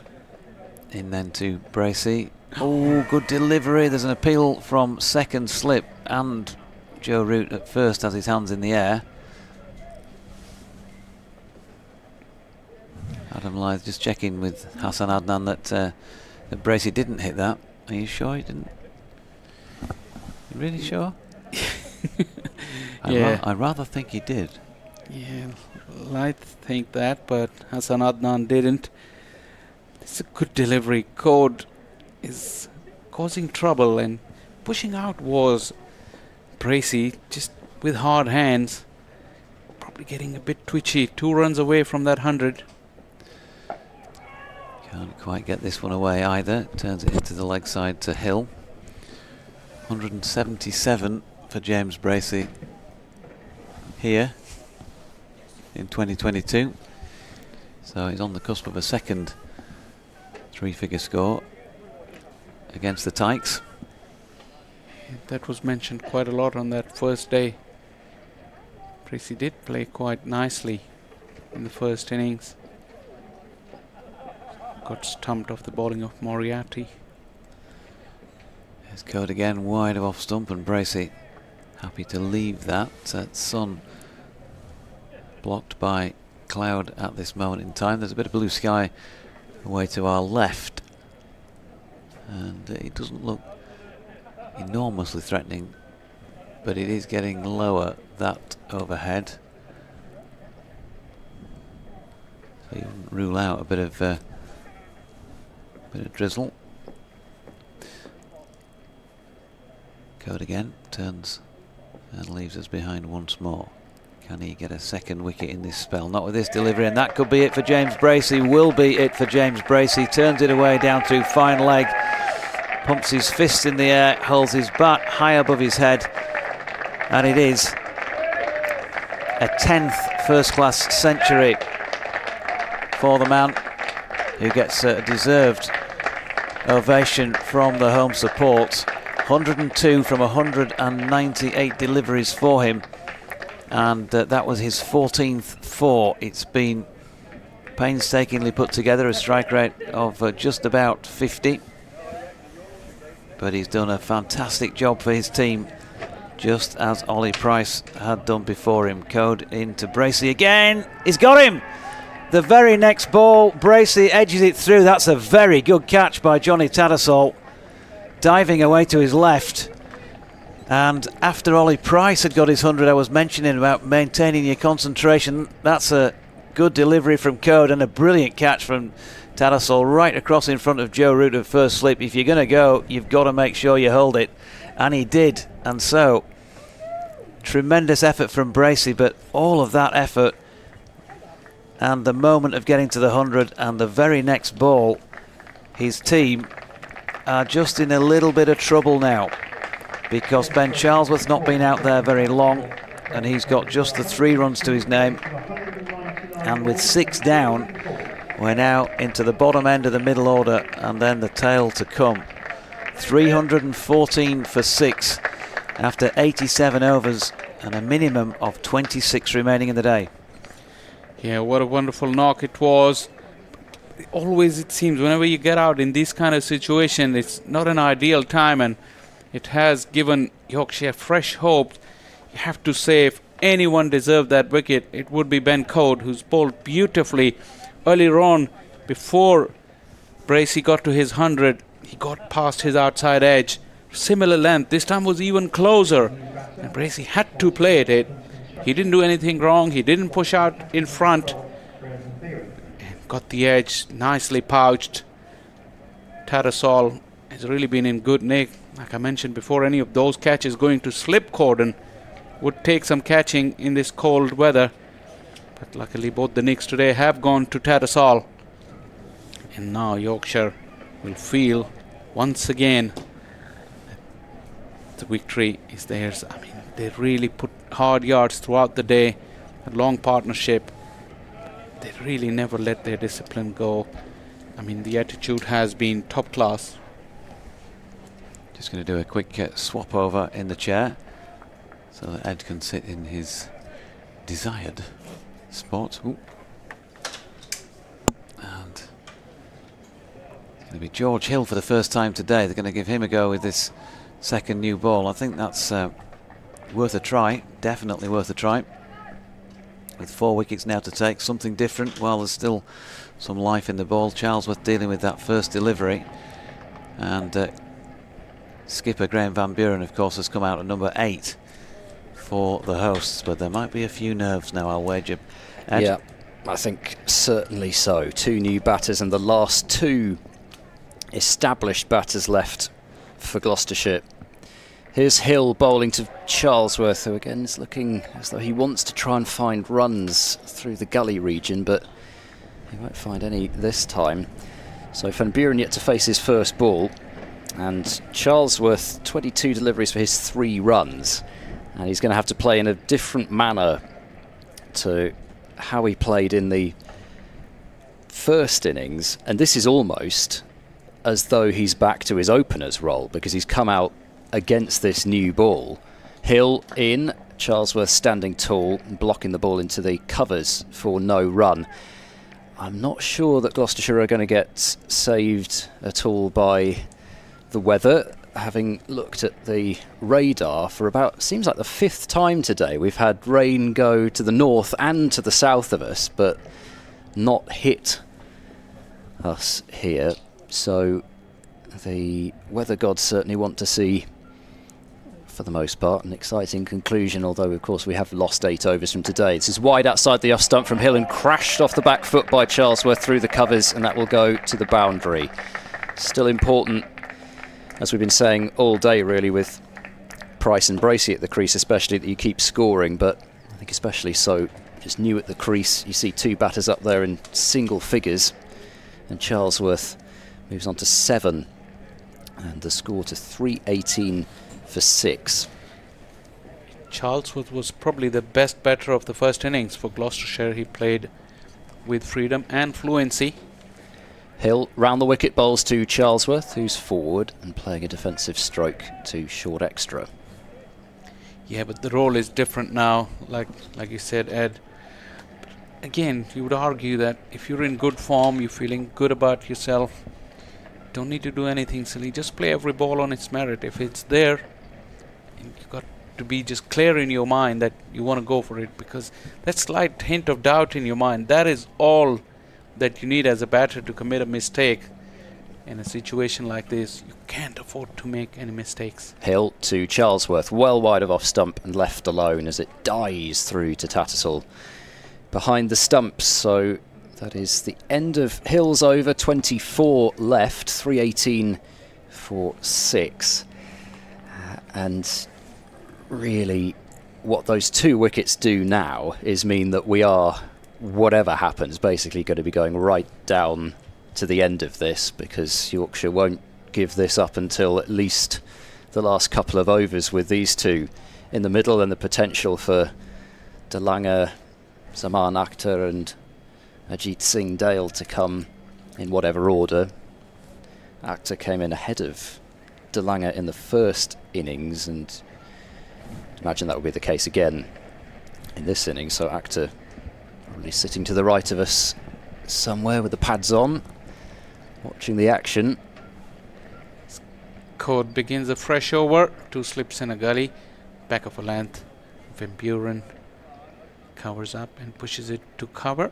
No run. Van Buren also has a role to play. Probably he would love the kind of character he is to redeem himself from the stroke that he played in the first innings. That really began the slide for Gloucestershire in their innings, because up until that point they had been very resolute and they had thwarted Yorkshire for most part of that day. Fuller delivery, nervy prod, inside edge will get Van Buren his first run. Yeah, not convincing at all, but kept out. Just seemed to vary his arm angle a bit there, Code. Just dropped it a little bit. It wasn't quite as high to the vertical as usual. Van Buren up the other end, and again you go back to right hand, left hand established again. Rotation of strike, put Yorkshire off in whatever way they can. And welcome, by the way, to those on 5 Sports Extra listening, as Ben Code is bowling. Defensive shot. I've stolen a ball off Shah Faisal. My name's Ed Seaborn, and the story here: Yorkshire need 4 wickets. They've got a minimum of 23.4 overs to get them in. Skies are dark at the moment, but the forecast is for them to gradually clear, and we've dodged several showers that we might have had already. 2 slips in a gully. Attacking the stumps is Code. Pushing it down the wicket is Charlesworth. We're talking about Charlesworth's innings in the first day.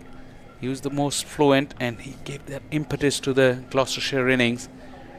I don't know what will be going through his head, because having fought so hard throughout the day, I mean, anyone who makes a mistake here or gets out to a bad shot will really feel like they've let the team down, and that thought alone could put extra pressure on you, as this one is nudged onto the onside. Inward angle there from Ben Code, and Charlesworth will pick up a couple of runs. Yeah, today it took until what proved to be the last ball before tea for Yorkshire to take their first wicket. Just a few signs of frustration towards the very end of that session, but Yorkshire have stuck at it, and they've finally got their rewards. Ollie Price, the 22-year-old younger of the 2 Price brothers, with his career best score in first-class cricket of 147. James Bracey, his first ton for 2 years in the Championship. Next delivery is once again pushed onto the onside by Charlesworth. Persistent and consistent bowling from Code. Probably he is been the pick of the seamers in both sides, I'd have to say. 3 for 37, finishes off another over. Gloucestershire 321 for 6. So that's 5 from Code in total in this new ball spell, but then one of those was started before tea, so knowing how long he can go and how critical it is that Code continues to probe and particularly break this partnership, you would imagine that he is likely to carry on for some time now. Gloucestershire captain Van Buren on strike on 1, as George Hill starts the next over from the Ashley Down Road end, and Van Buren is in behind that one and blocking it into the leg side. Yorkshire have really, for the most part, bossed this match, but it started off with a bang from Gloucestershire's point of view. Josh Shaw took a wicket in the first over of the match, bowling Finley Bean, and Joe Root on that first morning was trapped LBW by Zaman Akhtar, who claimed his maiden 5-wicket haul including the wickets of both Root and Brook. As Hill bowls to Van Buren, who gets squared up by that one, but manages to get the bat on the ball and manage to deflect it to safety somehow. No run. Johnny Tattersall and Matt Milnes with battling half-centuries, but it was Shan Masood, Yorkshire's captain, who headlined that first innings with his 140. Gloucestershire, well, they got off to a bit of a shaky start that first evening. Managed sort of to look at one stage as though they might get towards parity. Hill to Van Buren, and this is defended into the offside, but they did give some wickets away in that first innings. Fell in the end 63 runs short of Yorkshire's first innings total, and Yorkshire did not look back in that second innings. Adam Lyth with a ton. Everybody that went in that wasn't removed made at least 40. Everybody past 50 apart from Shan Masood. Two slips in a gully. Hill bowls to Van Buren. It's a leg stump half volley, clipped away down to long leg, and that will be a single. 322 for 6. And Yorkshire declaring and setting effectively Gloucestershire 498 from 124 overs. There was a little bit of debate backwards and forwards about the declaration, which may still follow after the match. However, Yorkshire are in a position where they are fighting for 4 more Gloucestershire wickets, and 22 overs remain after this one. Hill in over the wicket to bowl to Charlesworth, angling that one across, and Charlesworth has absolutely nothing to do with it. Yeah, that was rank loosener there from Hill, who's run in nicely, and he's made when Buren played on previous all occasion in this over, that was kind of wide to the left-hander Charlesworth. Talking about seamers in the previous over, I'll come back to it after this delivery. Hill in and bowls. Charlesworth plays a quiet forward defence to end that George Hill over. So 22 overs left, 322 for 6. We were talking about Ben Court being the best seamer on either side because of his consistency, although Zaman Akhtar did get the fifer in that first innings. But if we ever had the stats of their lengths and lines, I think Court, you would find, will be the most consistent bowler, especially amongst the Yorkshire bowlers, and probably the one with least amount of short pitch deliveries, because this slow pitch, Yorkshire for long periods have gone with their seamers trying to bang the ball into the pitch. It didn't really yield any results, but with the slow nature of pitch, especially with the new ball, Court has concentrated on channel bowling consistently. I mean, you only get the results when you bang on and hit those lines and lengths time and time again. And Buren, oh, there's a big shot. Was it pad first? Even if it was, Hassan Adnan says it was hitting him outside the line of off stump. But once again, very tentative from Van Buren. Yeah, he played it so late. The ball had actually hit his pad and his bat got stuck behind it. I'm sure it was pad first, but yeah, I think he, whilst it was as one commentator might have described it, a posthumous almost defensive shot, it did, I think, constitute a shot, and the ball striking him outside the line of off. This time a better stride from Van Buren. Last delivery wasn't short enough, the first delivery of the over, but Van Buren was hopping, got caught on the crease, but luckily got himself just outside the line of off stump. But that last push was really more confident. He decided the ball has jacked around just a little bit with this new ball, but bounce has been more concerning. There's been up and down. Yeah, we've suddenly seen that, haven't we? Code runs away from us again. Once again, Van Buren off the back foot pushes it back to Code. More occasion than not, the ball had kicked from a length, especially to left-handers. But that last one to Van Buren just kept slightly low, because like I said, the length was back and Van Buren saw that and he was hopping. But the ball didn't rise as much as he thought and misjudged the line as well. Two slips in a gully, mid-off in quite close. But this one is on to the pads of Van Buren, who clips it very nicely and will collect a couple of runs. I mean, there was just one very brief moment when you thought you might be getting slightly towards the stage where the runs might start to be a question, and had Price and Bracey been together after the tea break, then maybe there would have been a discussion, if not necessarily to say go for it, but maybe to set a point at which, if you are still there, then we maybe think about going for it. But that was taken out of the equation, really, I think, with that wicket of Price. God, attacking the stumps once again, thick inside half of the bat, hands on the head from Code. He really thought he'd gone through the defences of Van Buren, but that bat came down just in time.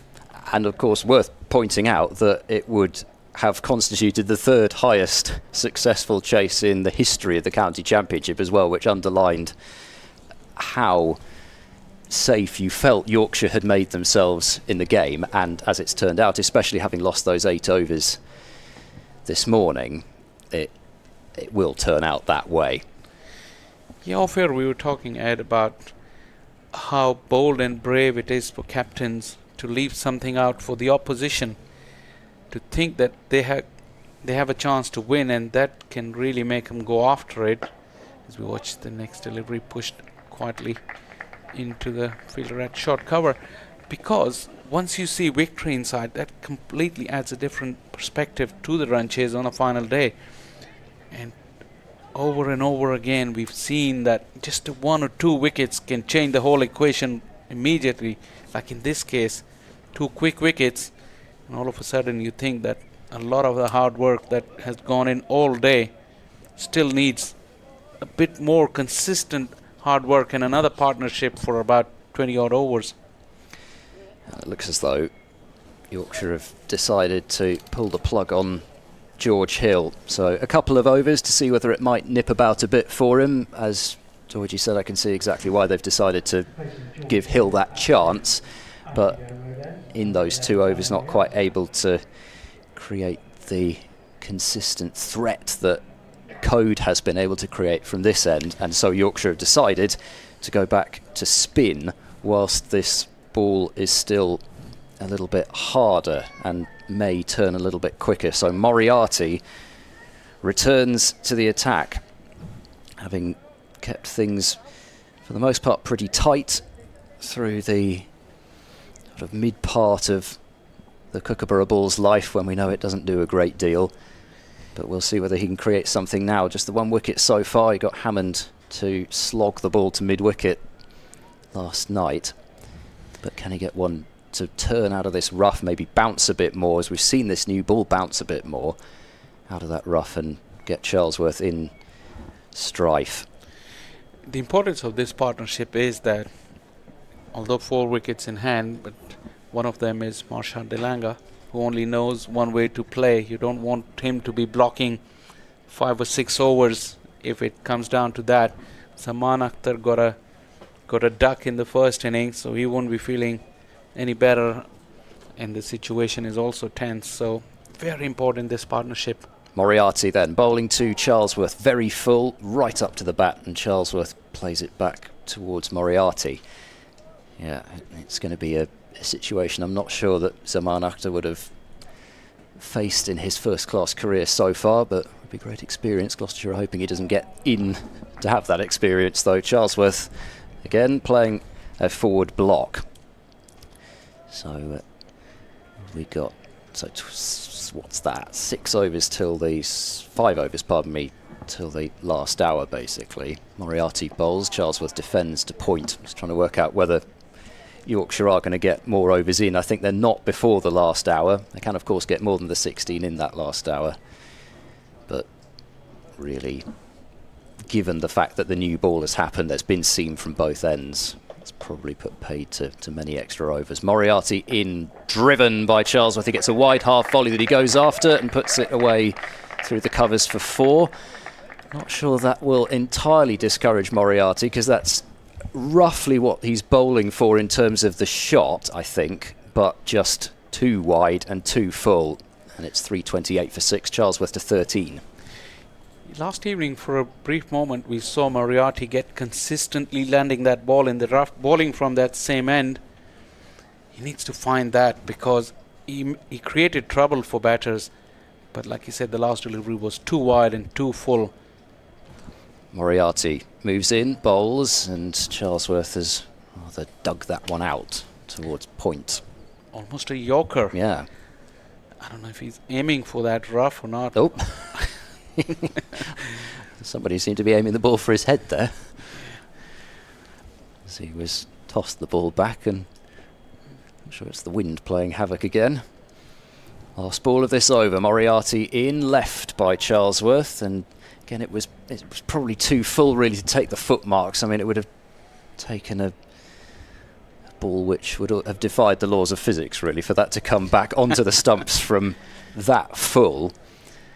Almost needed to go sideways. 4 from the over, 3:28 for 6, 20 remaining, so perhaps a slight milestone when that number gets under 20, but really you'd feel these two need to bat for to be at all comfortable for Gloucestershire another 10 at least.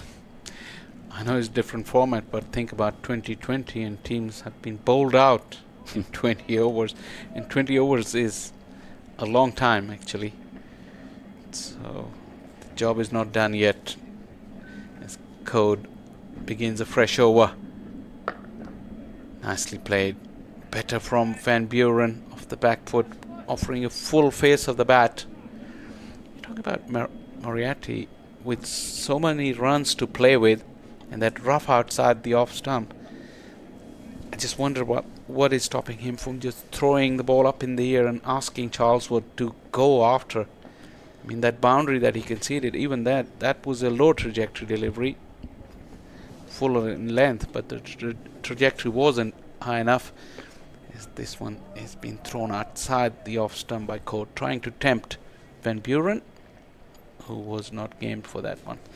Yeah, and you think back to particularly when Adam Lyth was throwing it up and actually caused a few problems in just the 5 overs that he's bowled. Yes, he went for a few boundaries as well, but now the boundaries don't matter again. And the same with Root, who is varying it a lot. Code in, balls to Van Buren, attacking the stumps. Van Buren gets his head slightly on the wrong side of the ball. That's why it didn't quite come on off the middle of the bat. Ended up at short mid-wicket. Yeah, I mean, he's got the nick off on that channel with the 2 wickets that he's taken, but a couple of times he has threatened to get Van Buren with the straighter one after maybe having thrown one a bit wider, and as you say, you get the head on the wrong side of the ball, fall over a bit, and LBW might be the method. Once again back to the channel, 4th off stump. Oh, he's tried a Alex Carey. Tarasol, but I don't think Van Buren had left his crease at any stage. He has now. He just walked down the pitch and do a little bit of gardening. The irony if a Yorkshire keeper did that. Yep, a certain... oh, God. And a Yorkshire batter once was at the receiving end too. Johnny Bairstow. Short, and Van Buren has given it a fearful thump. He picked up the length on that really quickly and jumped all over it.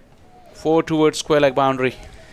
Well, this time he picked a delivery which was a half tracker to try that cross-batted swish through the leg side, and he certainly gave it a clatter. And the question is the ball okay? Because it's gone underneath those soggy covers, and it looks as though Yorkshire aren't even going to present it to Hassan Adnan for his inspection. Yeah, we've already had 2 balls changed. Code runs in once again and bowls to Van Buren, this time middle and leg. Van Buren pushing it onto the onside. Hill picks up the ball and there's no chance of a run. Code's over has come to an end. How many more can Shan Masood get out of him in this spell? We'll have to wait and see. Yeah. Gloucestershire 332 for 6. Yeah, sorry, I was thinking really, are you effectively burning code then? You probably are, if, I mean, perhaps even now, having got through a 6+ over spell as it stands, with so few overs left, there's not really a great deal of time for him to go off and come back on. Maybe they would, given that he's been the chief destroyer in this innings. 3 for 43 in the context of 332 for 6, I think, says a lot. And yes, of course, his wickets have come with the new ball, but at the same time, maybe that nagging accuracy, just a little bit of nibble, might do the trick. As Moriarty starts his next over, Charlesworth is again leaning forward into defence, and it was mentioned at some point by somebody in these 4 days that the general feeling is that Ben Code can seam the ball on glass. So we'll see. Decisions. Moriarty bowls. There's a bit of turn there, and Charlesworth rolls the wrists on that one. Yeah, The back foot. He did throw that one up a little higher, and you could already see it causing doubt. There was a little turn, little bounce. Unsure, I mean, not as confident as Charlesworth would have been. This is quicker through the air, or at least quicker off the pitch from Moriarty. And again, there's turn, but Charlesworth works with it to backward square. So Turn is slow if it's from that length. yeah, You've seen bounce been more disconcerting for the batters than turn. Moriarty in and bowls, and Charlesworth leans forward to defend back to the bowler. And there was that one drive ball in the previous over. You still wonder whether he couldn't just get him driving a bit more, still bring that slip into play. Maybe he has one go through his gate. Moriarty bowls short again, allowing Charlesworth plenty of time to read that ball off the pitch and block it out into the offside. And if you look at the field placings, Yorkshire are right on top. The required run rate, if ever you needed to know what it was, 9.14. They still got deep cover. I would bring that in and just tempt Charlesworth to go and play against the spin. Moriarty in off the back foot. Charlesworth runs the ball to that deep fielder and collects a single. So he has the strike for the next over. So if it is Code to bowl, he'll have the left-hander in his sights after having really been able to line up Van Buren over the last couple of overs. 3-3-3 for 6 the total. 18 overs left, and I think that is Code just making his way off the field. So I believe that will be that for his spell, and it seems as though we're going spin from both ends. Joe Root has taken off his cap, not his sweater yet. Perhaps he's cold enough that he's thinking of bowling in it even, but it will be spin from both ends, and again, maybe this is with a mind to getting in as many overs as possible. Yeah, I mean, Code has bowled a long spell. I don't think it's a bad call at all, because with this slightly new ball, Joe Root may just be able to threaten both edges with that arm delivery that he bowls, especially now coming around the wicket to the left-hander.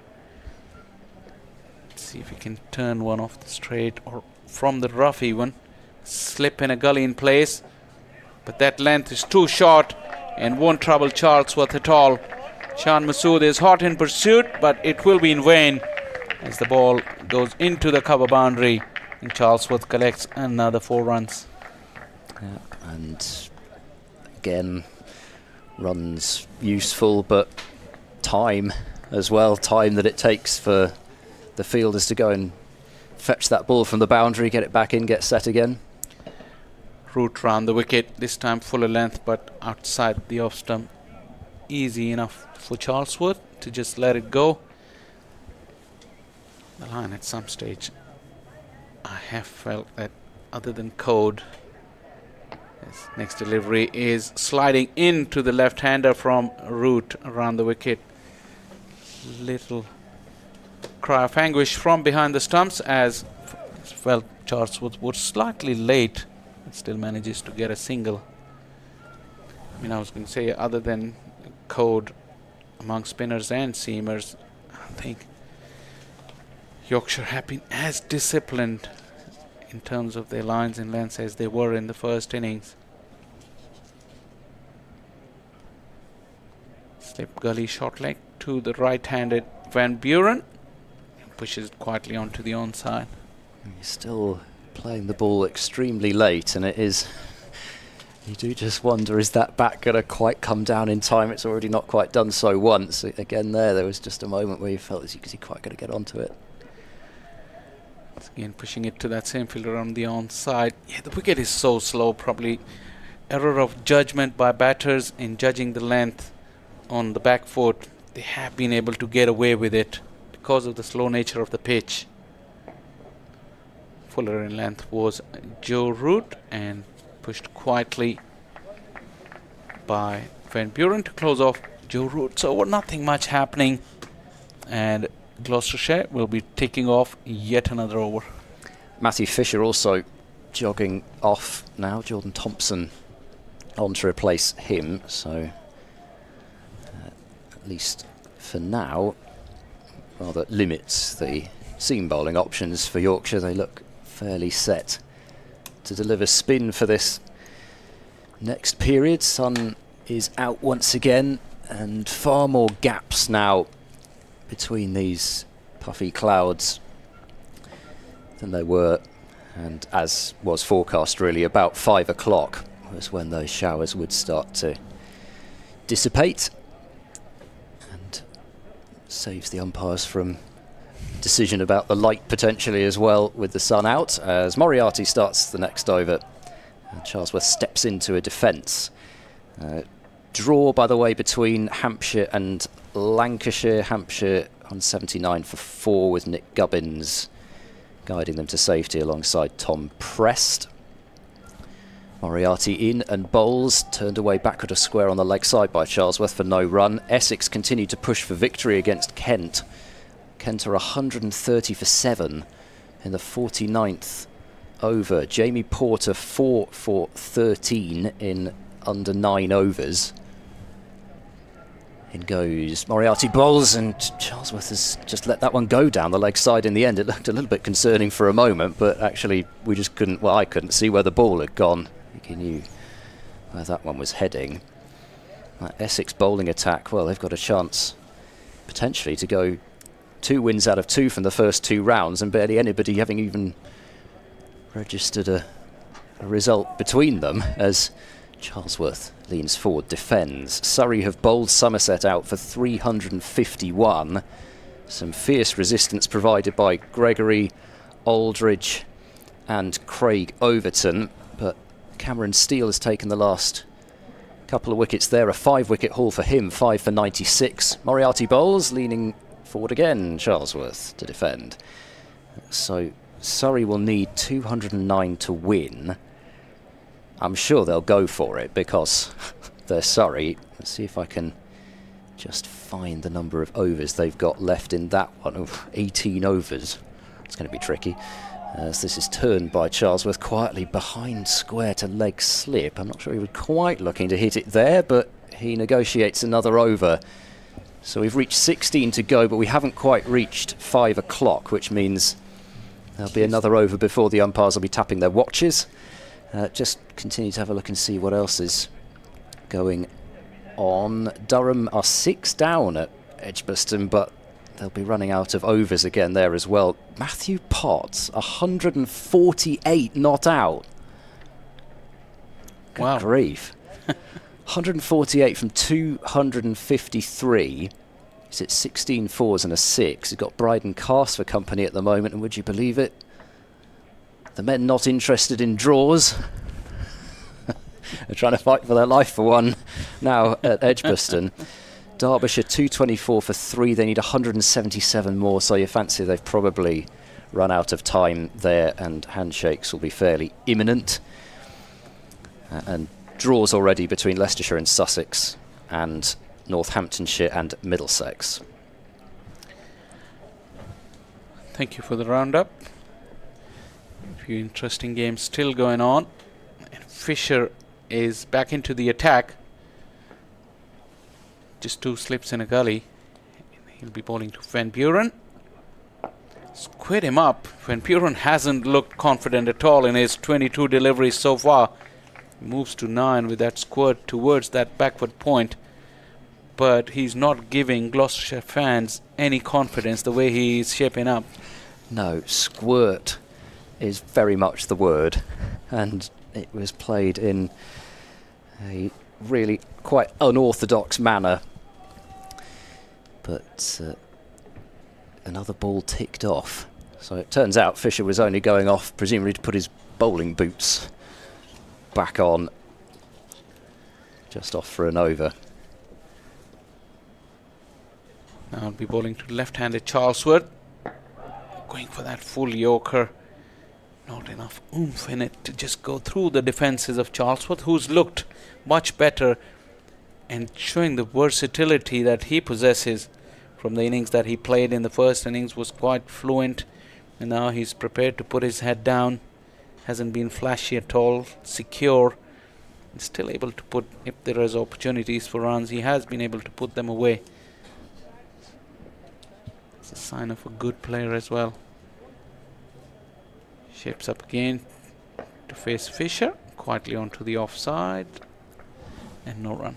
Yeah, I think I'm overall, if I were a Yorkshire supporter, probably be quite pleased to see this sort of plan from Fisher. Yes, he's got, in some ways you could say the deep square on that boundary there is a catcher if he wants to bang one in short, but mostly the field does seem to be set for fairly full pitch bowling. I mean, the ball already, knowing these Kookaburras, it's now into its 17th over, so we won't be doing a huge amount, but I think you've still got to be challenging the defence.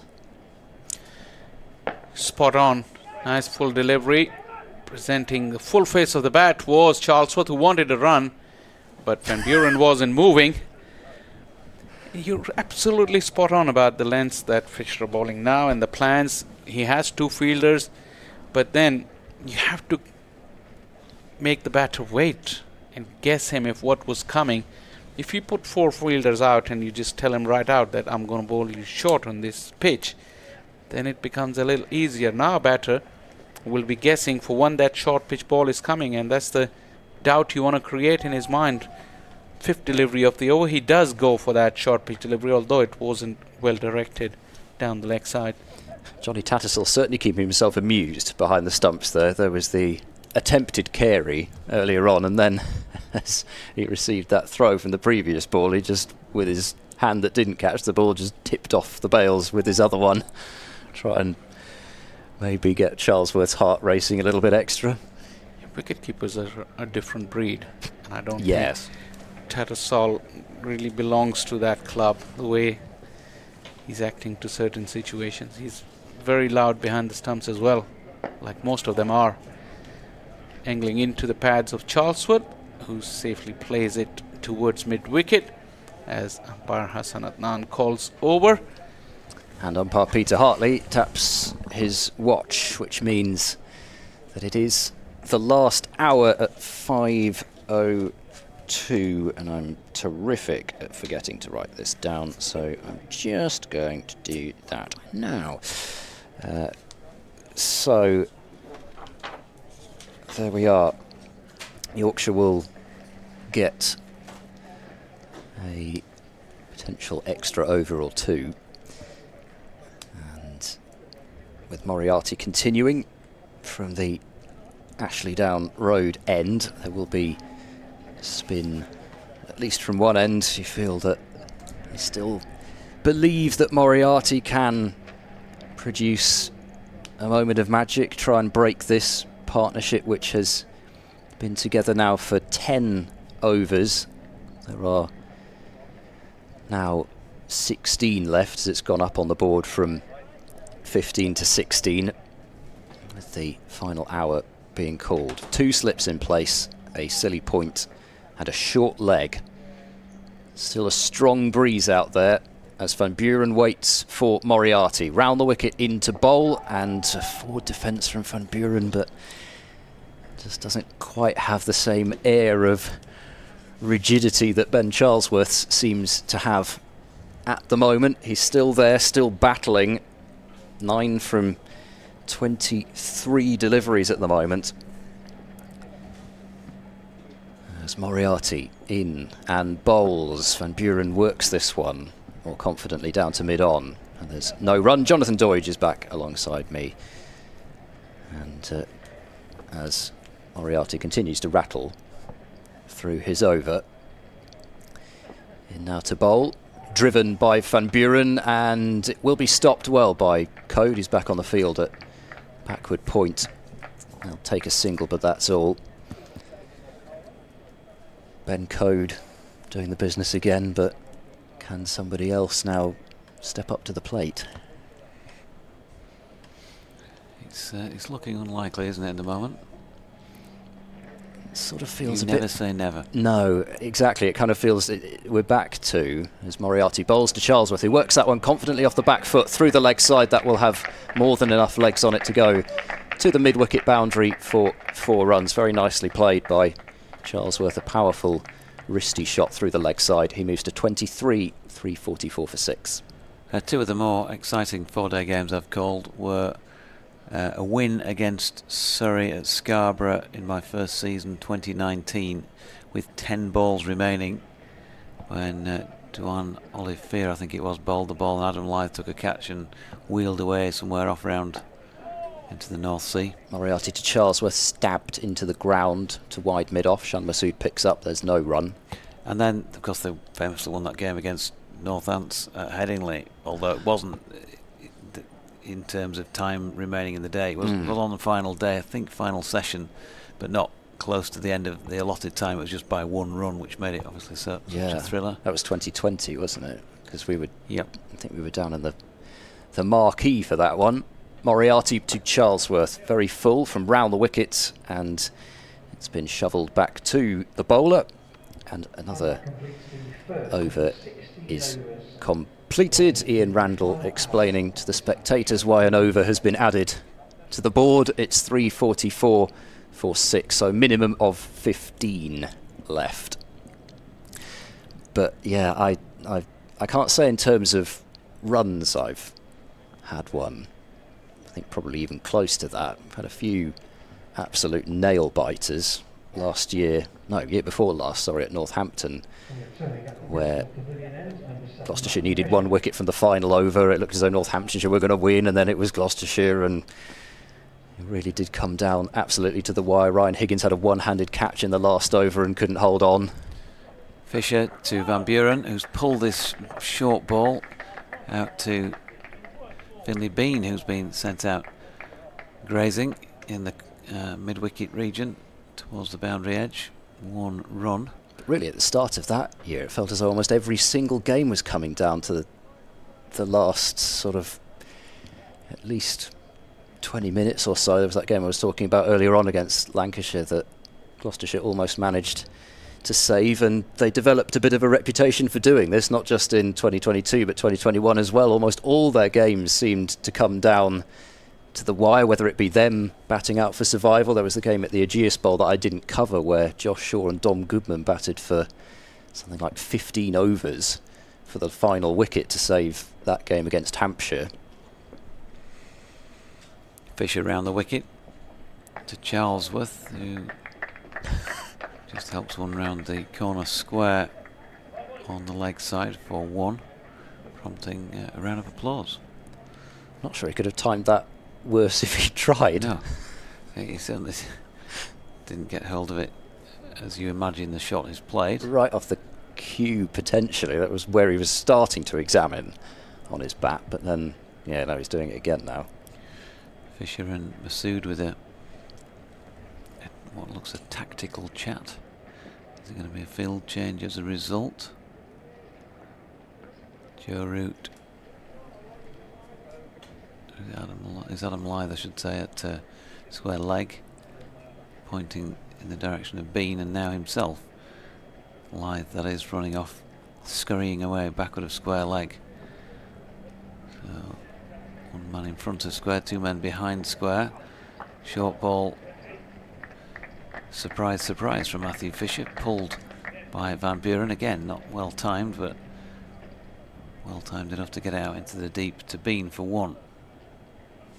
Still keen to take on the short ball at this stage, Gloucestershire, which is guess going to lead Fisher to think he might as well continue bowling it, because it seems as though in general he feels as though if he does just plug away at a line and length, that we've reached the stage where there's not a great deal happening. Well, 18 bowled with this ball already, so to listen to the lads talk, we're already at that area where it's using its useful life. Fisher's latest delivery turned into the leg side by Charlesworth, and fielded there by Lythe, who'd had to run good 60 yards or so between balls to change fielding position to mid-wicket. Layabouts, these Kookaburra balls, doing nothing. They reach to the age of 18 and they just do nothing. Yeah. Fisher, short. Charlesworth ducking. Tattersall taking no run.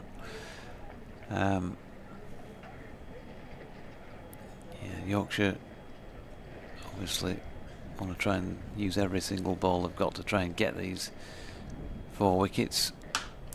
But as I think Faisal was saying when he was on, discipline with the ball probably not quite there today compared to the Gloucestershire first innings, but there's been much more a feeling of going and searching for it because they've had stacks of runs to play with on the board. And short ball again here, turned around the corner by Charlesworth for another single fielded by Moriarty, the end of Fisher's over. What has he got now to his name? 1 for 52 from 17, 4 singles off that one. 78 balls remaining and 4 wickets required by Yorkshire to win, 150 to win for Gloucestershire. Should be 84 balls because they've not added on the extra over on that system for the last hour, so it's 84 for now. Potentially more, but probably a little less likely to be, given that they're going with, certainly at least for now, going with seam from one end along with the spinner. Having seen the most of the darker clouds disappear, it does look as though there is one more shower cloud which we're missing. Moriarty is into Charlesworth, worked with the turn towards mid-wicket. I mean, you think if we'd been in sort of South Gloss today, I reckon this might have been knocked on the head easily by now, given the amount of shower clouds we've seen go to the north of the ground. Moriarty bowls, that is a very loopy delivery, which Charlesworth has to lunge well forward to keep out. Again, just trying to loop it up, hope that rough might just create something. There's not been much for Moriarty to play with here, as it's full and driven through point by Charlesworth, and he will take another single. 349 for 6. Charlesworth has 26 and not out in the first innings with a half century. A double red inker, I'm sure, would be a pleasing way for him to start his season off. Plenty of time to go before he's achieved that, though. Moriarty round the wicket to the right-handed Van Buren, who comes down on it and drives, just push drives for Moriarty to field. Van Buren, who I was mentioning much earlier on, a couple of years added to his contract here. Be a Gloucestershire player to the end of at least 2026 as he runs this one off the back foot to backward point. Now there is no run, and for him he'll have happy memories of the first game of last season where he scored a second innings ton against Glamorgan to help secure that game. Might not be a ton today, that's for sure, but potentially just as valuable if he's able to see the rest of this out as he quietly pushes the ball down the ground. They'd set mid-on back, allowing the single. It seems as though they want Matthew Fisher to bowl at Graham Van Buren rather than Ben Charlesworth. So Van Buren keeps the strike. It brings up the 350 for the innings for Gloucestershire, which I mean, it's a long way past now their first innings score of 263, but it continues another trend for basically as long as I've been covering Gloucestershire. Their second innings is always seemed to be more than their first, and I'm sure some of that is to do with this pitch. Some of it is probably to do with just the what you tend to do after you feel you've underachieved a bit in the first innings. There seems to be that determination to go out there and score higher than the first innings, but it's been a trend for quite a while, that. Fisher, and Van Buren gets behind that. There is no run. Yeah, 2019, I seem to remember Yorkshire were a bit like that. They struggled to get batting points, but would often come up with more second time around. No bonus points for the second innings. No.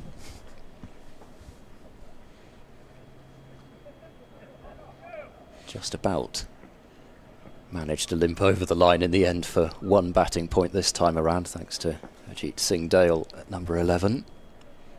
Here's Fisher again. Van Buren gets a full-length delivery and turns it to mid-on, where Ben Code is waiting willingly. Some leaden skies around, also a bit of blue in the distance. No rain here at the moment, but it remains very much coat order for the spectators who are in the ground, the hardy few. Well, there's a good deal today. Just the free after tea, but got in for a tenner. Fisher over the wicket, short. Van Buren pulls. There's a man set back. Finley Bean to do the fielding and return this. Just the one run. Van Buren on to 14. Score now 351 for 6, and Charlesworth, who's on 26, is back on strike. Yeah, I mean, whilst it has to be said for the most part, bat has dominated ball and Yorkshire have dominated Gloucestershire, there's been an awful lot that has been there to enjoy for this match. Fisher, full, flicked off the legs this time by Charlesworth, pulled in just short of the boundary rope, and Milnes with the return throw. Couple there to the taller of the pair. Innings right back from Sham Masood, 5 for Zaman Akhtar, the chance to see the likes of Joe Root and Harry Brook. Who knows when the next time they will play on this ground, certainly in domestic cricket. Fisher is in, and over the top of that, Charlesworth pushing into the offside, Bean doing the fielding. Even in international cricket, there is the one-day international here. Once again, they've been allocated a fixture right at the back end of September, although it is an ODI against Australia, so that is definitely an exciting one. But you just never know with those, those ODIs, especially at the back end of the English season, who's going to be playing, what sort of team gets put out. Fisher to Charlesworth, working off the legs. He's going to pick up another one out to Moriarty, who's sweeping. So 29 to him, 354 for 6. So yeah, you better hope you've not used all your floodlight days before that match comes round. Yes, well, he might be using one here in the not too distant future. The umpires are having a look, and at the moment they sit now. Well, the walkie-talkies come out. I think they've asked for the floodlights. For the last fantastic 43 minutes of play. Yes. There we go. What is England versus Australia really compared with Yorkshire versus Gloucestershire, the oldest county championship fixture? The first championship match ever played on this ground between these two sides. Official county championship. Yeah. And it is very dark out there, so I don't know whether it would have reached the point where it has to be spin. Anyway, Joe Root is replacing Dan Moriarty from the Ashley Down Road end. Root to the left-handed Charlesworth. Root moves in well down the leg side. Charlesworth has nothing to do with that.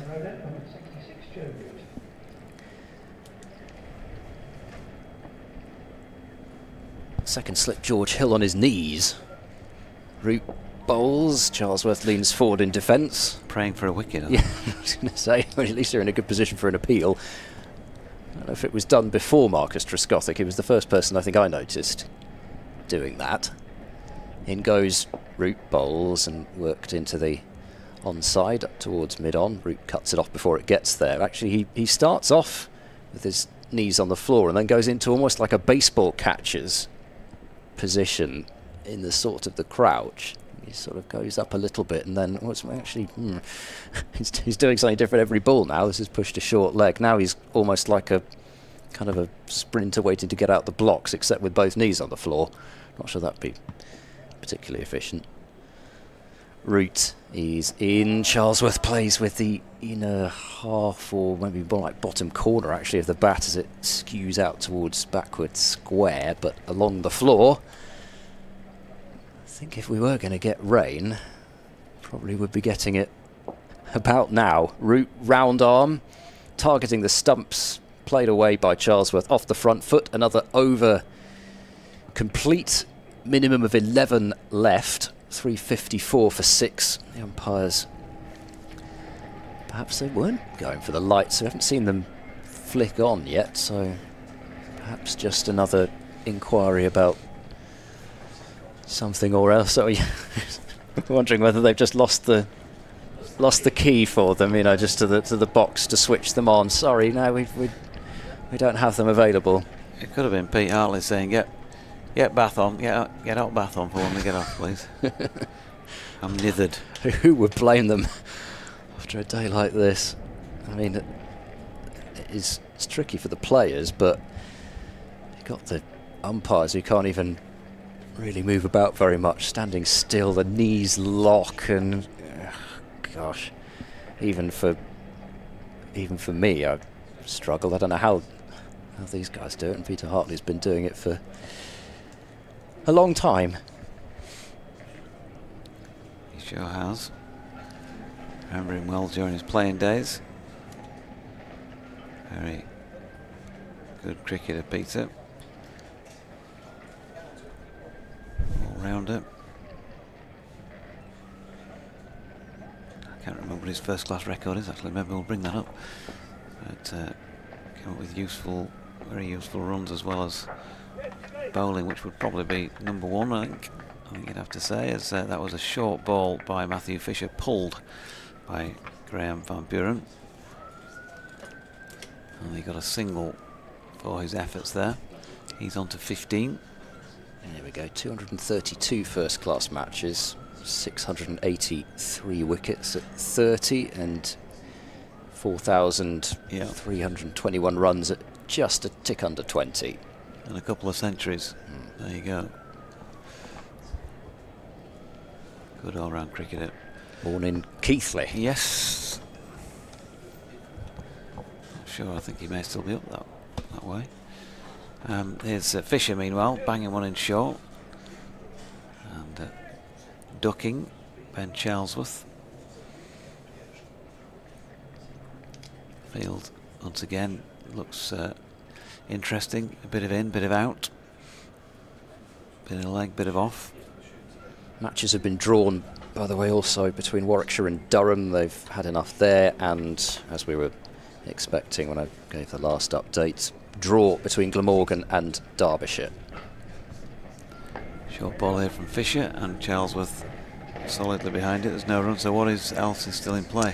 So Surrey and Somerset. Surrey trying to go after this total that they need. It's basically, I think, sort of 11, 12 and over, something like that they require. They're 43 without loss after 4.1 overs, so they need 166 more to win.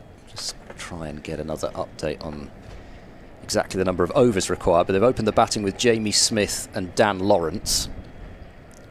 So yeah, 161 needed from 14 and a half overs. Fisher short, and Charlesworth again ducking underneath it. It's not going to be the easiest, and Craig Overton is a terrific T20 bowler. Of course, was a big part of Somerset winning the Blast last year. But it is the Oval, it is Surrey. They do tend to get over the line when they're given even the slightest sniff, as that 501 chase proved. Essex versus Kent, that's the other real intrigue at Chelmsford. Fisher to Charlesworth, turning this one out to Shan Massoud, sweeping at mid-wicket, 1 run. It could be quite a big swing already in the title chase. If Essex were to get the final 3 Kent wickets, they're being frustrated by Jayden Denley, who's 35 not out from 83 deliveries on his first-class debut. Nathan Gilchrist is in with him at the moment. So 142 for 7 there, but well into the last hour. Essex running out of time. If Surrey were to get over the line and Essex weren't to take those 3 wickets, then things even up after Surrey were frustrated by the rain in round 1, and Essex managed that win over Nottinghamshire. Fisher. And that final delivery of the over solidly blocked by Van Buren. So 356 for 6 at the end of the over. The Gloucestershire captain 15, Ben Charlesworth 30. 60 balls then remain, and Yorkshire still need 4 wickets. Yeah, and go back a few years, there has been quite the tradition of Gloucestershire being the last team to finish their first match of the season, and I guess given the fact that the first one was abandoned, so it basically never took place anyway according to the records, then we can potentially say the same here, although there probably need to be another couple of Gloucestershire wickets. Root at the end of his mark, waiting for Hill to get into his assumed position, genuflecting at second slip as Root bowls. Shout for leg before wicket here, and once again, as he does very quickly, usually Peter Hartley just gives that indication that you're not getting that one. Just looks down and doesn't really make eye contact with the bowler. Probably heading down leg again. Root is in, bowls, and slides one towards the off stump, which Charlesworth has to keep out. There's a very wide rainbow, not for the first time today, visible. So look out over the flats. Root bowls, and Charlesworth is beaten. That was a beauty from Root as it turns past his outside edge, and that's one of the few that we've really seen go from the straight. I should try and find that spot again. Perfect delivery other than taking the edge. Root bowls to Charlesworth as Charlesworth has just tickled that one down into the ground and right into the midriff of George Hill, even though it was only just off the floor. Good over this from Root. Moves in once more. Delivers. This time Charlesworth gets a more sturdy looking block. But probably the most testing over of Root, certainly of late. Last ball of it, Root in, bowls, and Charlesworth once more has to bring out the defence, runs it off the outer half of the bat to backward point. And Ben Charlesworth continues to prove stout in his defence. 30 from 87 deliveries now, and Gloucestershire are inside single figures in terms of overs now that they have to negotiate. 9 left, and unless Yorkshire start absolutely tearing through these overs, which perhaps they might, Moriarty is going to bowl. It's not really likely to be. Maybe one more than that. That's about all I think they could really manage. So, Moriarty. Moriarty, where are you? With several roundabouts, and left arm round the wicket to Van Buren, who turns that into the shins of Finlay Bean. No run. Guido says need to get Harry Brook on. All things are possible with him. Won't be surprised if something like that happens. They try something. Moriarty in again. There's evidence of a little bit of an offering of turn, but nothing of any real consequence, and Van Buren solidly behind it.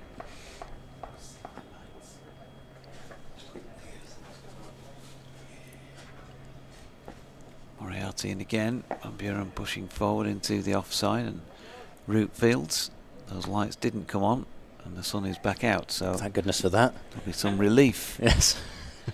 Certainly relief from the club and on the club's finance team. If indeed it is a team, as Moriarty is in, let's turn around the corner by Van Buren. Brook under the helmet gives chase, they get back for 2.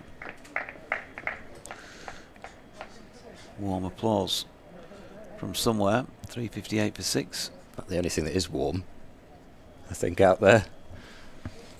They were huddled up before. Actually, looks like that gentleman down there's ditched the bobble hat. Balmy now.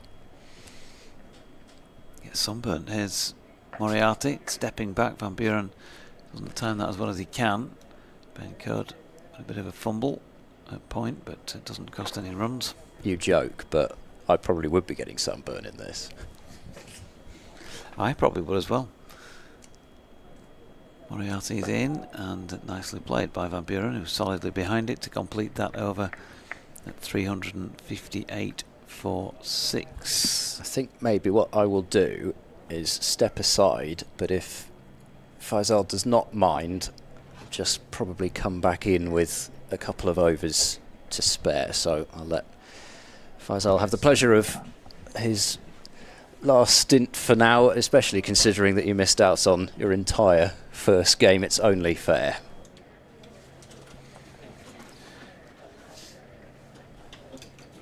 And Faisal right on cue can take us through this Joe route over. Thank you, Ed. Thank you, Jonathan. Looks like there's inevitability to the proceedings. Just the 2 wickets in the entire day for Yorkshire.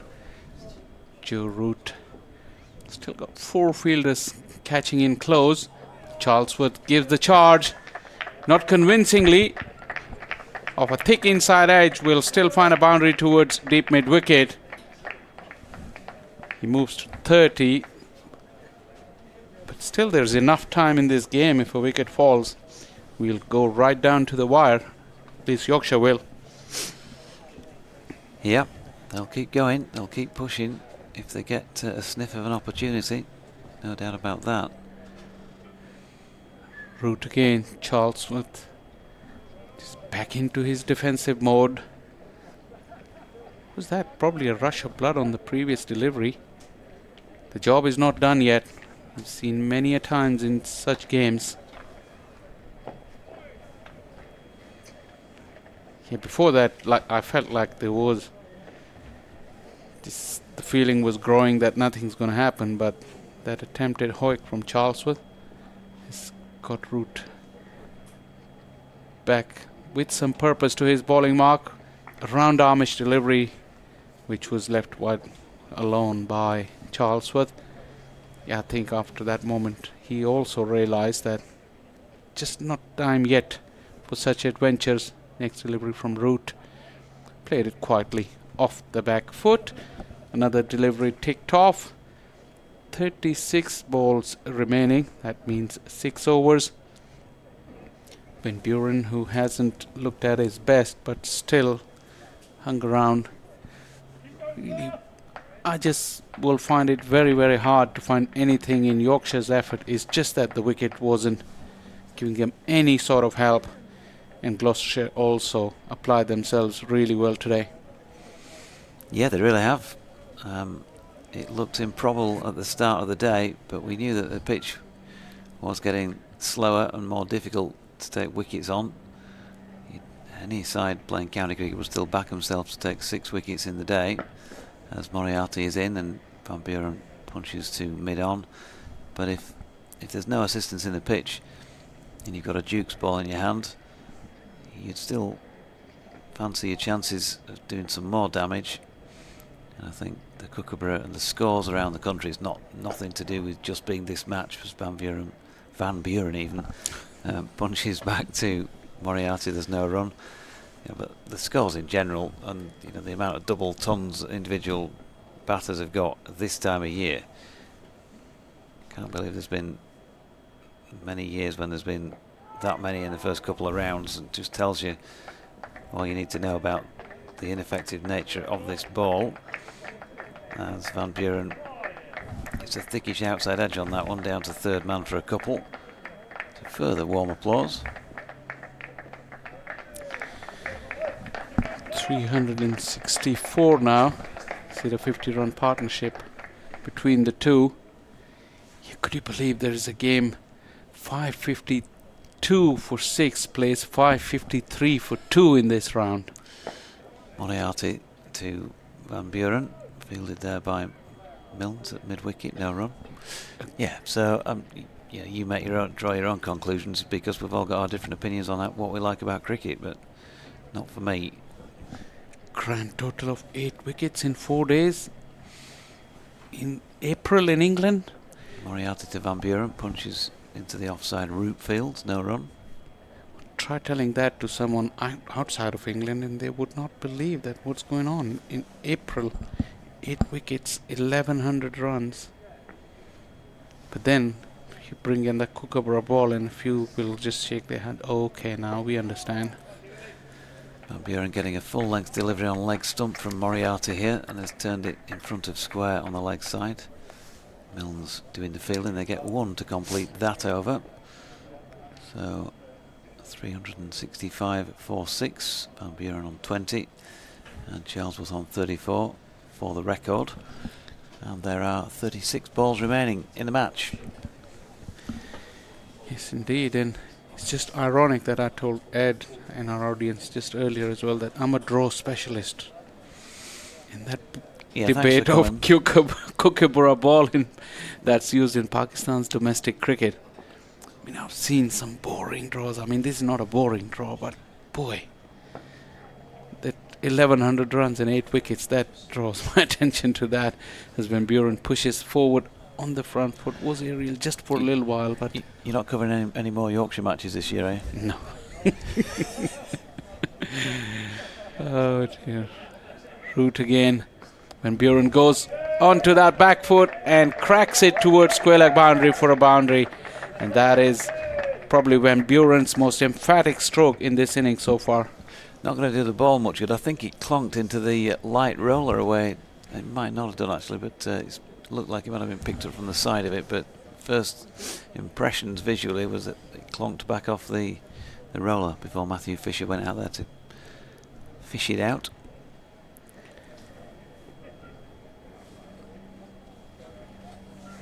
Root again. Van Buren defending on that front foot again. But I must have to add that it's been wonderful in your company.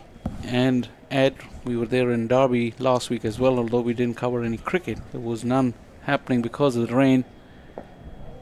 Yes. Van Buren pushes quietly. Another delivery from Root. Absolutely enjoyed the experience of working here with you guys and learned a lot from you as well. Really thankful for the opportunity. Yes, Van Buren pushes forward again. Well, we've got to invite you back, haven't we? Because you need to, we need to get to the point where Ed's chosen his 100 greatest field settings. Need to vet those. Van Buren repeats the dose that he did earlier in the over. Umpire Hassan Adnan showing us some nifty bit of footwork as he avoids that hit from Van Buren.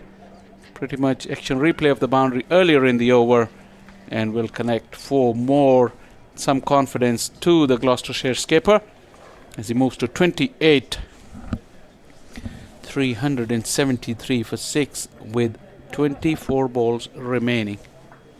I think that's 30 because there was an extra over added at the start of the final hour, so it is correct on the board over there. 5 overs, 30 balls. That's not been able to be adjusted apparently on the streaming. To apologize to the people who are watching on the stream and who see those graphics, but yep, stand corrected. 30 deliveries left. Moriarty, who has certainly been put through his paces in this Gloucestershire second innings, and he's bowling from this pavilion end, with Charlesworth dropping that down at his feet. 1 for 129 in his 40th over now. He got a couple of wickets in 18 overs in the first innings. I'll give you his precise figures. I've found them in my book. He's in and bowling here to Charlesworth, who defends. 18 overs, 1 maiden, 2 for 65 first time around. So got to do twice as much work and gone for almost twice as many runs. Yeah, you always say about spinners that they learn their craft the more they bowl. Well, he's got through 58 overs in this game. There he is again. Charlesworth defending into the onside for route to field.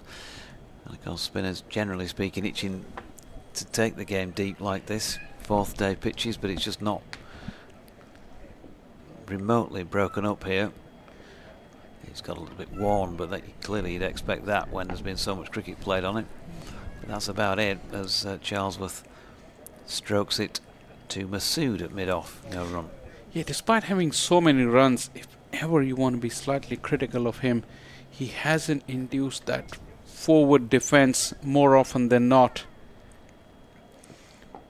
Here he is again, inside contact on it this time from Charlesworth, but it wasn't aerial.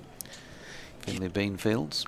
Twice in a row he's got that front foot out from the batter, and you see on the second one there was a little turn, little grip, but for my liking he hasn't done it consistently enough for longer periods. Here he is again. Charlesworth goes back foot and again is solid. 34 to him, 28 to Van Buren, 373 for 6 and 1 for 129 from 40 for Dan Moriarty. 3 wickets in the match. So now just 24 balls remaining. It's been tough all day long to try and take wickets. None in the hour and a half session that we had before lunch following that late start. You wouldn't rule anything out at that stage, but the longer it went on before tea, the more it became an air of inevitability and just the lack of assistance from the pitch or from the ball. Dot ball there from Root. Root again. Van Buren off the back foot. This is what we've noticed as well, that against spin, batters has all the time in the world to go onto that back foot. That's where the point that I made about Moriarty, that he didn't get the batters out onto their front foot. I mean, they had plenty of runs to play with. As Van Buren goes for the sweep, gets a thick inside edge, went past the leg slip, and will have enough legs to go over the fence just underneath our com box. And 4 runs, third boundary in about 8 deliveries there for the Gloucestershire skipper. Yeah, got it away fine. Inside the leg slip. 32 to him, 377 for 6. I mean, as a spinner, it's an ideal situation for you when you bowl in the 4th innings. As Van Buren goes on to the back foot. Fielded nicely there at silly mid-off. You're not really worried about batters going after you, and even then, if you don't invite them to do that, then you'd feel like you could have done better. It's pushed quietly to short leg on that occasion by Van Buren. Yep, just 19 balls left.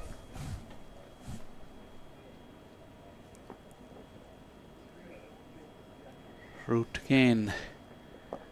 Oh, inside edge, went perilously close to the stumps.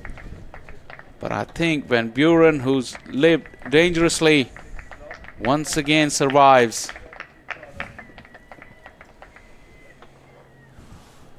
Did it hit the stump? Very close. Did it? Not sure. Can we get that square leg replay from the square leg umpire? I mean, I thought it went, and we're using heavy bails, remember? Yeah. Because of the strong winds. You could be right.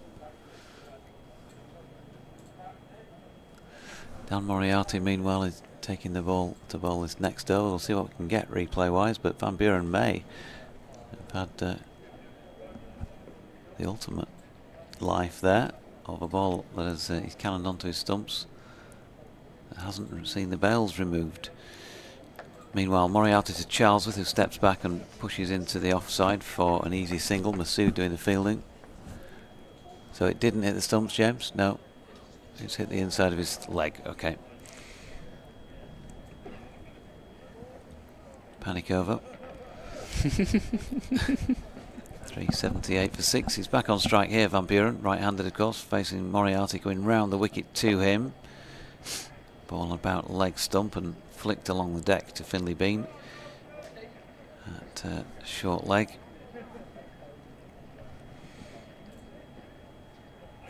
Moriarty, ball back in hand.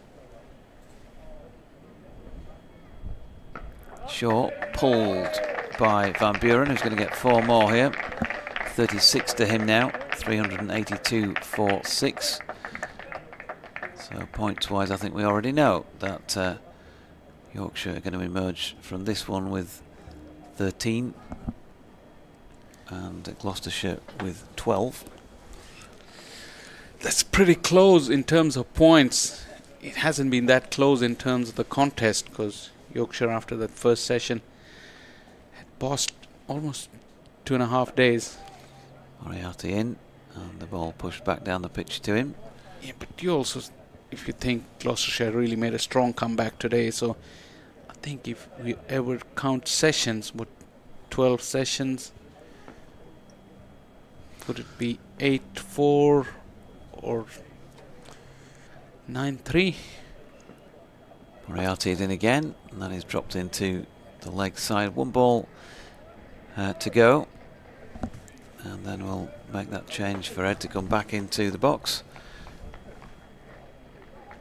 with a couple of overs remaining. Moriarty with that little skip, and he comes past Hassan Adnan, floated up there, and once again blocked by Van Buren. 382 for 6 at the end of the over. Faisal, it's been a pleasure having you on board for the last 4 days, and we'll welcome you back whenever you are next around.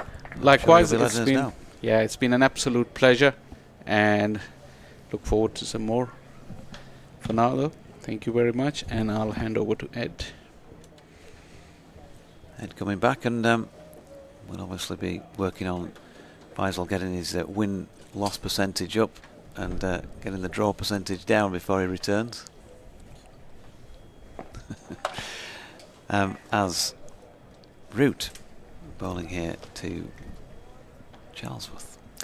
Yep, starting off with a back foot defence. Root running back to his mark to try and get some more overs in. Root to bowl. Charlesworth blocks it back to the bowler. I would just like to say thank you so much to Faisal for your company, not just for these 4 days, but for those 4 days at Derby. Never a dull moment at Derby. This is left alone outside the off stump, well judged by Charlesworth, but yeah, you couldn't have wished for better company throughout those 4 days and these. It's been a pleasure to work with you. Root in bowls on the back foot goes Charlesworth and defends. I'm sure I might just tune into the Pakistan women's ODI streams and catch your voice. Sure you'll enjoy those. In goes Root and bowls, and it's once again steered out into one of those close catches. This time the fielder at silly point. I wonder whether they will just, for the sake of it, throw some more helmets out there, get some more fielders round there. Root bowls. Charlesworth is playing a defensive shot. That is the end of the over, and theoretically 1 left, but we're now looking in terms of time. There are 13 minutes left in the match. 382 for 6. We're going to bother with them? Well, we'll see. Did have half an eye, I must admit, on proceedings at the Oval, where it does look as though it's probably just a bit too steep, the required rate for Surrey. They lost Ollie Pope for 11, Smith for 45. Well, I mean, they have just lost a wicket, but I suppose they are pretty much halfway there, having had half the overs. They're 103 for 2 after 9.4. They need 106 more. Fisher? Where did that come from? Moriarty That's just dragged one down. I'm getting delirious in the closing moments here. Van Buren also, because he's advancing towards a 50 here. He's just cracked that Moriarty delivery away square on the offside for 4. There are some easy runs around, of course, because the majority of the field is still on the 1. If you can find a gap, and it's probably going to go all the way. So 40 to Van Buren, 386 for 6. Moriarty in, stepping back. Van Buren again, cracks it away. Pretty similar to the ball before, and the result is the same as the ball before. Boundary. I did wonder whether there would come a point, if we got right towards the end, whether individual milestones might just get somebody's eyes lighting up. Charlesworth doesn't look especially interested, but mind you, I suppose if you're going to get some short wide deliveries like that, Van Buren's going to try and put them away regardless. Moriarty in again, back foot this time. Van Buren drops that out into the offside, and there is no run. It has to be said, whilst he set a few pulses racing, perhaps not quite in the right way early on in his innings, Van Buren, he did manage somehow to get himself through that period, and really that's what it's all about. Moriarty again. Van Buren turns that one to Milnes in the leg side, and there is no run. I'm sure from a personal point of view, as skipper of the side, he'll take a lot of pride in being there at least towards the end to see it to its conclusion. Moriarty in again, and Van Buren pushing into the offside, and there is no run. Yeah, I think overall, having escaped, it is far more of an escape than anything else here for Gloucestershire. As Van Buren once again defends Moriarty's latest delivery. And we have, what, 10 minutes remaining? But yeah, having escaped, I'm sure Gloucestershire would give full credit to Yorkshire and say that certainly, at least in the first innings, it was possibly more in some individual moments rather than full-on sessions. Yorkshire were the better side, and they really did run away with things in their second innings. Yorkshire, really, even the wickets that Gloucestershire managed to take were, to be honest,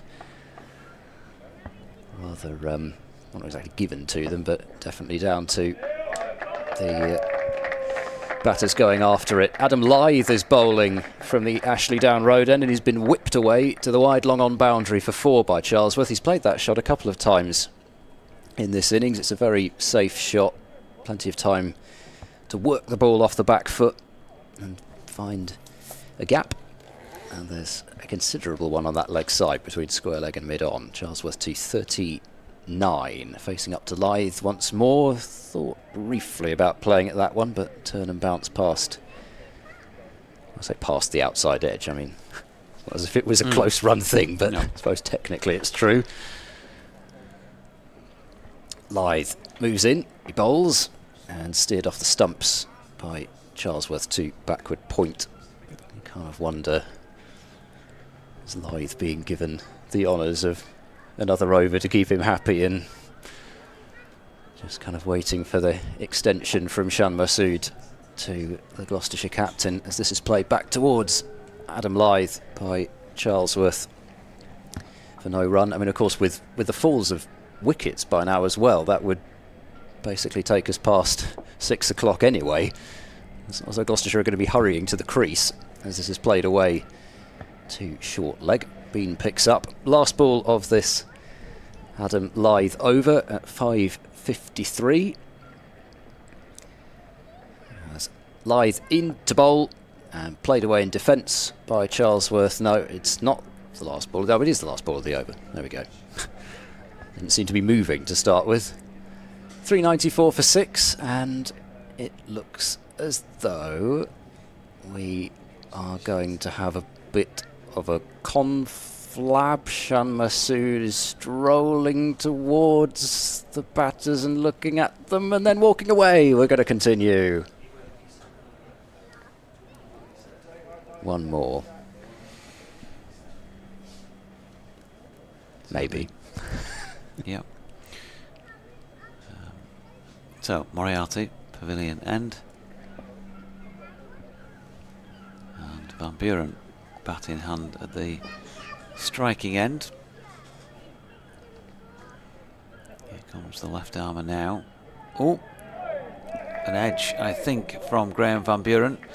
A little too late as far as Yorkshire are concerned. It's gone through the cordon anyway, and made its way down almost to the boundary. They've got through for a bit of a jog over 3. Yeah, bounced and kind of did Adam Lyth at first slip, who was almost falling backwards, and then all of a sudden the ball was to his right hand side and between first and second slip. Catchable height? It was hard to tell from here. It was I guess at a catchable height, but it was tricky because of the bounce. It ended up going higher than you'd probably expect a slip catch, certainly at this stage. Frustration for Moriarty. Who's bowling now to Charlesworth. Slides one down the leg side though. Ben Charlesworth, 113 deliveries he's faced. Invaluable in terms of saving the match for his team. 39 runs. And he waits, and Moriarty's in again. Back foot to a ball just short of length. Turns it to Finlay Bean under the helmet at short leg. He was being talked up by the man at the other end, Ben Charlesworth, for this season. Graham Van Buren, and moved down the order so far, has brought a couple of really good innings from him. Oh, now then, edge this time from Charlesworth. 2 in an over, 1 from each batter. He's going to get 4 for it as it goes straight through the cordon. Joe Root giving vain chase, and it is signalled as 4 off the bat. Yeah, it's gone to the left of the diving Adam Lyth. I think that time probably just short, but more mental anguish for Moriarty, head buried in hands after it. I wasn't sure how much more anguish he could show than when that first one went past slip, and then it's happened again. 400 up. Moriarty again throws this one. Ball by the looks of it straight and wide of off stump, and can't tempt Charlesworth into another. Just seen that first one again, and yeah, again sort of falling over backwards into the wrong side. He just got wrong-footed by that one, Adam Lyth. Yep. It was a nasty height as well, but still doesn't take away from the annoyance that Moriarty would have had finally finding that edge and still not getting the payoff. Here he is again. Oh! Banged that one into the middle of the pitch. Nearly a double bouncer, and kept out by Charlesworth. End of the over then. An eventful one. 4 minutes to go before the conclusion. There's a few chats going on now. I think everybody's happy enough to get off the field.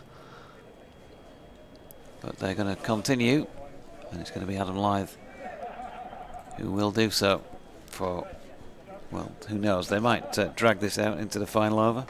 Well, surely it's got to be the final over, hasn't it? So now that they've started the final over, I mean, unless they're not realistically going to try and rattle through this in 2 minutes, maybe they are.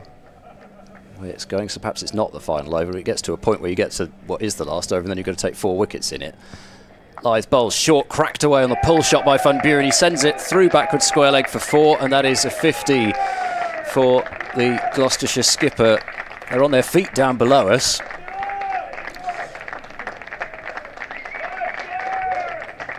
You can hear the reception from the Gloucestershire faithful for their captain, who's reached a 72 ball 50 in helping his side to save this match. And reaching it with his 8th 4. Severe on the short pull there. More time taken, of course, to retrieve that one, as this is left outside the off stump by Van Buren. Didn't have anything to do with that. I suppose he's got the one extra in the 50 column for his first class career, so no need to take any more risks now. Lyth is in bowls for defence, drawn by Van Buren. And that is in all first class cricket the collectively 52nd time he's passed 50.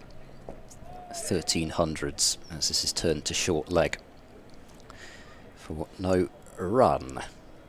2 balls left in the over. Jogging back to his mark is Lyth. It's 17:59 according to this clock, so he's got to bowl 2 balls in 50 seconds to get another over in. Lyth bowls, and a back foot defence from Van Buren. I think he might just about manage it, but the question is, do they really care very much? Well, he's jogging back. It looks as though they do. He's got... It might be a case of sheer bloody mindedness. Yes, I think it is, isn't it? We've been here all day. We're going to make you stay for an extra out to one. the bitter end. This is pushed out into the covers for no run. The umpires are milling about. Hassan Adnan will make his way to the bowler's end. There's still 15 seconds left, so he's going to be in position. Theoretically, there is another over left, and we are not going to get it. Handshakes. Van Buren, helmet off, shaking Adam Lyth's hand, and then Shan Masood's. And Yorkshire and Gloucestershire have drawn this match, with Gloucestershire losing just 2 wickets on the final day. Ollie Price, a career best 147. James Bracey, his first championship ton since these 2 sides met here 2 years ago. Both of them batting for almost the entire first 2 sessions. Ollie Price out to the last ball before tea, as it turned out, the second ball of the 81st over. Bracey out shortly after tea to send nerves jangling, but Van Buren and Charlesworth have seen Gloucestershire through to the close, batted for another 29 overs together, as Charlesworth 43 not out, Van Buren 51 not out. I think we have to say Yorkshire on top in this match. They were the better side over the 4 days, but they've been defeated by a combination of some dogged batting from Gloucestershire on this final day, a flat Bristol pitch, and the Kookaburra ball. Yep, yeah, dominant side, no doubt about that. They'll be disappointed, despite the fact that they've got the Kookaburra ball and it is a benign pitch, that what is a pretty good varied bowling attack hasn't been able to take those wickets. I'm sure they will.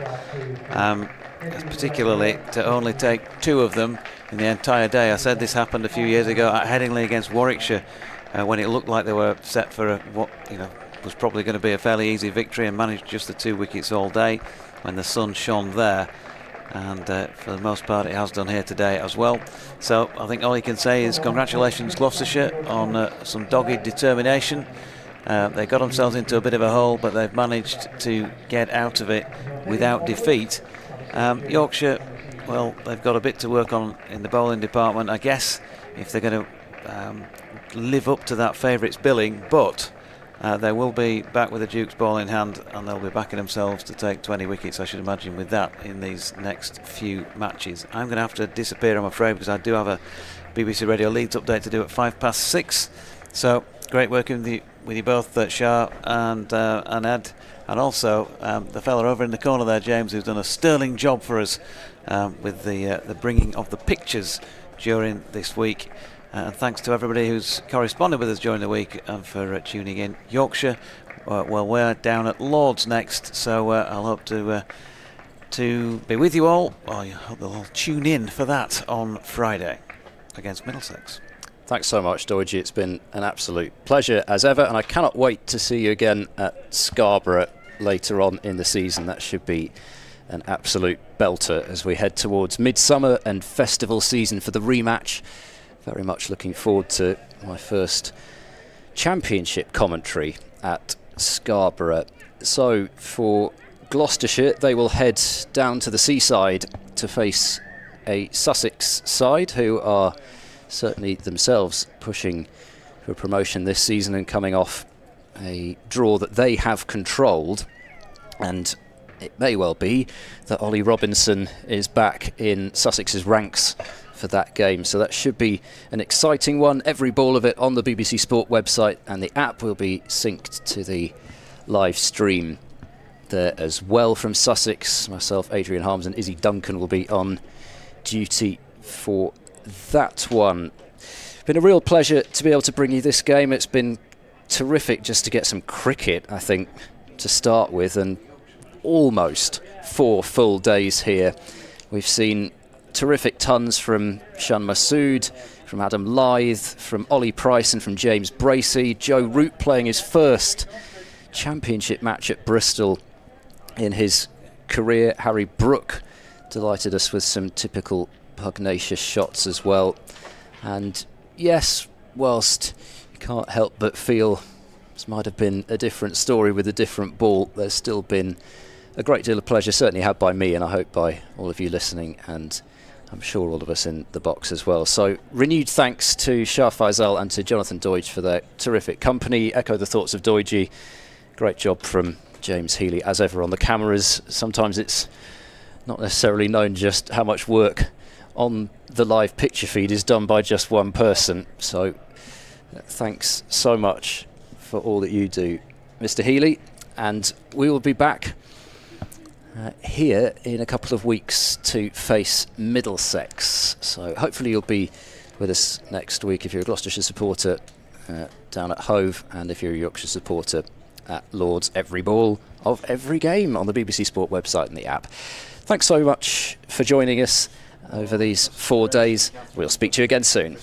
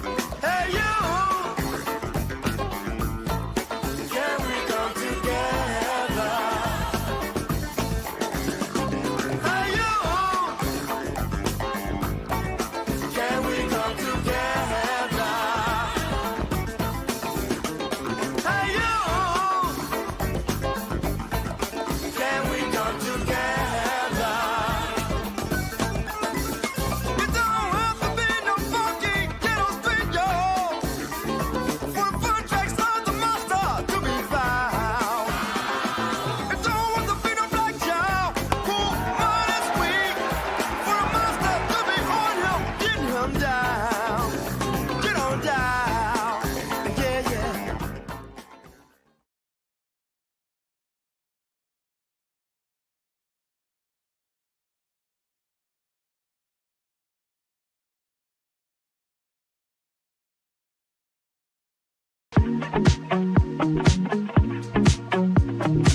yeah.